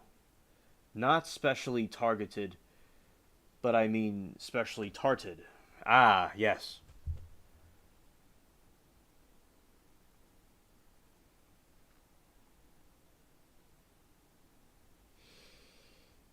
Before the divorce with Desai, Arnaz was quoted in the press when this was found out as saying, the only thing about Lucy is her hair, and even that is not legitimate. This came out the height of the McCarthy witch hunts and couldn't have truly ended her career, but several people vouched for her and she even voted for Eisenhower, Republican. She told the HUAC that she only registered at the instance of a socialist grandfather. She registered the insistence of her socialist grandfather, who later changed his views when he found out about Stalin. She swore she never even attending a meeting, and even Reagan had serious doubts about the accusation, and later they were friends. So, like what I was saying before, that some of the people might be misguided or they don't know what they're supporting. And so basically it's saying here that the person was saying that she had a socialist grandfather, and then he found out more about communism and he changed his views, and she voted for the Republican candidate Eisenhower. And she got along, and she, even attending a meeting, and even Ronald Reagan had serious doubts about her being a communist. But that's what I'm saying. A lot of these people are tards, Latino. Like, we both agree these people are tards. And they don't, they're not really the brightest in light bulbs. You know, that's why people got to know their facts. But I do agree, though, that there's a lot of evil communist type sympathizers out there in Hollywood and the media and all. Definitely. Definitely. And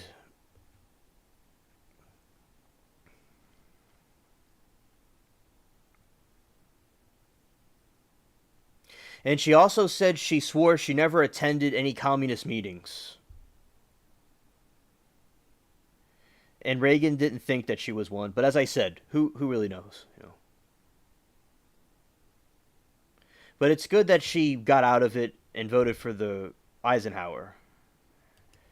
You know, because these communists are not good. There is a genocide that happened in Ukraine now. Russia now is not a communist country anymore, so it's not the same thing. It resembles more of the Russian Empire that it was once part. It was once part of the Russian Empire. So Russia's not a communist country anymore. But during the Soviet Union, there's these starvations that happened in Ukraine called the Holodomor. And because of the collectivist farming system, these people all starved to death. Like, there wasn't enough food. They thought farmers were hiding food, so they went and had this, genocide on everybody. But when you do your research about communism and stuff, I think your average person would not support it. Thank you, Latina, for bringing this up to me. And anything else, you could bring up anything else is fine too. We'll go and dive right into it.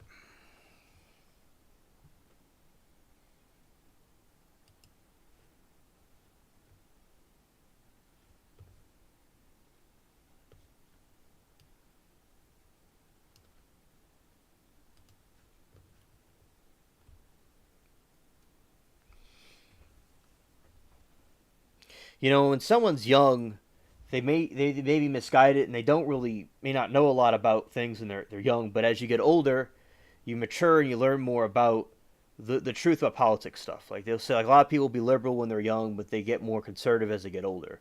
I'm just an oddball, okay? I'm an oddball, okay? But I'm an exception. But yeah, and because the communists were very good, but also, Latina, it proves how deceptive the communists were at tricking people into their ideas back in that time period. So they don't tell the people all the genocide and the stuff they do. They don't tell people that. And it's going to be a utopia, and everybody's going to have what they need. It's going to be paradise on earth. It's not really like that. No. Bina was in a communist country, and it was not nice. 11 people crammed in one house.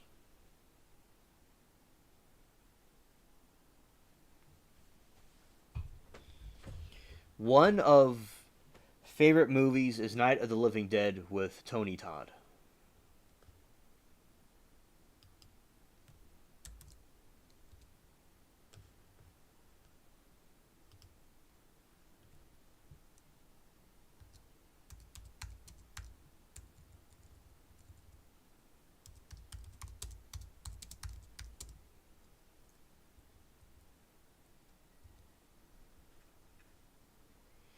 Ooh, I like this. So this looks scary. I'm gonna read about this. All right. Right, buckle up. Here we go.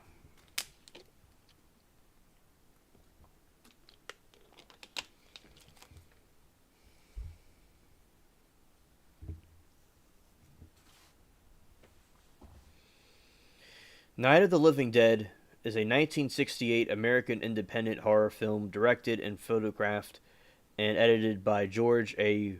Romero, written by Romero and John Russo, produced by Russell Steiner and Carl Hardman, and starring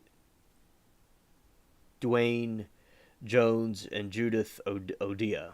The story follows seven people trapped in a farmhouse in rural Pennsylvania under the assaults by reanimated corpses. Although the flesh eating monsters that appear in the film are referred to as ghouls, they are credited with popularizing the modern portrayal of zombies in popular culture.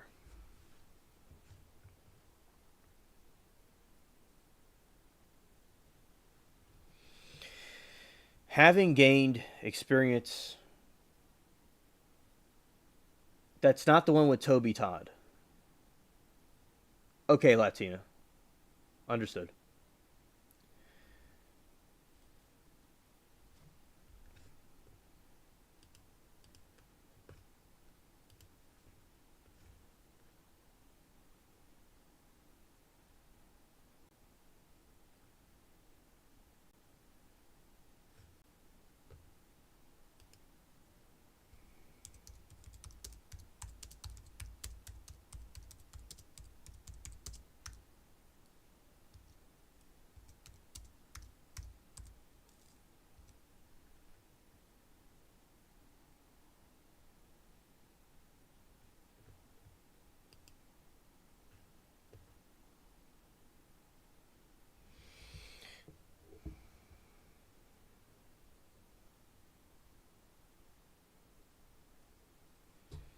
All right, here we go.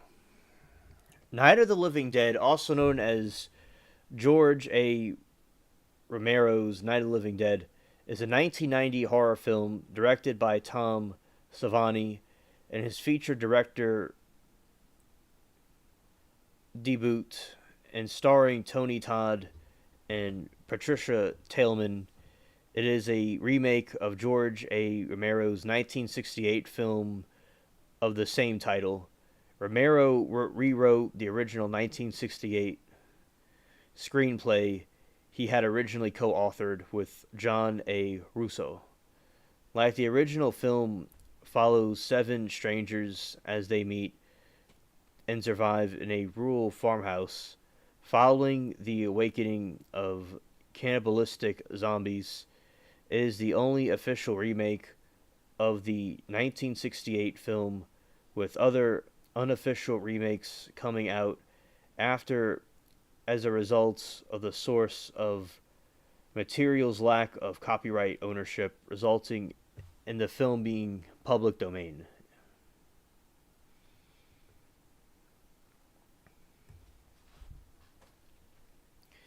Night of the Living Dead was released by Columbia Pictures in the United States on October 1990.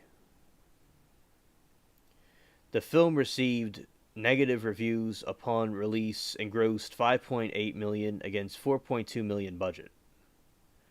Modern reviews have been more positive.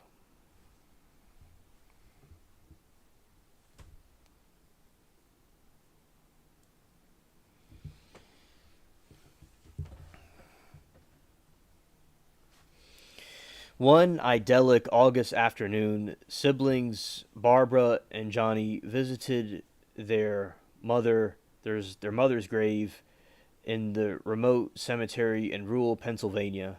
An elderly man with blood on his forehead bumps into them. Their garbles something and bolts in terror. While offering to help, they are attacked by a zombie. Johnny is killed with Barbara flees the cemetery and discovers what appears to be an abandoned farmhouse. She seeks shelter there only to find a pack of zombies. Shaken and disturbed, she tries to fight them off. Shortly after, a man named Ben, who fled Evans City, arrived and helped Barbara dispatch the zombies. The two quickly form a bond and clear the house of the undead and begin barricading the doors and windows as night falls. They soon discover other survivors hollowed holed up in the cellar, a man named Harry Cooper, his wife Helen, their daughter Sarah, who was bitten by a zombie and has fallen seriously ill, the teenage lovers Tom Bittner and Judy Rose Larson. The group is divided over what their next course of action would be. Harry insists that everyone retreats to the cellar and hunker down to wait for the authorities. Ben disagrees, believing that the cellar is a death trap and they would be better off fortifying the house and fending off the horde. Noticing the zombies' limited mobility, Barbara suggests that they leave the house on foot. The discussion quickly turns hostile as tensions flare between Ben and Harry. A scuffle ensues and leaves the Coopers in the basement to tend to Sarah while the other survivors continue to reinforce the doors and windows upstairs. The loud construction attracts a mob of zombies to the farmhouse. It doesn't take long for the infected to hem in, leaving the group trapped within nowhere to go.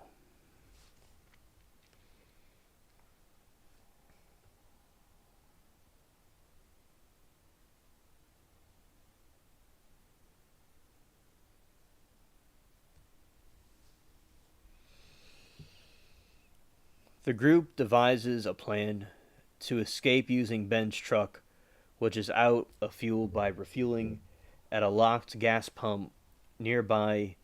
They find a set of keys in Uncle Regis' corpse, the farm owner, and proceed to drive up the hill toward the gas pump, but their plan begins to unravel when Ben falls from the bed of the truck and is left to defend himself.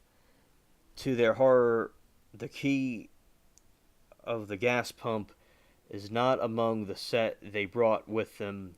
Realizing they are out of time, Tom shoots the lock off, causing gasoline to ignite a burning torch in the cargo bed. The truck and the gas pump explode, killing both Tom and Judy. Scared.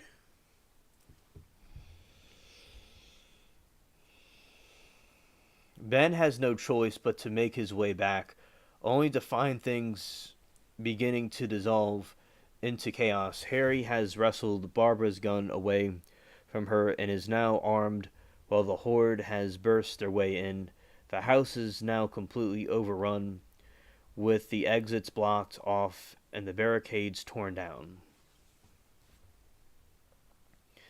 Unbeknownst to the survivors upstairs, Sarah has succumbed to the bite on her arm and has transformed into a zombie. She attacks the bites her distraught mother. When Sarah makes her way upstairs, she triggers a shout out between her father, who's trying to protect her, and Ben and Barbara, who are trying to protect themselves. Both Ben and Harry are badly wounded, and Barbara shoots Sarah. Harry and Barbara, who are trying to protect themselves. Both Ben and Harry are badly wounded, and Barbara shoots Sarah. Harry then retreats upstairs to the attic, while Ben staggers down to the cellar, where he shoots a reanimated Helen.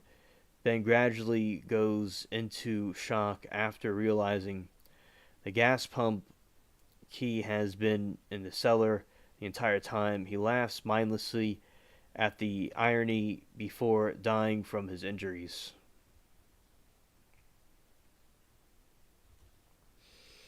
Meanwhile, Barbara leaves for the farmhouse alone and attempts to find help. She eventually joins a group of countryside locals who are clearing the area of the undead and awaken the next day in a makeshift camp surrounded by the safety of the media townspeople led by Sheriff McKelland. Noticing a group of hillbillies drunkenly antagonizing a small group of captured zombies, she comments on the similarities between the living and the undead, apparently struggling, suggesting that we are not better than the ravenous cannibals. She returns to the farmhouse to find Ben, who is now zombified. He gazes at Barbara before being shot when Harry emerges from the attic alive. Barbara kills him in a fit of rage and retribution for causing Ben's death and turns to leave the house, telling the vigilants they have another one for the fire. End quote. Barbara watches grimly as the bodies are burned on a pyre.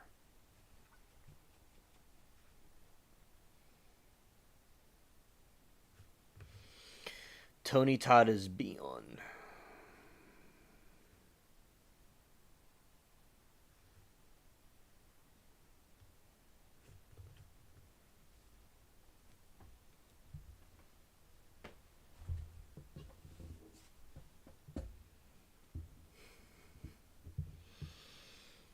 Night of the Living Dead.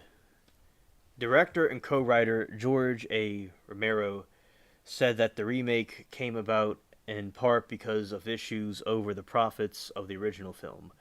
A lengthy court battle over the rights of the film, plus an oversight that caused the copyright notice not to be included, caused Romero to see little in the way of profit. Romero's production company, Image 10, eventually won the lawsuit, but the distributor went out of business before they could collect any money. Another issue was the fact that the filmmakers were worried that someone else might take an unauthorized remake. Romero contacted Minham Golan when he heard that the 21st Century Film Corporation was interested in a remake, and Romero, John A. Russo, and Russell Steiner collaborated for the first time in 20 years. Tom Savini was initially hired to perform the special effects, but was persuaded to direct by Romero. Savani was drawn to the remake because he was unavailable to do special effects on the original. The special effects team initially kept the effects restrained as they felt that excessive gore would be disrespectful to the original film. To keep the effects realistic, they used inspiration from autopsy forensic pathology, textbooks, and Nazi death camp footage. Savani said that he wanted to keep the film artistic despite his reputation for king of splatter. The zombie extras were recruited, especially as the film's reputation drew them from as far away as Kentucky. The production was not easy for Savani, who described it as the worst nightmare of my life. End quote. Savani said that the only 40% of his ideas made it into the final film without Romero on set. He clashed with the producers, who did not allow him to explore his vision for the film.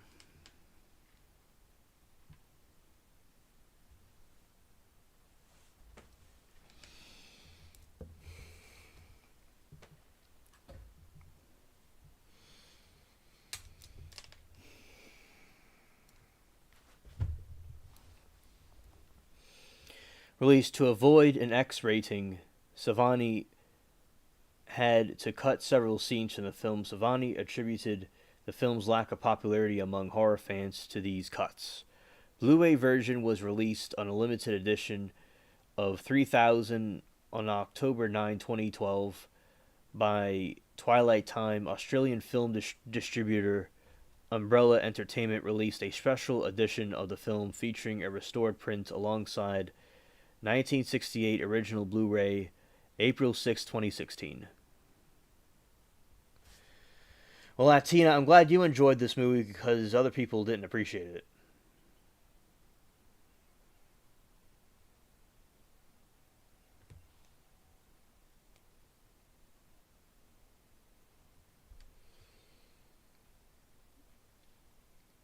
All right, let's see.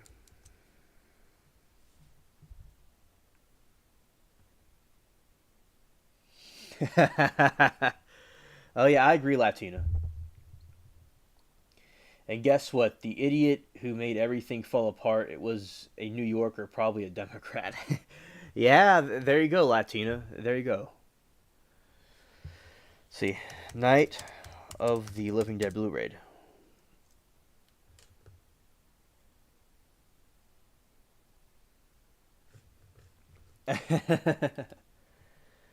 LOL.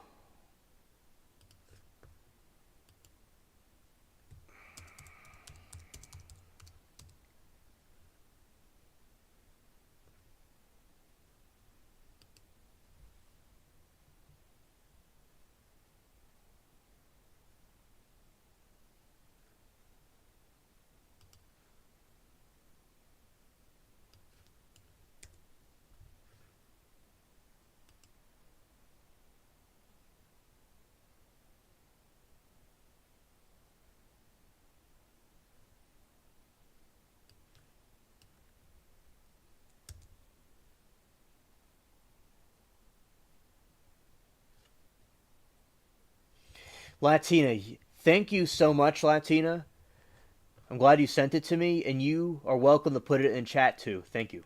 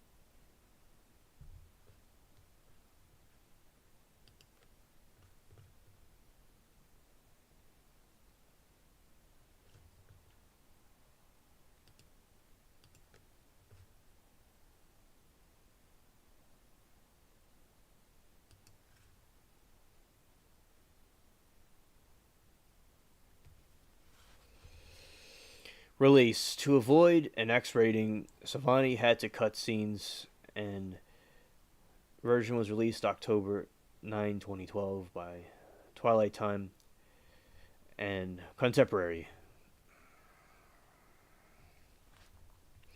The initial response and critical consensus among both audience members and critics were generally negative. Owen Gleiberman, Entertainment Weekly, read it D+ and wrote, quote, "In the history of bad ideas, George Romero's decision to produce a color remake of a disturbingly frenzied 1968 zombie fest Night of the Living Dead has to rank up there with New Coke. The original Night was taken by some to be a statement about the Vietnam War. This one isn't about anything larger than Romero's desire to make a buck," end quote. Writing the Chicago Sun-Times, Roger Ebert awarded the film 1 star out of a possible 4 rating. The remake is also close to the original. There is no reason to see both. Carrie James is the of the New York Times wrote, There was no real need to remake a film that lives in a campy cult appeal it has acquired over time, but as B movies are remakes, this one knows how to bring tired zombies back to life. End quote. Variety called it is a crass bit of cinematic grave robbing. Kevin Thomas said, Los Angeles Times, while this night hasn't the chilling, almost cinema verite credibility of the original, it's certainly a well sustained entertainment. The Washington Post's Richard Harrington criticized the film as purely fictional effect and lacks the shock of the original film. Now, zombie film tropes have become cliched. Dave Kerr, Chicago Tribune, rated 3 out of 4 stars and wrote that although Savani's direction is a bit too literal, the film contrasts some intriguing further development of the ideas for the first time, as well as mistakes correlated in dramatic relationships tightened. Yeah, and you got a lot of critics and haters and stuff, but it looks like a pretty cool movie. I'll be interested to go and watch it later.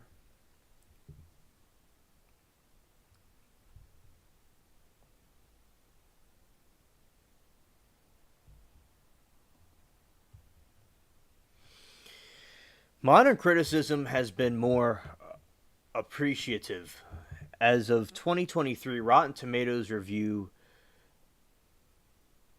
aggregator reports that 68% of the 34 critics have given the film a positive review. The average rating is 6.3 out of 10. The critical consensus reads Night of the Living Dead doesn't quite reinvent the original's narrative, but its sleek action and amplified gore turn it into a worthy horror showcase. On Metacritic, it has a score of 54 out of 10 out of 100 based on the review from 18 critics indicating mix of the average reviews. Bloody Disgusting rated it 4.5 out of 5 stars and wrote, This film works on so many levels. Normally, remakes are horrible and derive so much from the original film. This one is so close to the original, it's scary. Reviewing Twilight Time Blu-ray Adams DVD rated it 3.5 out of 5 stars and wrote, Well, never get a chance to see the remake that Tom Savini set out to direct. Still, despite the many missteps of the severely compromised version, Night of the Living Dead manages to distinguish itself as one of the more effective horror remakes out there. Reviewing the same disc as DVD verdict, Patrick Nagul rated it out of 100 and called it one of the superior zombie movies available.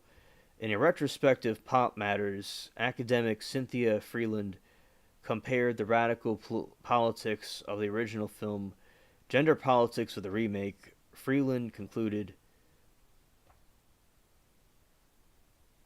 that the original film's depiction of Barbara makes for better cinema and more feminist-friendly update to Barbara is derivative of standard final girl tropes.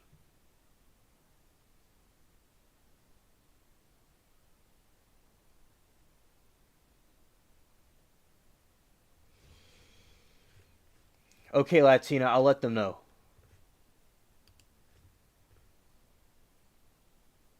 Yeah, shout out to the regulars.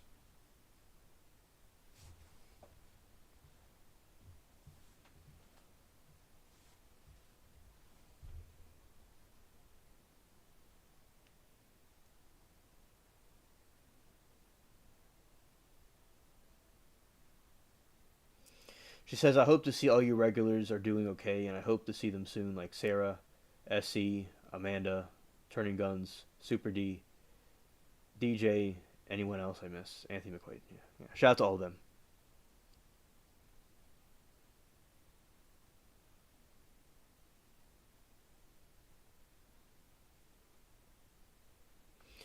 Savani often screens an uncut work print, the VHS copy of the film at conventions. According to Zavani, years later, I was at a midnight showing and did a Q&A before the movie, and I wasn't going to sit down and watch it, but I did, and it was the first time that I saw it, and objectively, and it's good.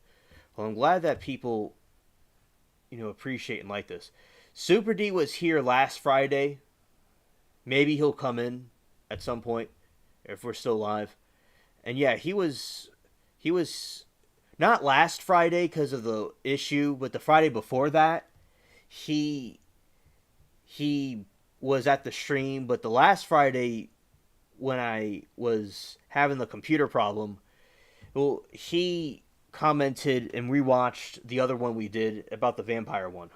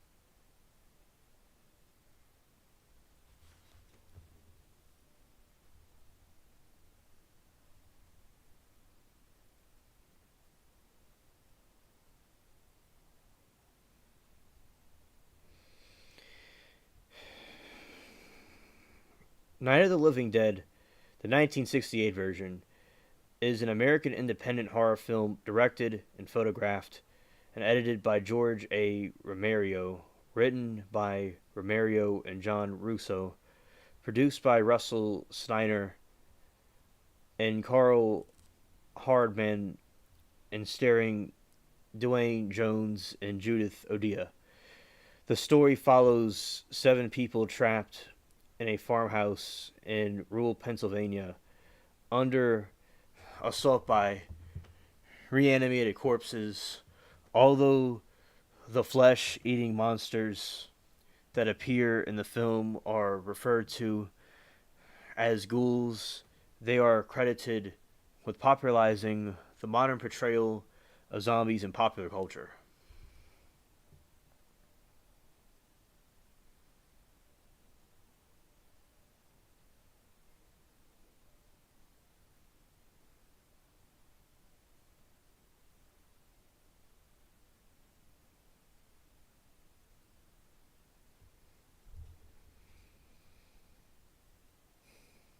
I was thinking of something. That's why I paused for a second.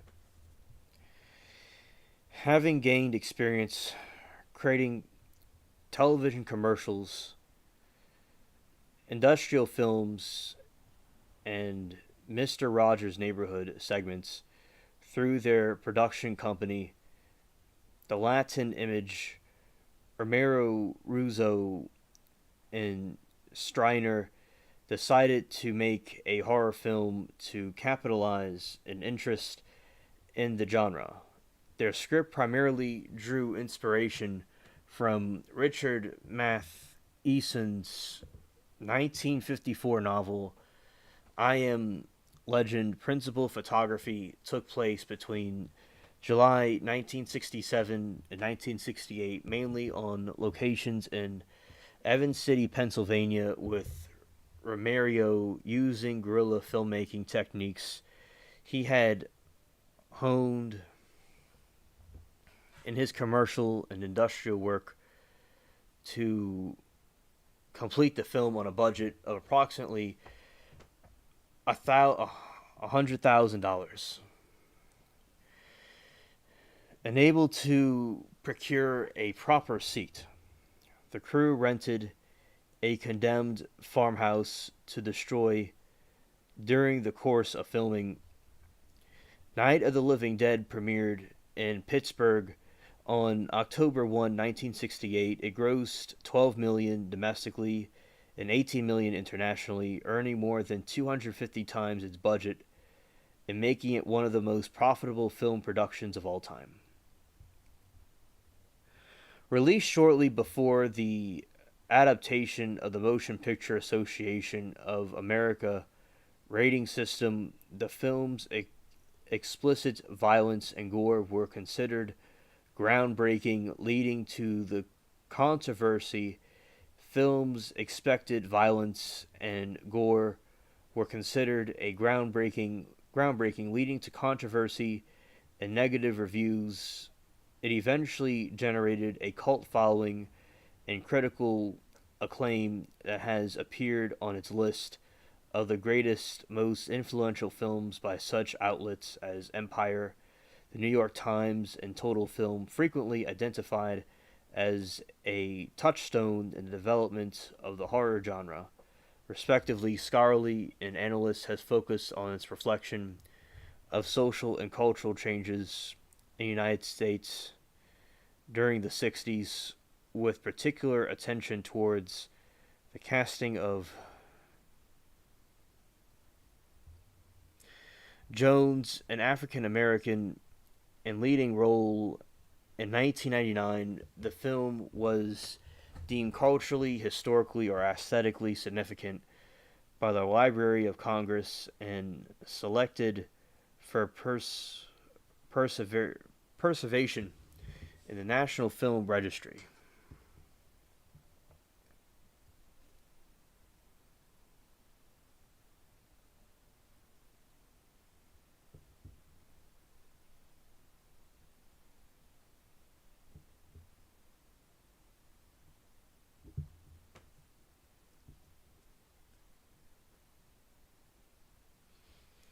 Night of the Living Dead created a successful franchise that includes 5 sequels released between 1978 and 2009, all directed by Romero due to an error when tilting original film. It entered the public domain upon release, resulting in numerous adaptations, remakes, and lasting legacy in the horror genre. An official remake written by Romero and directed by Tom Savini was released in 1990.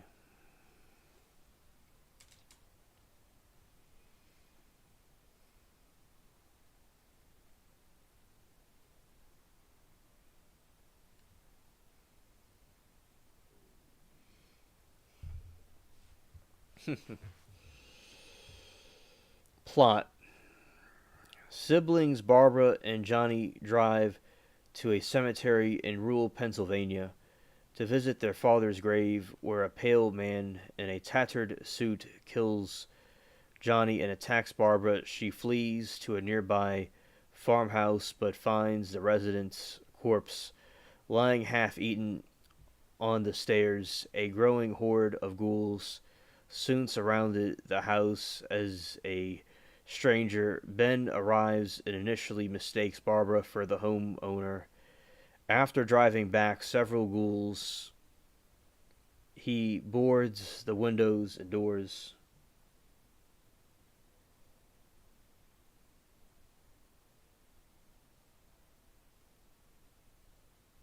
I am going to watch it. Okay, Latina, I am. And we'll talk about it.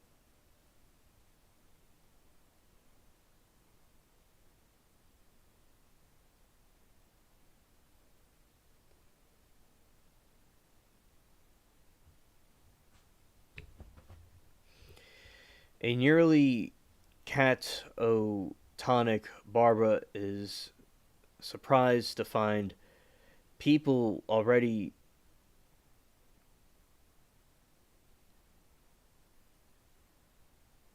You're too scared to watch the original version. Understood, understood. It sounds like a real creepy movie. Especially a black and white thing would be very creepy. A nearly catatonic Barbara is suppressed to find people already taking shelter in their home's cellar. Harry, his wife Helen, and their young daughter Karen fled there after a group of the same monsters overturned their car and bit Karen on the arm, leaving her seriously ill.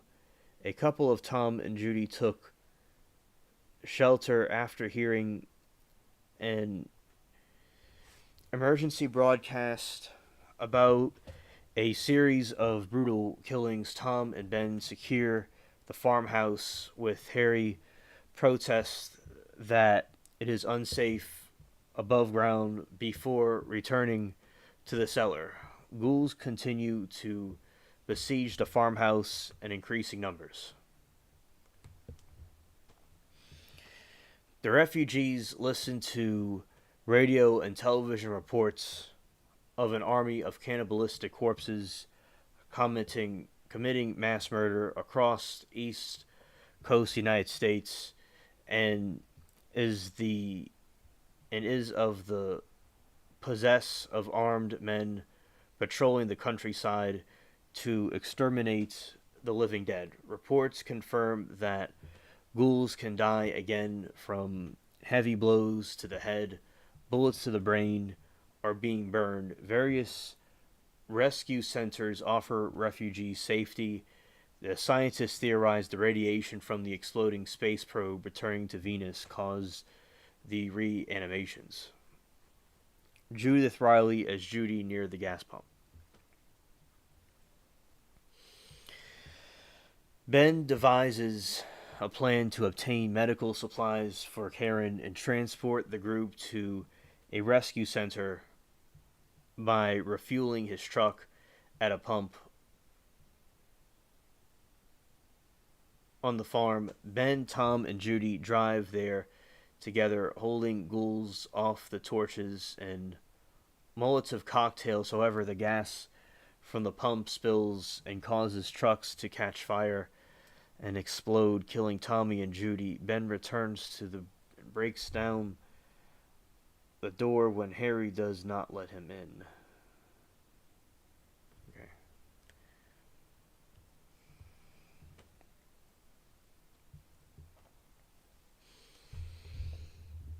The remaining survivors attempt to figure a way out. They pause their discussion to watch the 3 a.m. news update until the power cuts out. The ghouls soon break through the doors and windows of the unlit home. The chaos, Harry grabs Ben's gun but is disarmed and shot by Ben. Harry staggers down to the cellar and dies next to his daughter. Karen dies from her injuries and becomes a ghoul and eats her father's remains. She stabs her mother to death with a masonry trowel. Barbara tries to help Ben keep the ghouls out. Reanimated Johnny drags her away. As the horde breaks in, Ben takes the refuge in the cellar where he shoots Harry and Helgen's ghouls. In the morning, an armed Pose arrives to dispatch the remaining ghoul awoke by their gunfire and sirens. Ben emerges from the cellar, but they shoot him, mistaking Ben for a ghoul. His body is thrown onto a bonfire and burned with the rest of the ghouls. Scared.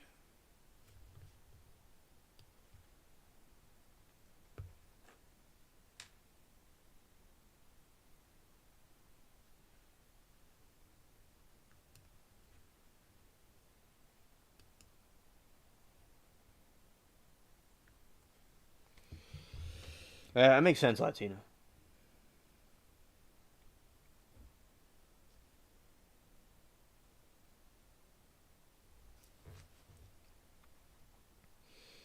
Cast. The low budget film introduced no well known actors but propelled the careers of some cast members. Two independent film companies, Pittsburgh Hardman Associations and director George A. Romero's The Latent Image combined to form Image 10 production company, chartered only to create Night of the Living Dead. The cast consisted of members of Image of 10 actors previously cast for their commercials, acquaintances of Romero and Pittsburgh stage actors.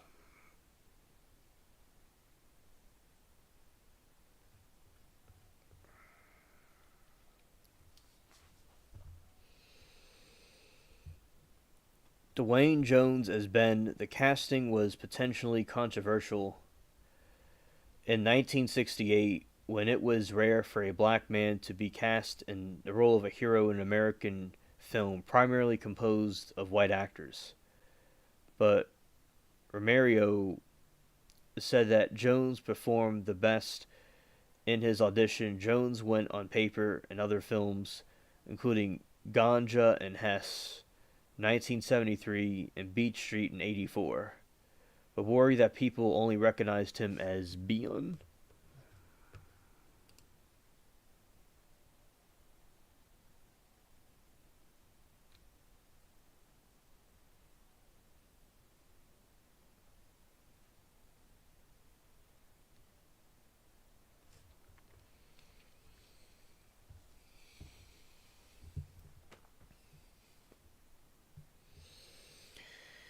Judith Odia as Barbara, a 23-year-old commercial and stage actress. Odia previously worked for Hardman and Eastman in Pittsburgh. Odia was in Hollywood seeking entry to the movie business. When contacted about the role, Odia expressed surprise at the film's cultural impact and renewed. It, it brought her Carl Hardman as Harry Cooper, president of Hardman Associates. Carl Hardman played the hostile father.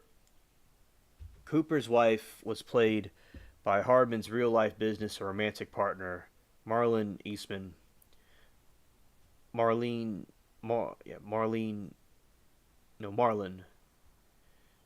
Essman as Helen Cooper.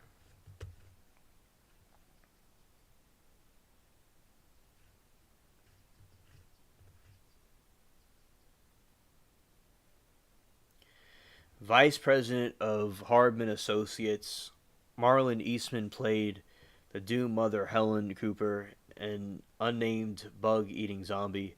She later appeared in Santa Claus 1996, directed by John Russo.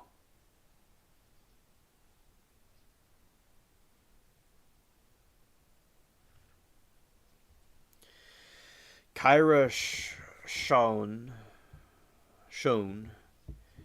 as Karen Cooper, Hardman's daughter in real life. 9-year-old Schoen also betrayed the mangled corpse of the house's upstairs floor that Ben drags away. Keith Wayne as Tom Keith Wayne was Ronald Keith Hartman's stage name. After this lone acting role, Wayne went to work as a singer, dancer, and musician and nightclub owner. Wayne became successful chiropractor in North Carolina. Wayne explained that the change in careers during the 1992 interview, quote, "I am not that person anymore. I got to a point in my life where I wanted to have some control. I didn't want to wake up at 4 or 5, 40 or 50 and not be in control." In 1995, he took his own life at the age of 50. Judith Ridley as Judy, and the 19-year-old receptionist from Hardman Associates, auditioned from Barbara without any acting experience, and was given the less demanding role of Judy. Riley started in Romero's unsuccessful second feature, There's Always Vanilla, 1971. Bill Hinsman, who played the first school encountered by Barbara Johnny in the cemetery, scared, went on to work on a number of horror films, including The Majorettes, 1986, The Flesh Eater, 1988, George Costanza as Sheriff McKelland. Costanza also served as the film's production manager. Bill Chili Billy Cardle as herself. Cardle was well known as Pittsburgh as a TV presenter who hosted a horror film anthology series, Chiller Theater. His daughter Lori would go on to star in Romero's Day of the Dead.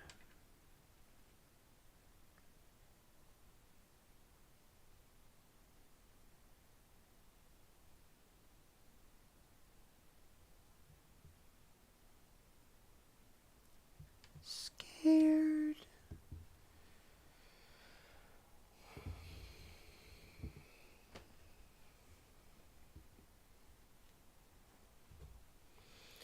Development and pre-production.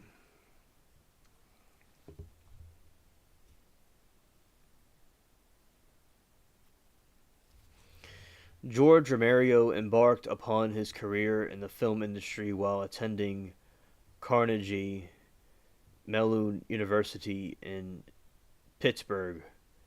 He directed the production of the television commercials and industrial films for the Latent Image, a company he founded with his friend Russell Streiner. The Latent Image started small, but after producing a high-budget Calgoon commercial spoofing Fantastic Voyage 1966, Romero felt that the Latent Image had the experience and equipment to produce a feature film. They want to capitalize on the film industry thirst for bizarre, according to Romero. He, Steiner, and John Arusio contacted Carl Hardman and Marlene Eastman, president and vice president, respectively, of a Pittsburgh-based industrial film firm called Hardman Associates Incorporated. The Latent Image pictured their idea of then United horror film. These discussions led to the creation of Image 10, a production company chartered to produce a single feature film. The initial budget was $6,000. Each member of the production company invested $600 for a share of the profits.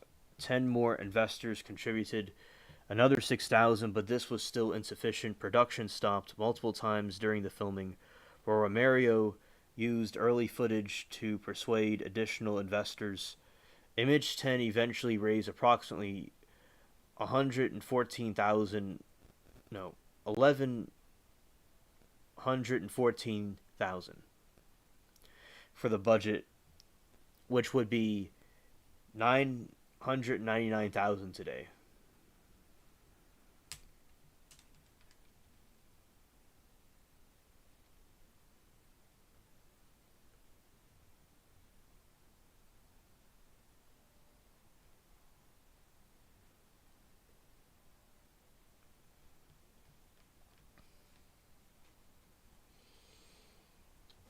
Writing scripts. The script was co-written by Russo Romero. They abandoned an early horror comedy concept about adolescent aliens after realizing they would not have the budget to create a convincing spaceship. Russo proposed a more unconstrained narrative where a young man runs away from home and discovers aliens harvesting human corpses for food in a cemetery. Scared?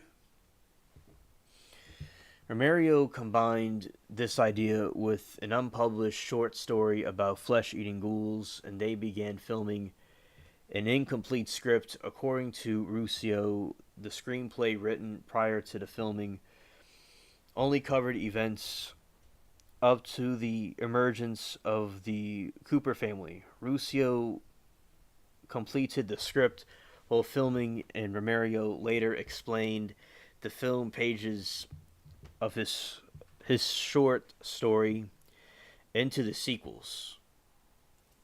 Dawn of the Dead, 1978.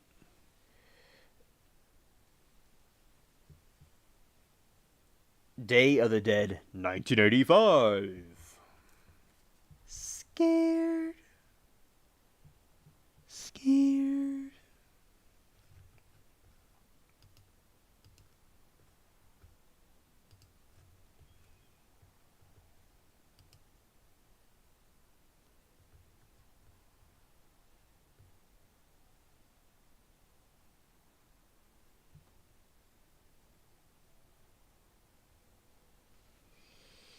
Mario drew inspiration from Richard Matheson's I Am Legend, 1954, a horror novel about a plague that ravages a futuristic Los Angeles. The infected and I Am Legend became vampire-like creatures and prey on the uninfected. Matheson described Romero's interpretation as a kind of cornball,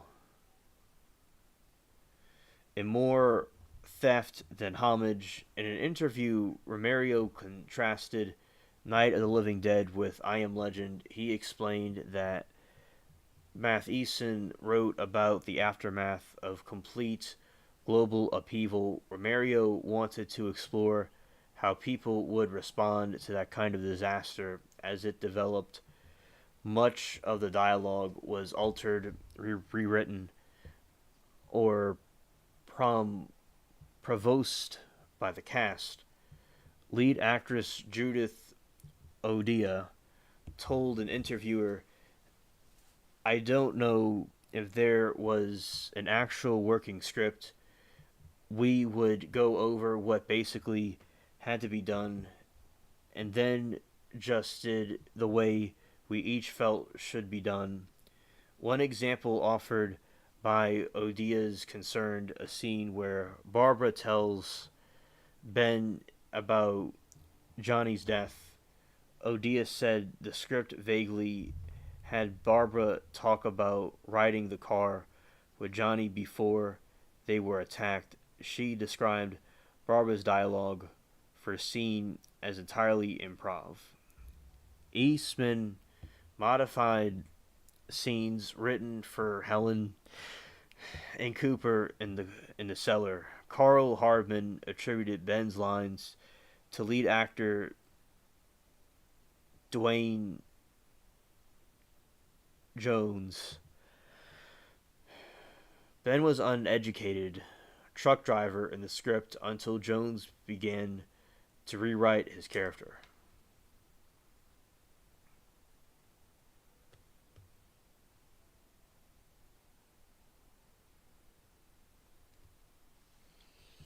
The lead role was initially written for a white actor, but upon casting black actor Dwayne Jones, Romero intentionally did not alter the script to reflect this. The film appeared in theaters at a time very few black actors played leading roles.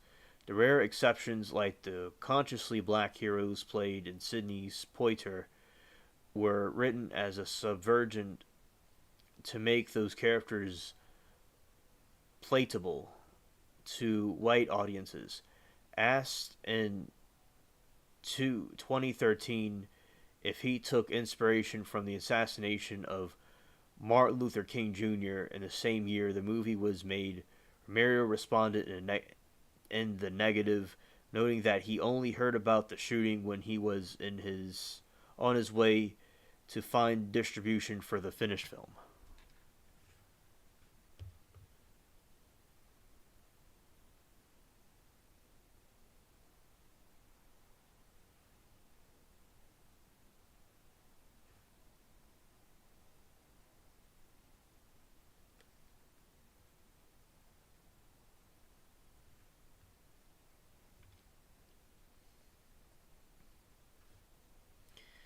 It's 2007.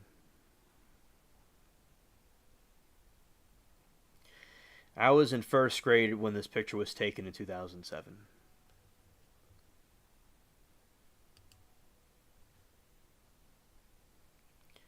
This is a chapel in 2009, like third and fourth grade.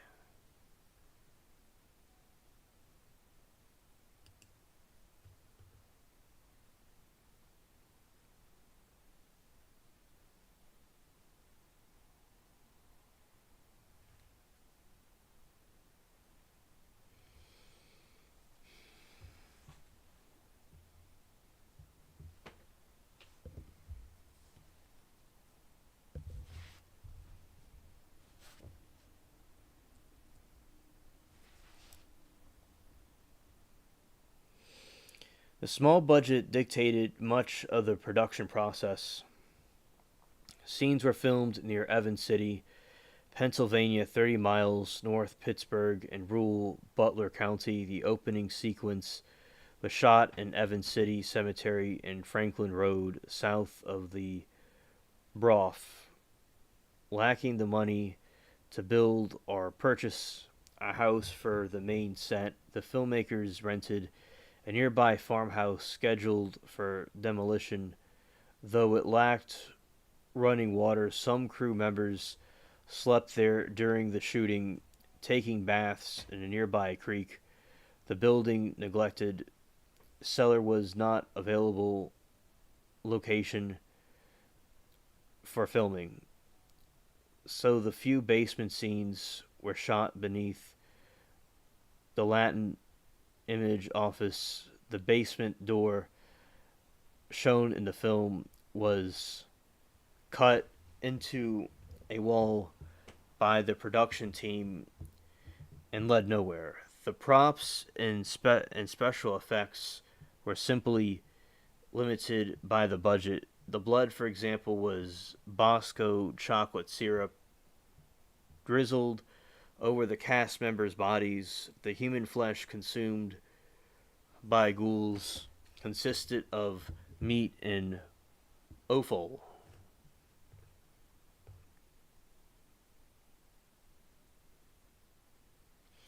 Organ meats.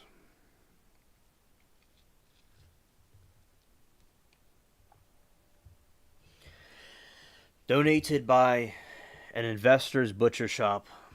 Zombie makeup varied during the film. Initially, makeup was limited to white skin with blackened eyes. As film progressed, Mordecans was simulated wounds and decaying flesh.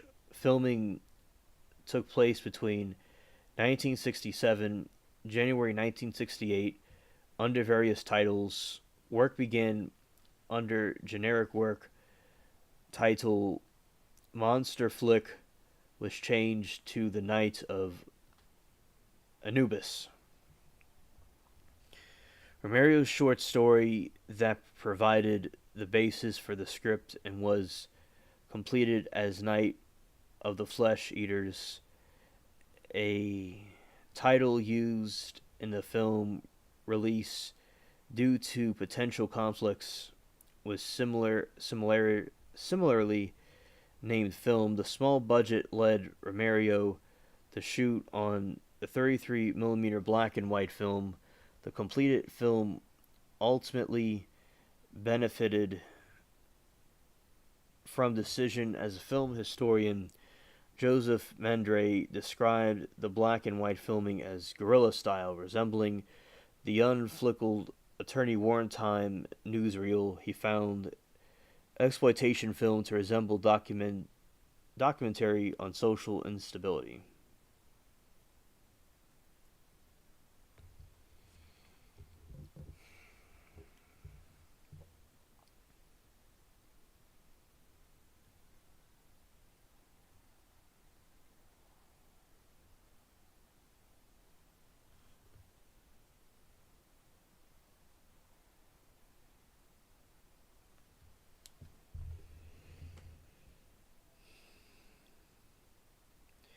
Night of the Living Dead was the first feature-length film directed by George A. Romero.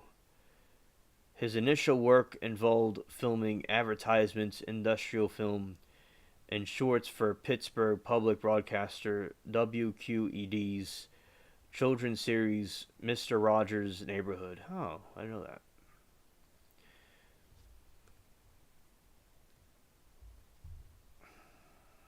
Romero's decision to direct The Night of the Living Dead launched his career as a horror director.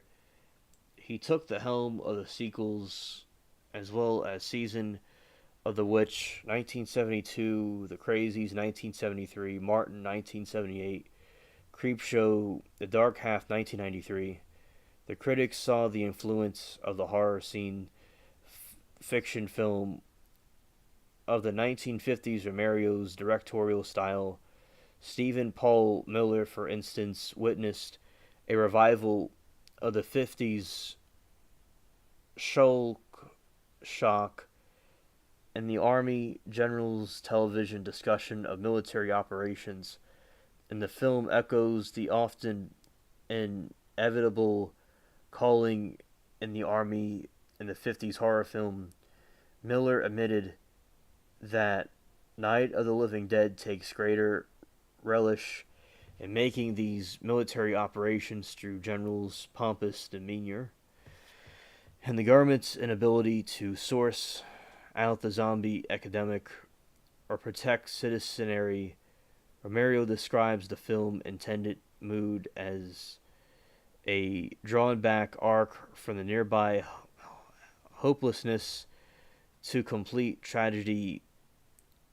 Film historian Carl Royer praised the film's sophisticated, especially considering Romero's limited experience, and noted use the chiaroscuro lighting to create the mood of increasing alienation.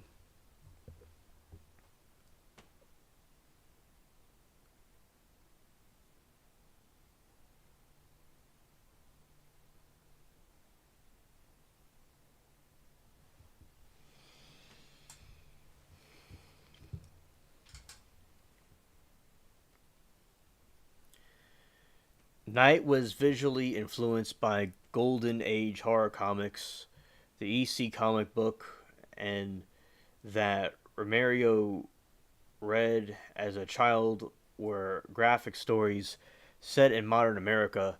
They often featured brutal deaths and reanimated corpses seeking revenge in the living. Romero said that he tried to bring into the film real hard shadows and weird angles, beautiful lighting that a comic book artist can create.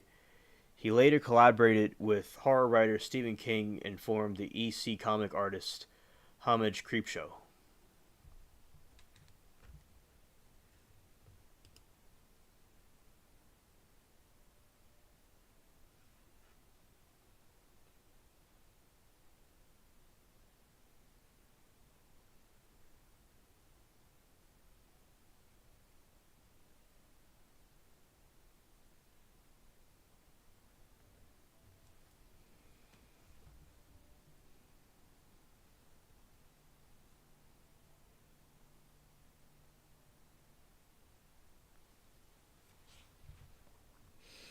While some critics dismissed Romero's film because of the graphic scenes, writer R.H.W. Dillard claimed that the one the one-eyed detailing of a taboo heightened the film's success.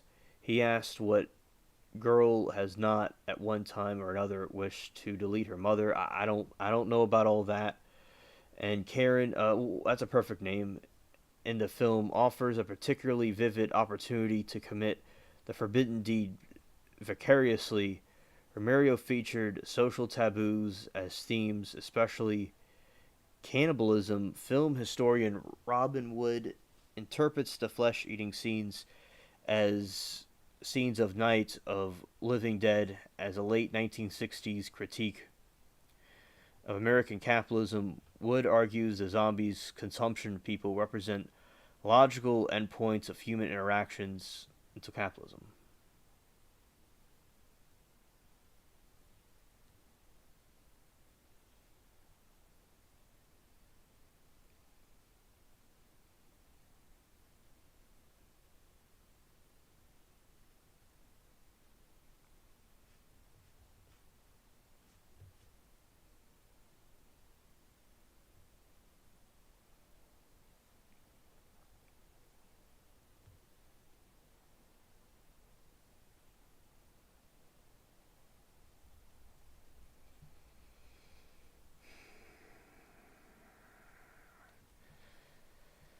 Okay, let's go.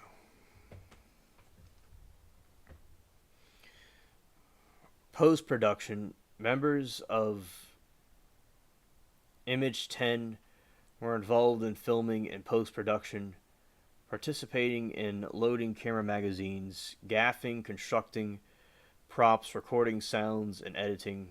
Production stills were shot and printed by Carl Hardman, assisted by production line of other cast members. Upon completion of post production,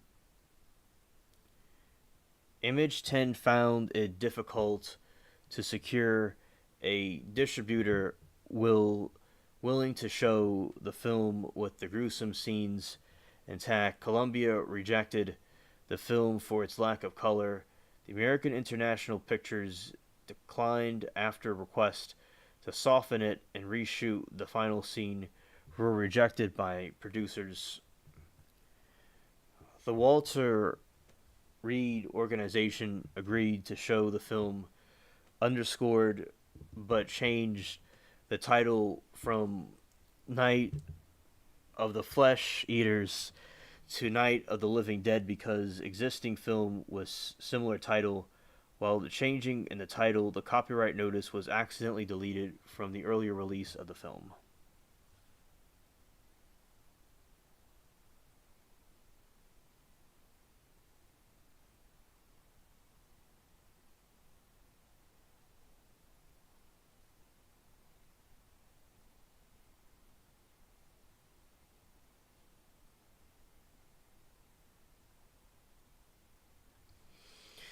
Soundtrack. The film's music consisted of existing pieces that were mixed or modified for the film. Much of the soundtrack had been used previous films. Romero selected tracks from HIQ Music Library, and Hardman cut them to match the scenes and augmented them with electronic effects. A soundtrack album featuring music and dialogue cues from film was compiled and released an LP by Vrace Sarabande in 1982 and 2008. Recording group 400 Loony Things released the album Tonight of the Living Dead, an instrumental album with music and soundtracks sampled from 1968 film.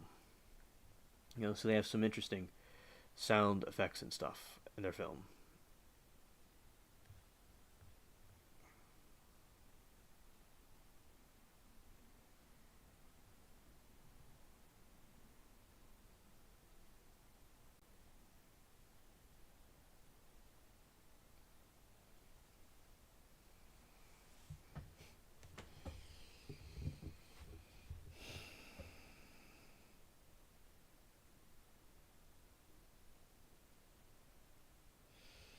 Premiere controversy. Night of the Living Dead premiered on October 1, 1968 at the Fulton County Theater in Pittsburgh. Nationally, it was Saturday afternoon matinee, typical for horror films at the time and attracting the usual horror film audience of mainly preteens and adolescents. The MPAA film rating system was not in place until the following month, so children were able to purchase tickets.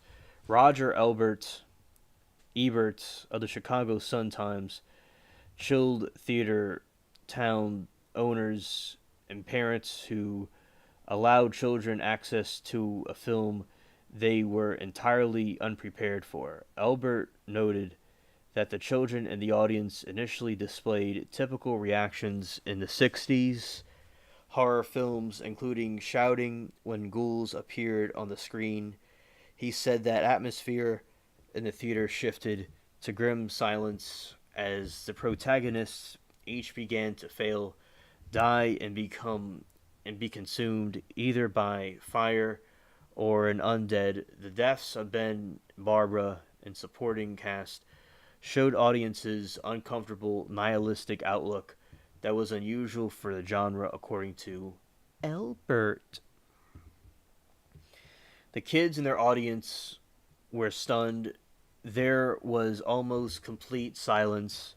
Movie has stopped being delightfully scary about halfway through and became unexpectedly terrifying. There was a little girl across the aisle from me, maybe 9 years old, scared, who was sitting very still in her seat crying. It's hard to remember what sort of effect this movie might have and when you were 6 or 7, but to remember at that age takes the events of screen seriously. They definitely fiercely with their hero. When the hero is killed, that is not unhappy ending, but tragic one. Nobody got out alive. It's just over. That's it.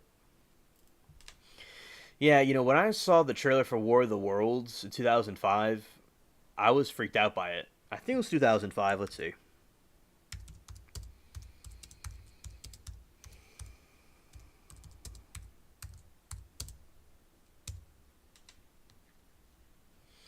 It was 2005.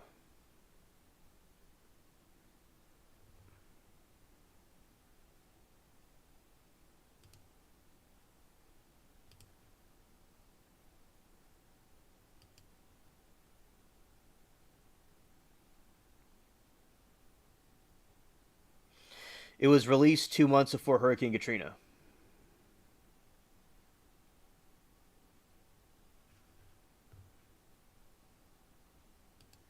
That trailer of that movie really freaked me out.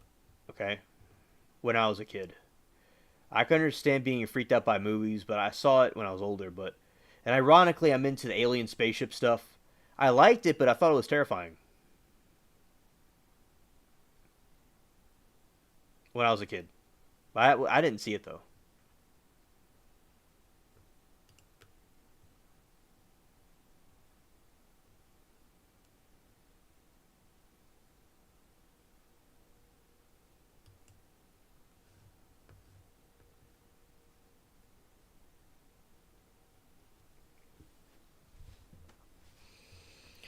A review in Variety denounced the movie as a moral failing of the film's makers, the horror genre, and regional cinema. The reviewer that claimed that the unrelieved orgy of sadism was effectively would say it's spicy due to extreme violence.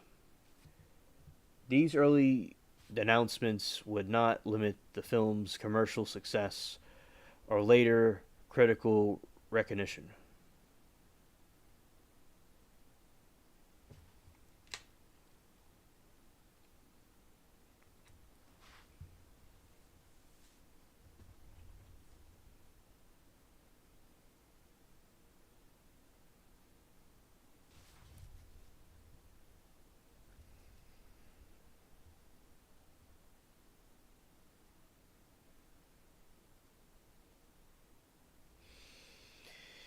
In 1969, George Ab Aganilo published the film's first positive critical review in the fourth issue of Warhol's Interview magazine. That issue also contained the interview of director George A.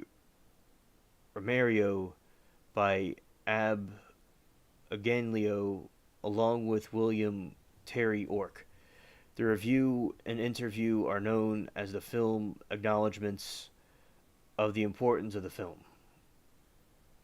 5 years after the film's premiere, Paul McCallum of Take One observed that Night of the Living Dead was the most profitable horror film ever produced outside the walls of the major studio. In the decade after its release, the film grossed over 15 million at the US box office. It was translated into over 25 languages. The Wall Street Journal reported that it was the top grossing film in Europe in 1968. In a 1971 Newsweek article, Paul Zimmerman noted that the film had become bona fide cult movie for burgeoning band of bloodlusting cinema buffs. Decades after its release, the film enjoys a reputation as a classic and still receives positive reviews. In 2008, the film was ranked by Empire magazine, November 937, the 500 greatest movies of all time. The New York Times also placed the film on their best 1,000 movies ever list. In 2010, the total film included the film on list the greatest movies of all time. Rolling Stone named Night of the Living Dead one of the 100 Maverick movies in the last 100 years. Reader's Digest found it to be 12th scariest movie of all time. On the review aggregator website Rotten Tomatoes, 95% of 84 critics review are positive, with an average rating of 8.9 out of 10. The website's consensus reads, George A. Romero's debut set the template for the film, featuring tight editing, realistic gore, unrecurrent Metacritic, which uses a weighted average, assigned the film a score of 89 out of 100 based on 17 critics, indicating universal acclaim.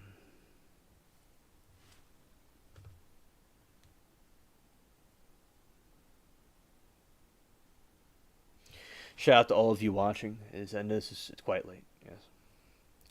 Night of the Living Dead was awarded two distinguished honors dedicated decades after its debut.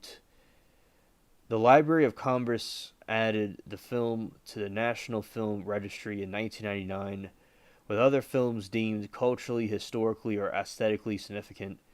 In 2001, the film was ranked number 93 by American Film Institute on their AFI's 100 Years, 100 Thrills list, a list of America's most heart-pounding movies. The zombies of the picture were also a candidate for AFI's 100 Years, 100 Hero Villains in the villains category, but failed to make official lists. The Chicago Film Critics Associated named it the fifth scariest film ever made. The film also ranked number 9 on Bravo's The 100 Scariest Movie Movements.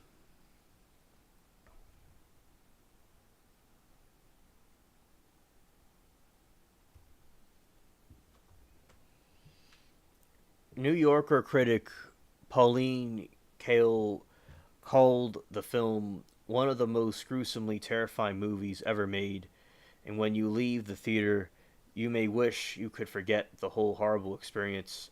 The film's grainy, banal seriousness works for it, gives it a crude realism. A Film Daily critic commented, "This is pearl of a horror picture that exhibits all the earmarks of Sleeper. While Roger Ebert criticized the Manatee screening, he admitted that he admires the movie itself. Critic Rex Reed wrote, "If you want to see what turns a B movie into a classic, don't miss Night of the Living Dead. It's unthinkable for anyone seriously interested in horror movies not to see it."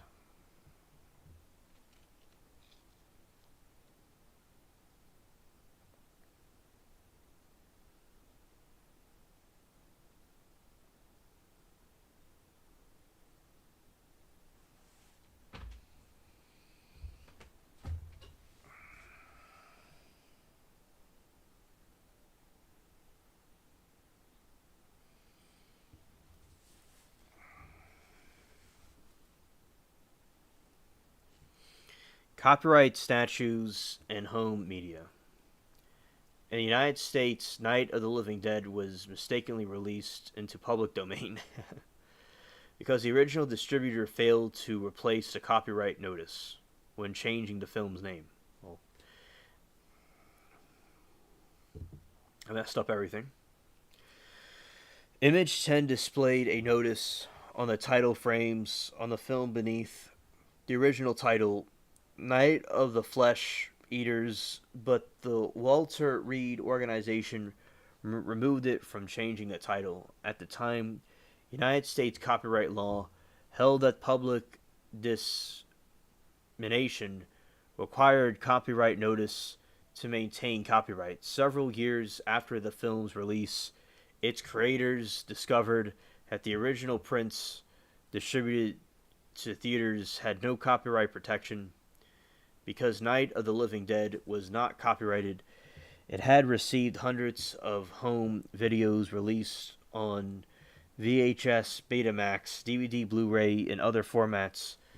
Other 200 distinct versions of the film have been released on tapes alone. Numerous versions of the film have appeared on DVD, Blu-ray, Laserdisc, varying quality. The original film is available to view or download for free on many websites. As of September 2024, the Internet Archive's third most viewed film with over 3.5 million views.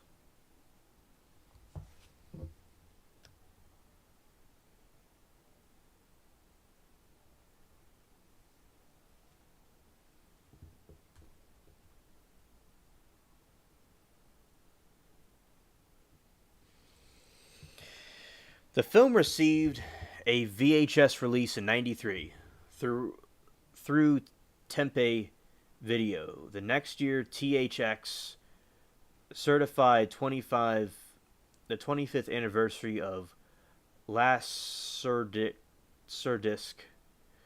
was released by Elliott Entertainment. It featured special features including commentary, trailers, gallery files, and more. In '99, Russo's revised version of the film Night of the Living Dead 30th Anniversary Edition was released on VHS and DVD by Anchor Bay Entertainment. In 2002, Elite Entertainment released a special edition DVD featuring the original cut. Dimension Extreme released a restored print of the film on DVD. This was followed by the 4K restoration Blu-ray release by the Cyration Collection on February 13. Also features a work print edition edit from the film. The title Night of Anubis is addition of various bonus materials. In February 2020, Netflix took down Night of the Living Dead from its streaming service in Germany following a legal request in 2017 because version of the film is banned in the country.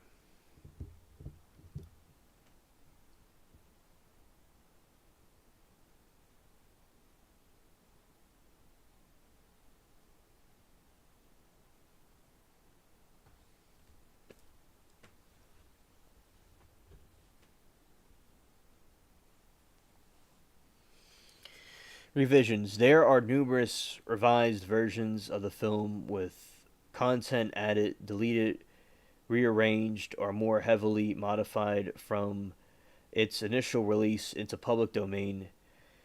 Night of the Living Dead was widely screened from inferior prints and grindhouse theaters, a trend that continued among bottom-tier home video companies. The first major revisions of Night of the Living Dead involved colorization by home video distributors.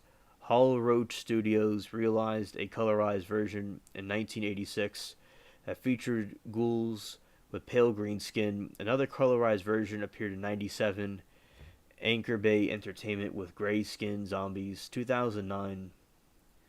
Legend Films co-produced a colorized version of the film. Pez Amor Lab, company that converts the 2D film into the 3D format. The film was theoretically released on October 14, 2010. According to Legend Films founder Barry Sandrew, Night of the Living Dead is the first entirely live-action 2D film to be converted to 3D.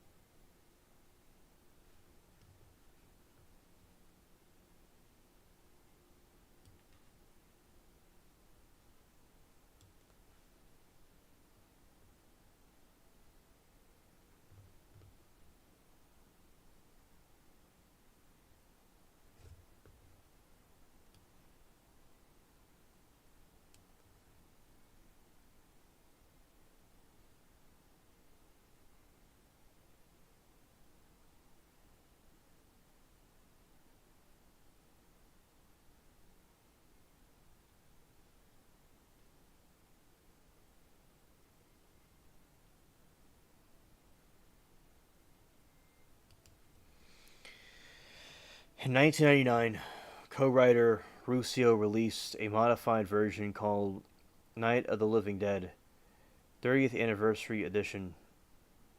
He wrote and directed additional scenes and recorded a revised soundtrack composed by Scott Vladimir Lysiena, who also played the role of revered John Hicks Bill Hintzman. In addition to serving as cinematographer for the new scene, also reprised his role as Zombie Number 1, who gives an extremely backstory of the convicted child murderer who is executed and rose again as a zombie on his burial day. Interview with Fangoria, Maxine Ruscio explained that he wanted to give the movie a more modern pace.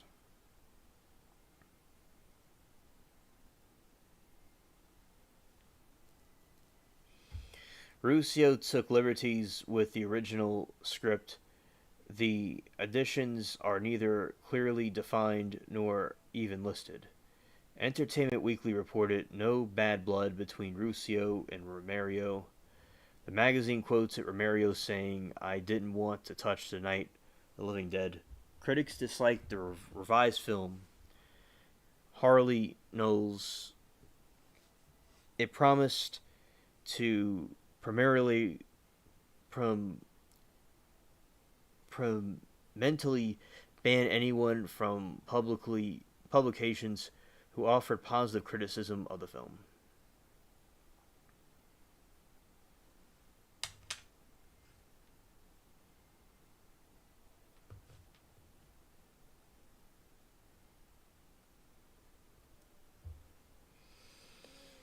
A collaborative animation project known as Night of the Living Dead Reanimated was screened at several festivals as a way to release onto DVD July 27, 2010 by Wild Eye, realizing this project aims to reanimate the 1968 film by replacing Romero's celluloid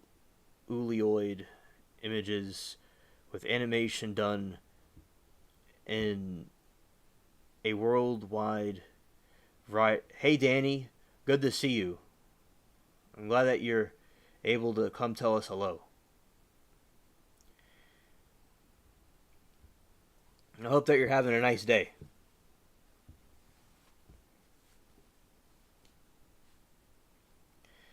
And right now we're talking about The Night of the Living Dead. We're talking about a zombie movie.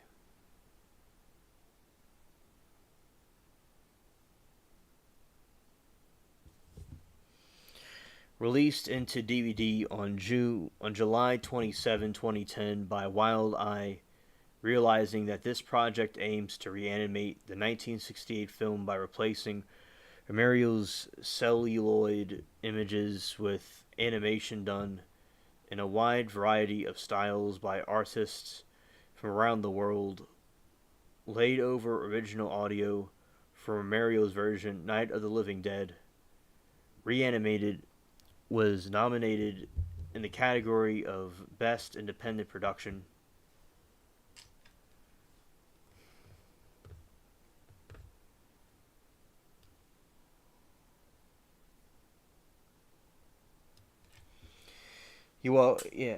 I'm doing good, thanks. Hope you're well too. I'm well, Danny. I've been streaming for a couple, like 5 hours, and I wanted to make sure I was staying up a little bit longer to see you and the other people that might come over here from Europe. So I'm glad that seeing you here was what I was staying up for. Yeah. So yeah, we're talking about this zombie movie right now. It's from the '60s. It's pretty crazy. This project aims to reanimate the 1968 film by replacing Romero's celluloid image with the animation done in a wide variety of styles by artists from around the world, laid over the original audio from Romero's version Night of the Living Dead.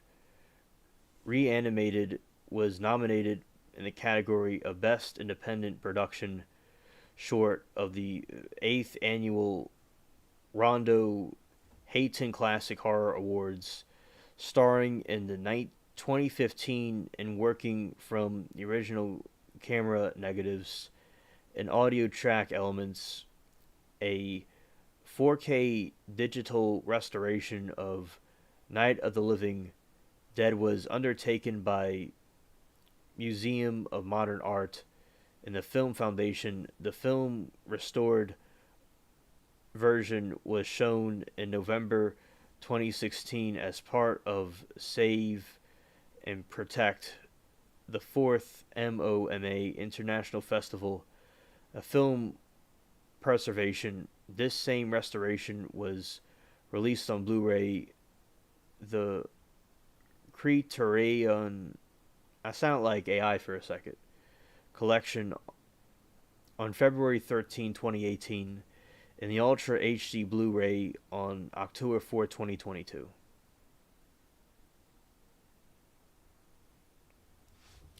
I remember when The Walking Dead came out. That was really cool. That was a cool one too.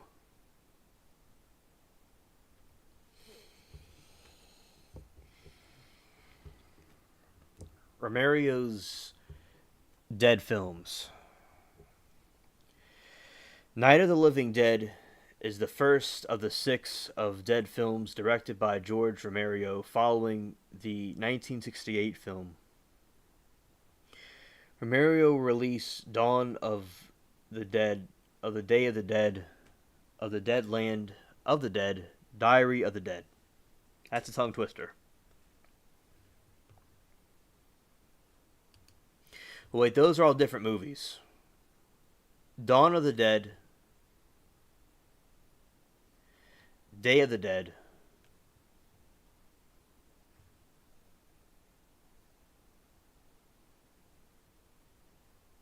Land of the Dead, Diary of the Dead, Survival of the Dead.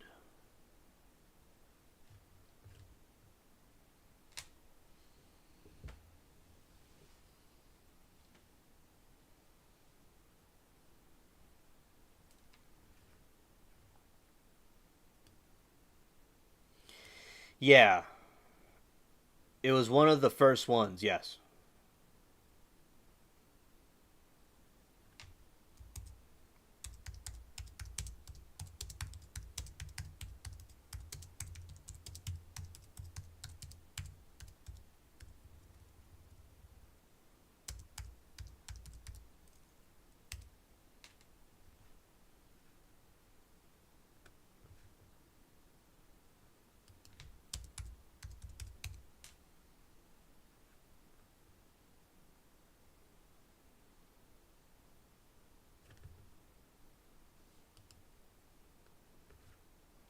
It was not the first zombie movie,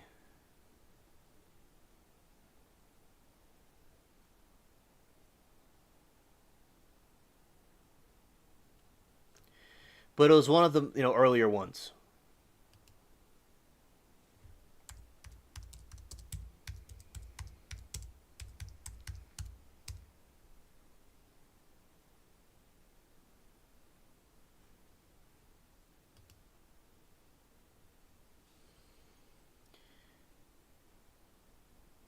The first zombie movie was called The White Zombie in 1932.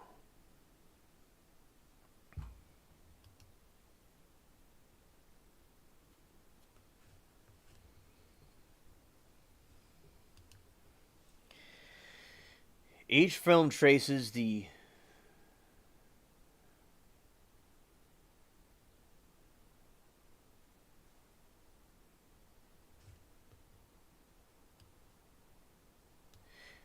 it was I'll say it again. It was get it for you right here.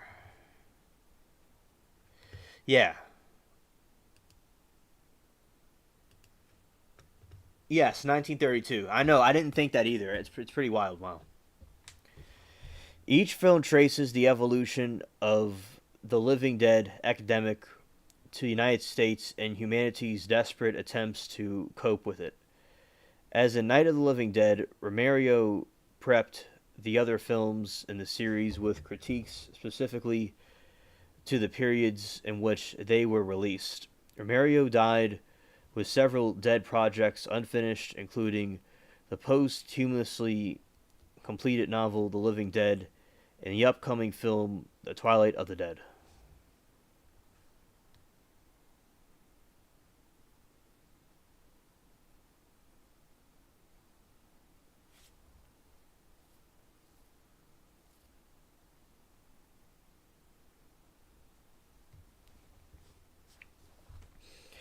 Return of the Living Dead series. Return of the Living Dead series takes place in an alternate continuity where both the original film and the two Living Dead exists. The series has complicated the relationship with Romero's Dead films. The co-writer John Russo in the novel Return of the Living Dead as a sequel to the original film and collaborated with Night of the alumni Russ Streiner and the Ruddy Riki. The screenplay under the same title in 1981, the investment banker Tom Fox brought the rights of the story. Fox brought Dan O'Bannon to direct and rewrite the script, changing nearly everything but the title. O'Bannon's Return of the Living Dead arrived in theaters in 1985 along the Day of the Dead. Romero Association attempted to block Fox from marketing his film sequel, demanded the name be changed. The previous court case associated with the links of 1978, they have prevented Illinois Illinois film distributor William Blink from releasing an unrelated film under the title Return of the Living Dead. Fox was forced to cease advertising campaign allowed for the title.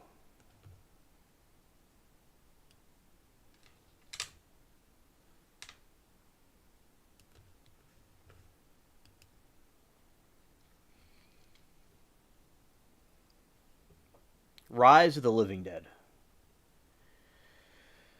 George Cameron Romero, the son of the director of George A. Romero, wrote the prequel to his father's classic Under the Working Ties of Origins and Rise of the Living Dead.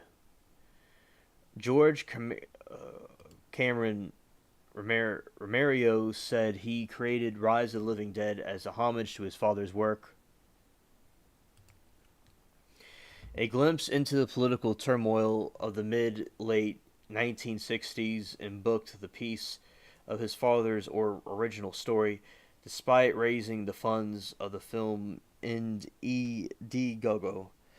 In 2014, as the film has yet to go into the production, in April 1921, Heavy Metal magazine published the first issue of a graphic novel adaptation of the story titled The Rise of Romero's Script, with art by Diego Yapur.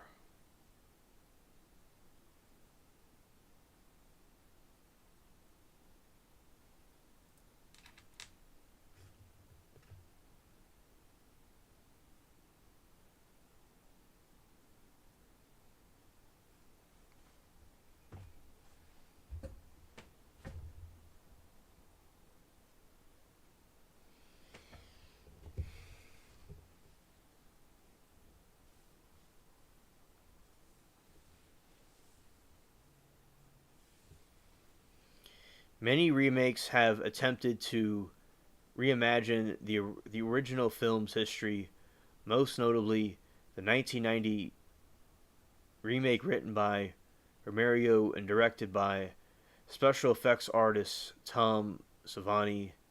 Savini had planned to work on the 1968 film before being drafted into the Vietnam. And after the war, worked with Romero on the sequels.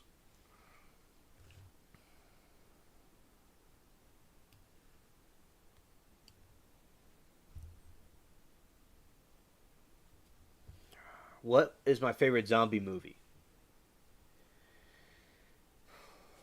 I'd have to say it's a good question. I'm telling you. I'm going to give it more. I'm going to answer your question right now. I'm going to give it some thought though. After I, tell you about it. But there is this movie, the zombie movie from the 50s that I saw. I don't quite recall the name of it. I have to ask my mom. It was the first horror movie I saw, and it was a zombie movie. And yeah, that one, since it was my first one, is my favorite. Now the movies are coming back to me now. I would say, Haunted Mansion. That was a zombie movie. I saw. I love that movie. I watched it as a kid all the time. So that could be the second one. The third one is Planet Z. It was a zombie movie Brad Pitt was in. And I'm going to give it some more thought if I left out anything. But those are my top three. And I'll figure out the name of it and tell you it another time. Of the one from the 50s. It was very good. What is your favorite zombie movie?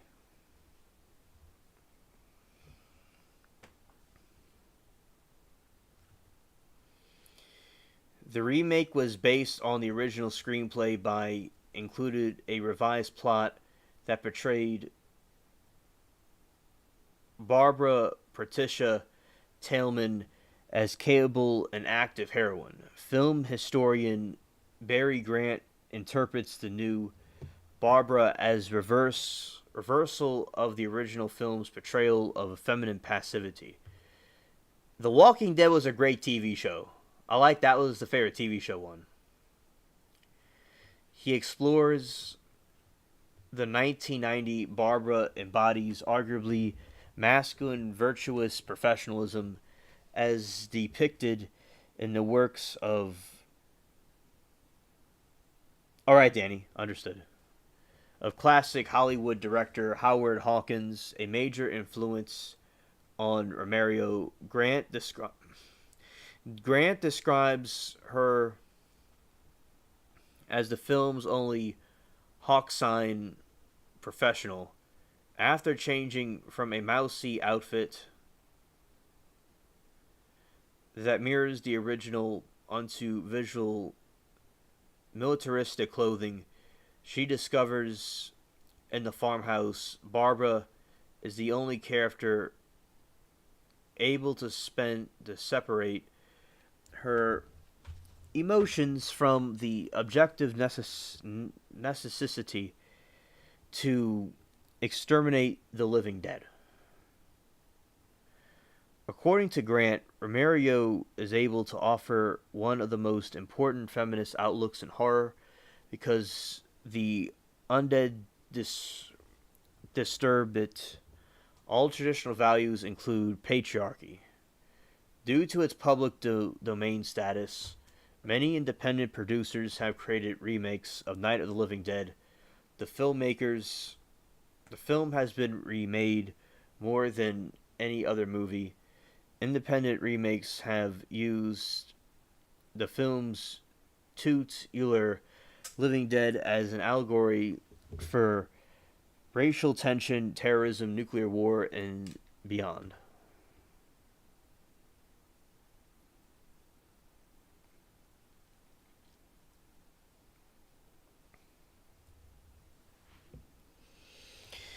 Yeah, and also I think zombie movies are very good to explore.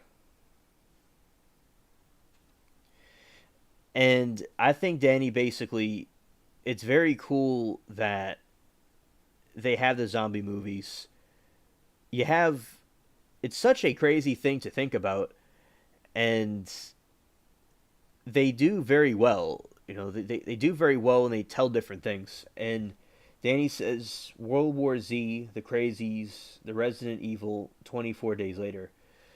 World War Z, that was really wild. And, oh, you know, for Halloween when I was a kid, I dressed up as a zombie from the 50s. I had, like, the tie and the suit and the mask. And, yeah, it was so cool.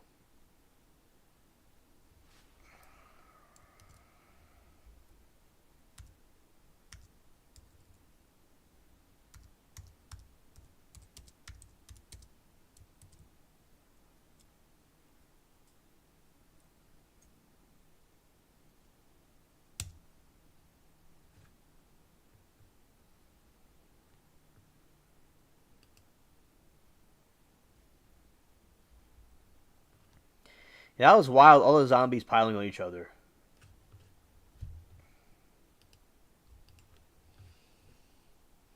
Facts.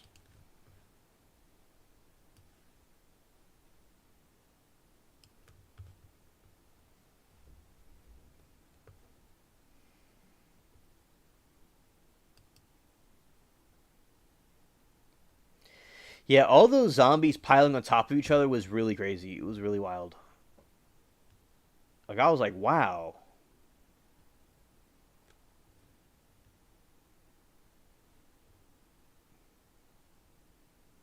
Oh, yeah, I agree. I saw it when I saw a World War Z when I was in. I would like to say that I was in ninth grade in geography. Sometimes we would watch movies in there.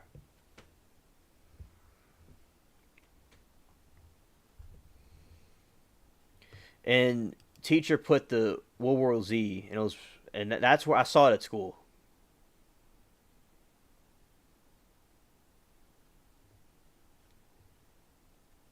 I remember it like it was yesterday.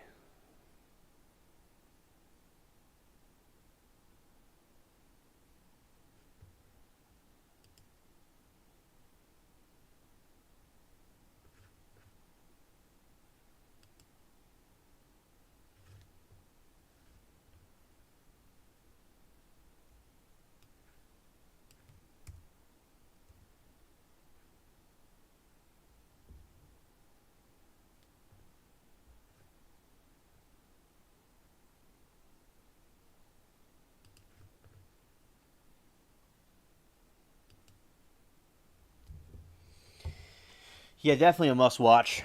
And I remember from the zombies how they go and they'll eat different people. It's yeah, and I'm a zombie alien. Yes, yes, indeed.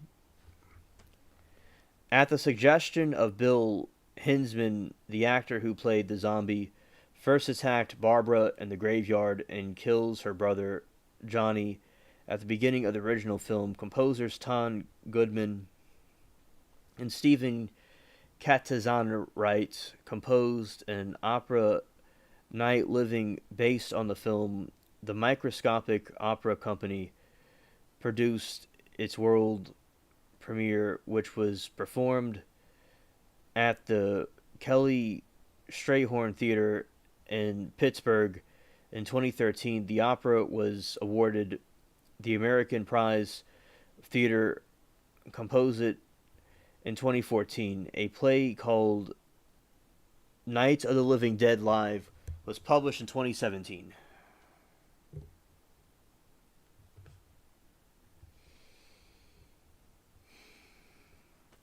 Romero revolutionized the horror film genre with Night of the Living Dead, according to Amar Halfinson of the BBC. The film represented a new dawn in the horror film making. The film ushered in the splatter film subgenre. Earlier horror film had largely involved rubber masks, costumes, cardboard seats, mysterious figures lurking in the shadows, set locations far removed from rural suburban America. Romero relieved the power behind the exploitation and setting of the horror in ordinary expectational locations and offered a template for making an effect from a small budget. Night spawned countless limitations in cinema, televised video gaming. According to Barry Keith Grant, the slasher film of the 1970s and 80s, such as John Carpenter's Halloween, Friday the 13th, Nightmare on Elm Street, and Romero's use of gore in the film setting.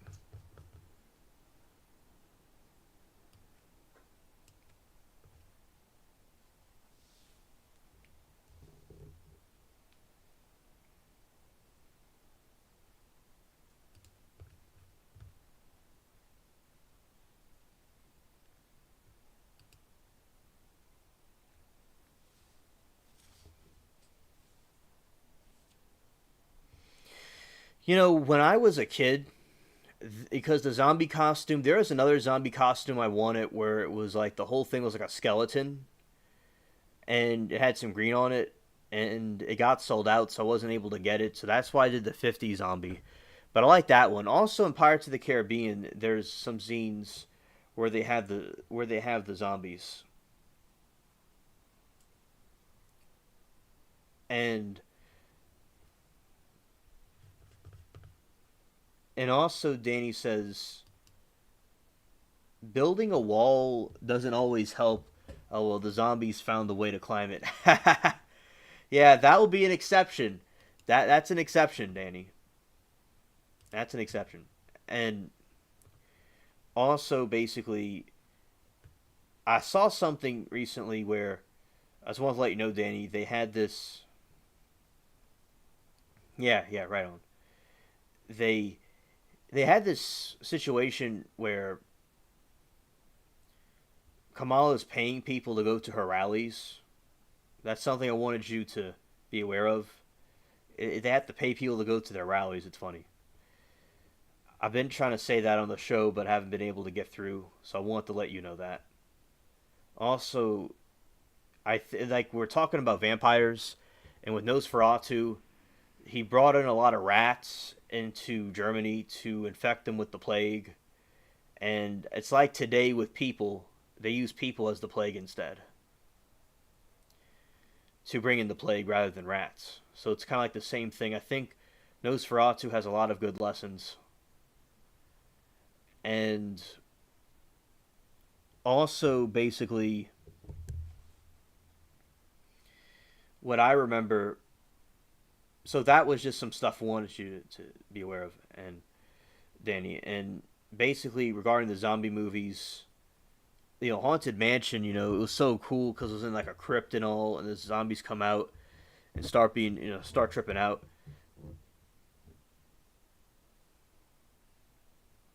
Yeah, I know, right, Danny? I cringe, cringe. And also, I think there's a lot of dishonest stuff going on, in that area. A lot of shady things, and basically, I'll be looking into the zombie movie that I was talking about specifically, I'll talk about it more in the future also. And oh, you haven't seen it? It's based off of where I live.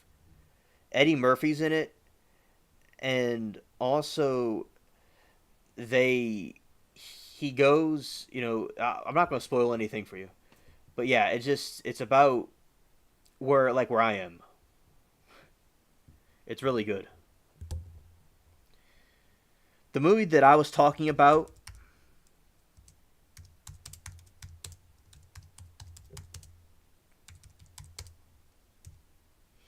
is called Night of the Living Dead. But there's another one that was created in the 90s, and this is the link to the one from the 90s on Rumble. Latina posted it, and I'll pin it again.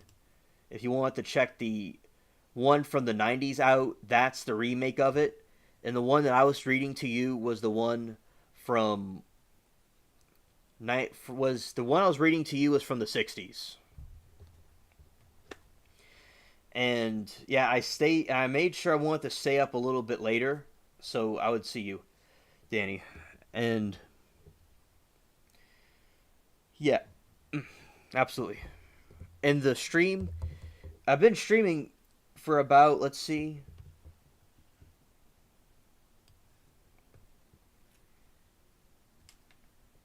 I have been streaming for 6 hours.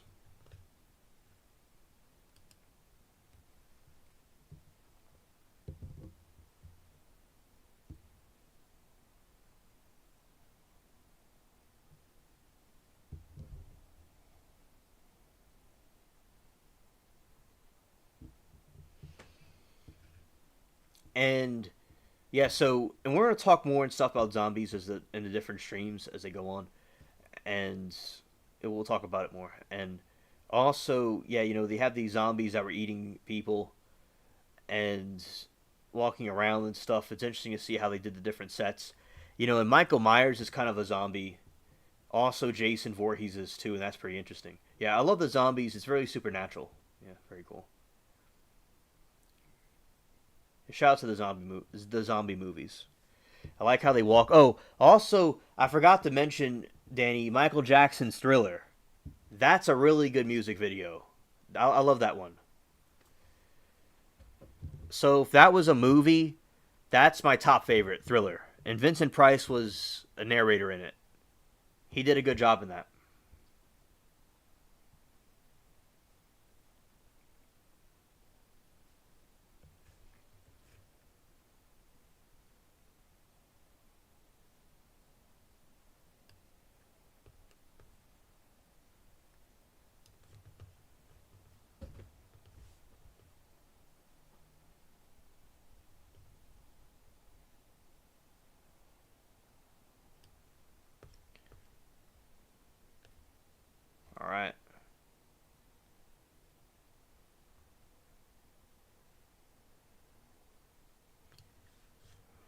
right, let's see what he's saying.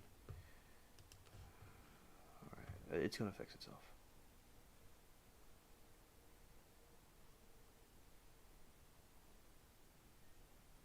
Okay, Danny, thank you for letting me know about that. Okay. See you ABL tonight, and I'll check your stream out, bro. Your next stream, bro. Oh, you won't be on Discord anymore. Okay, Danny, I understand. I hardly ever go on there. I don't go on there either. It just, I agree. And Danny, I'm gonna be ending the stream, and I thank you so much for coming to this one. It was worth being here.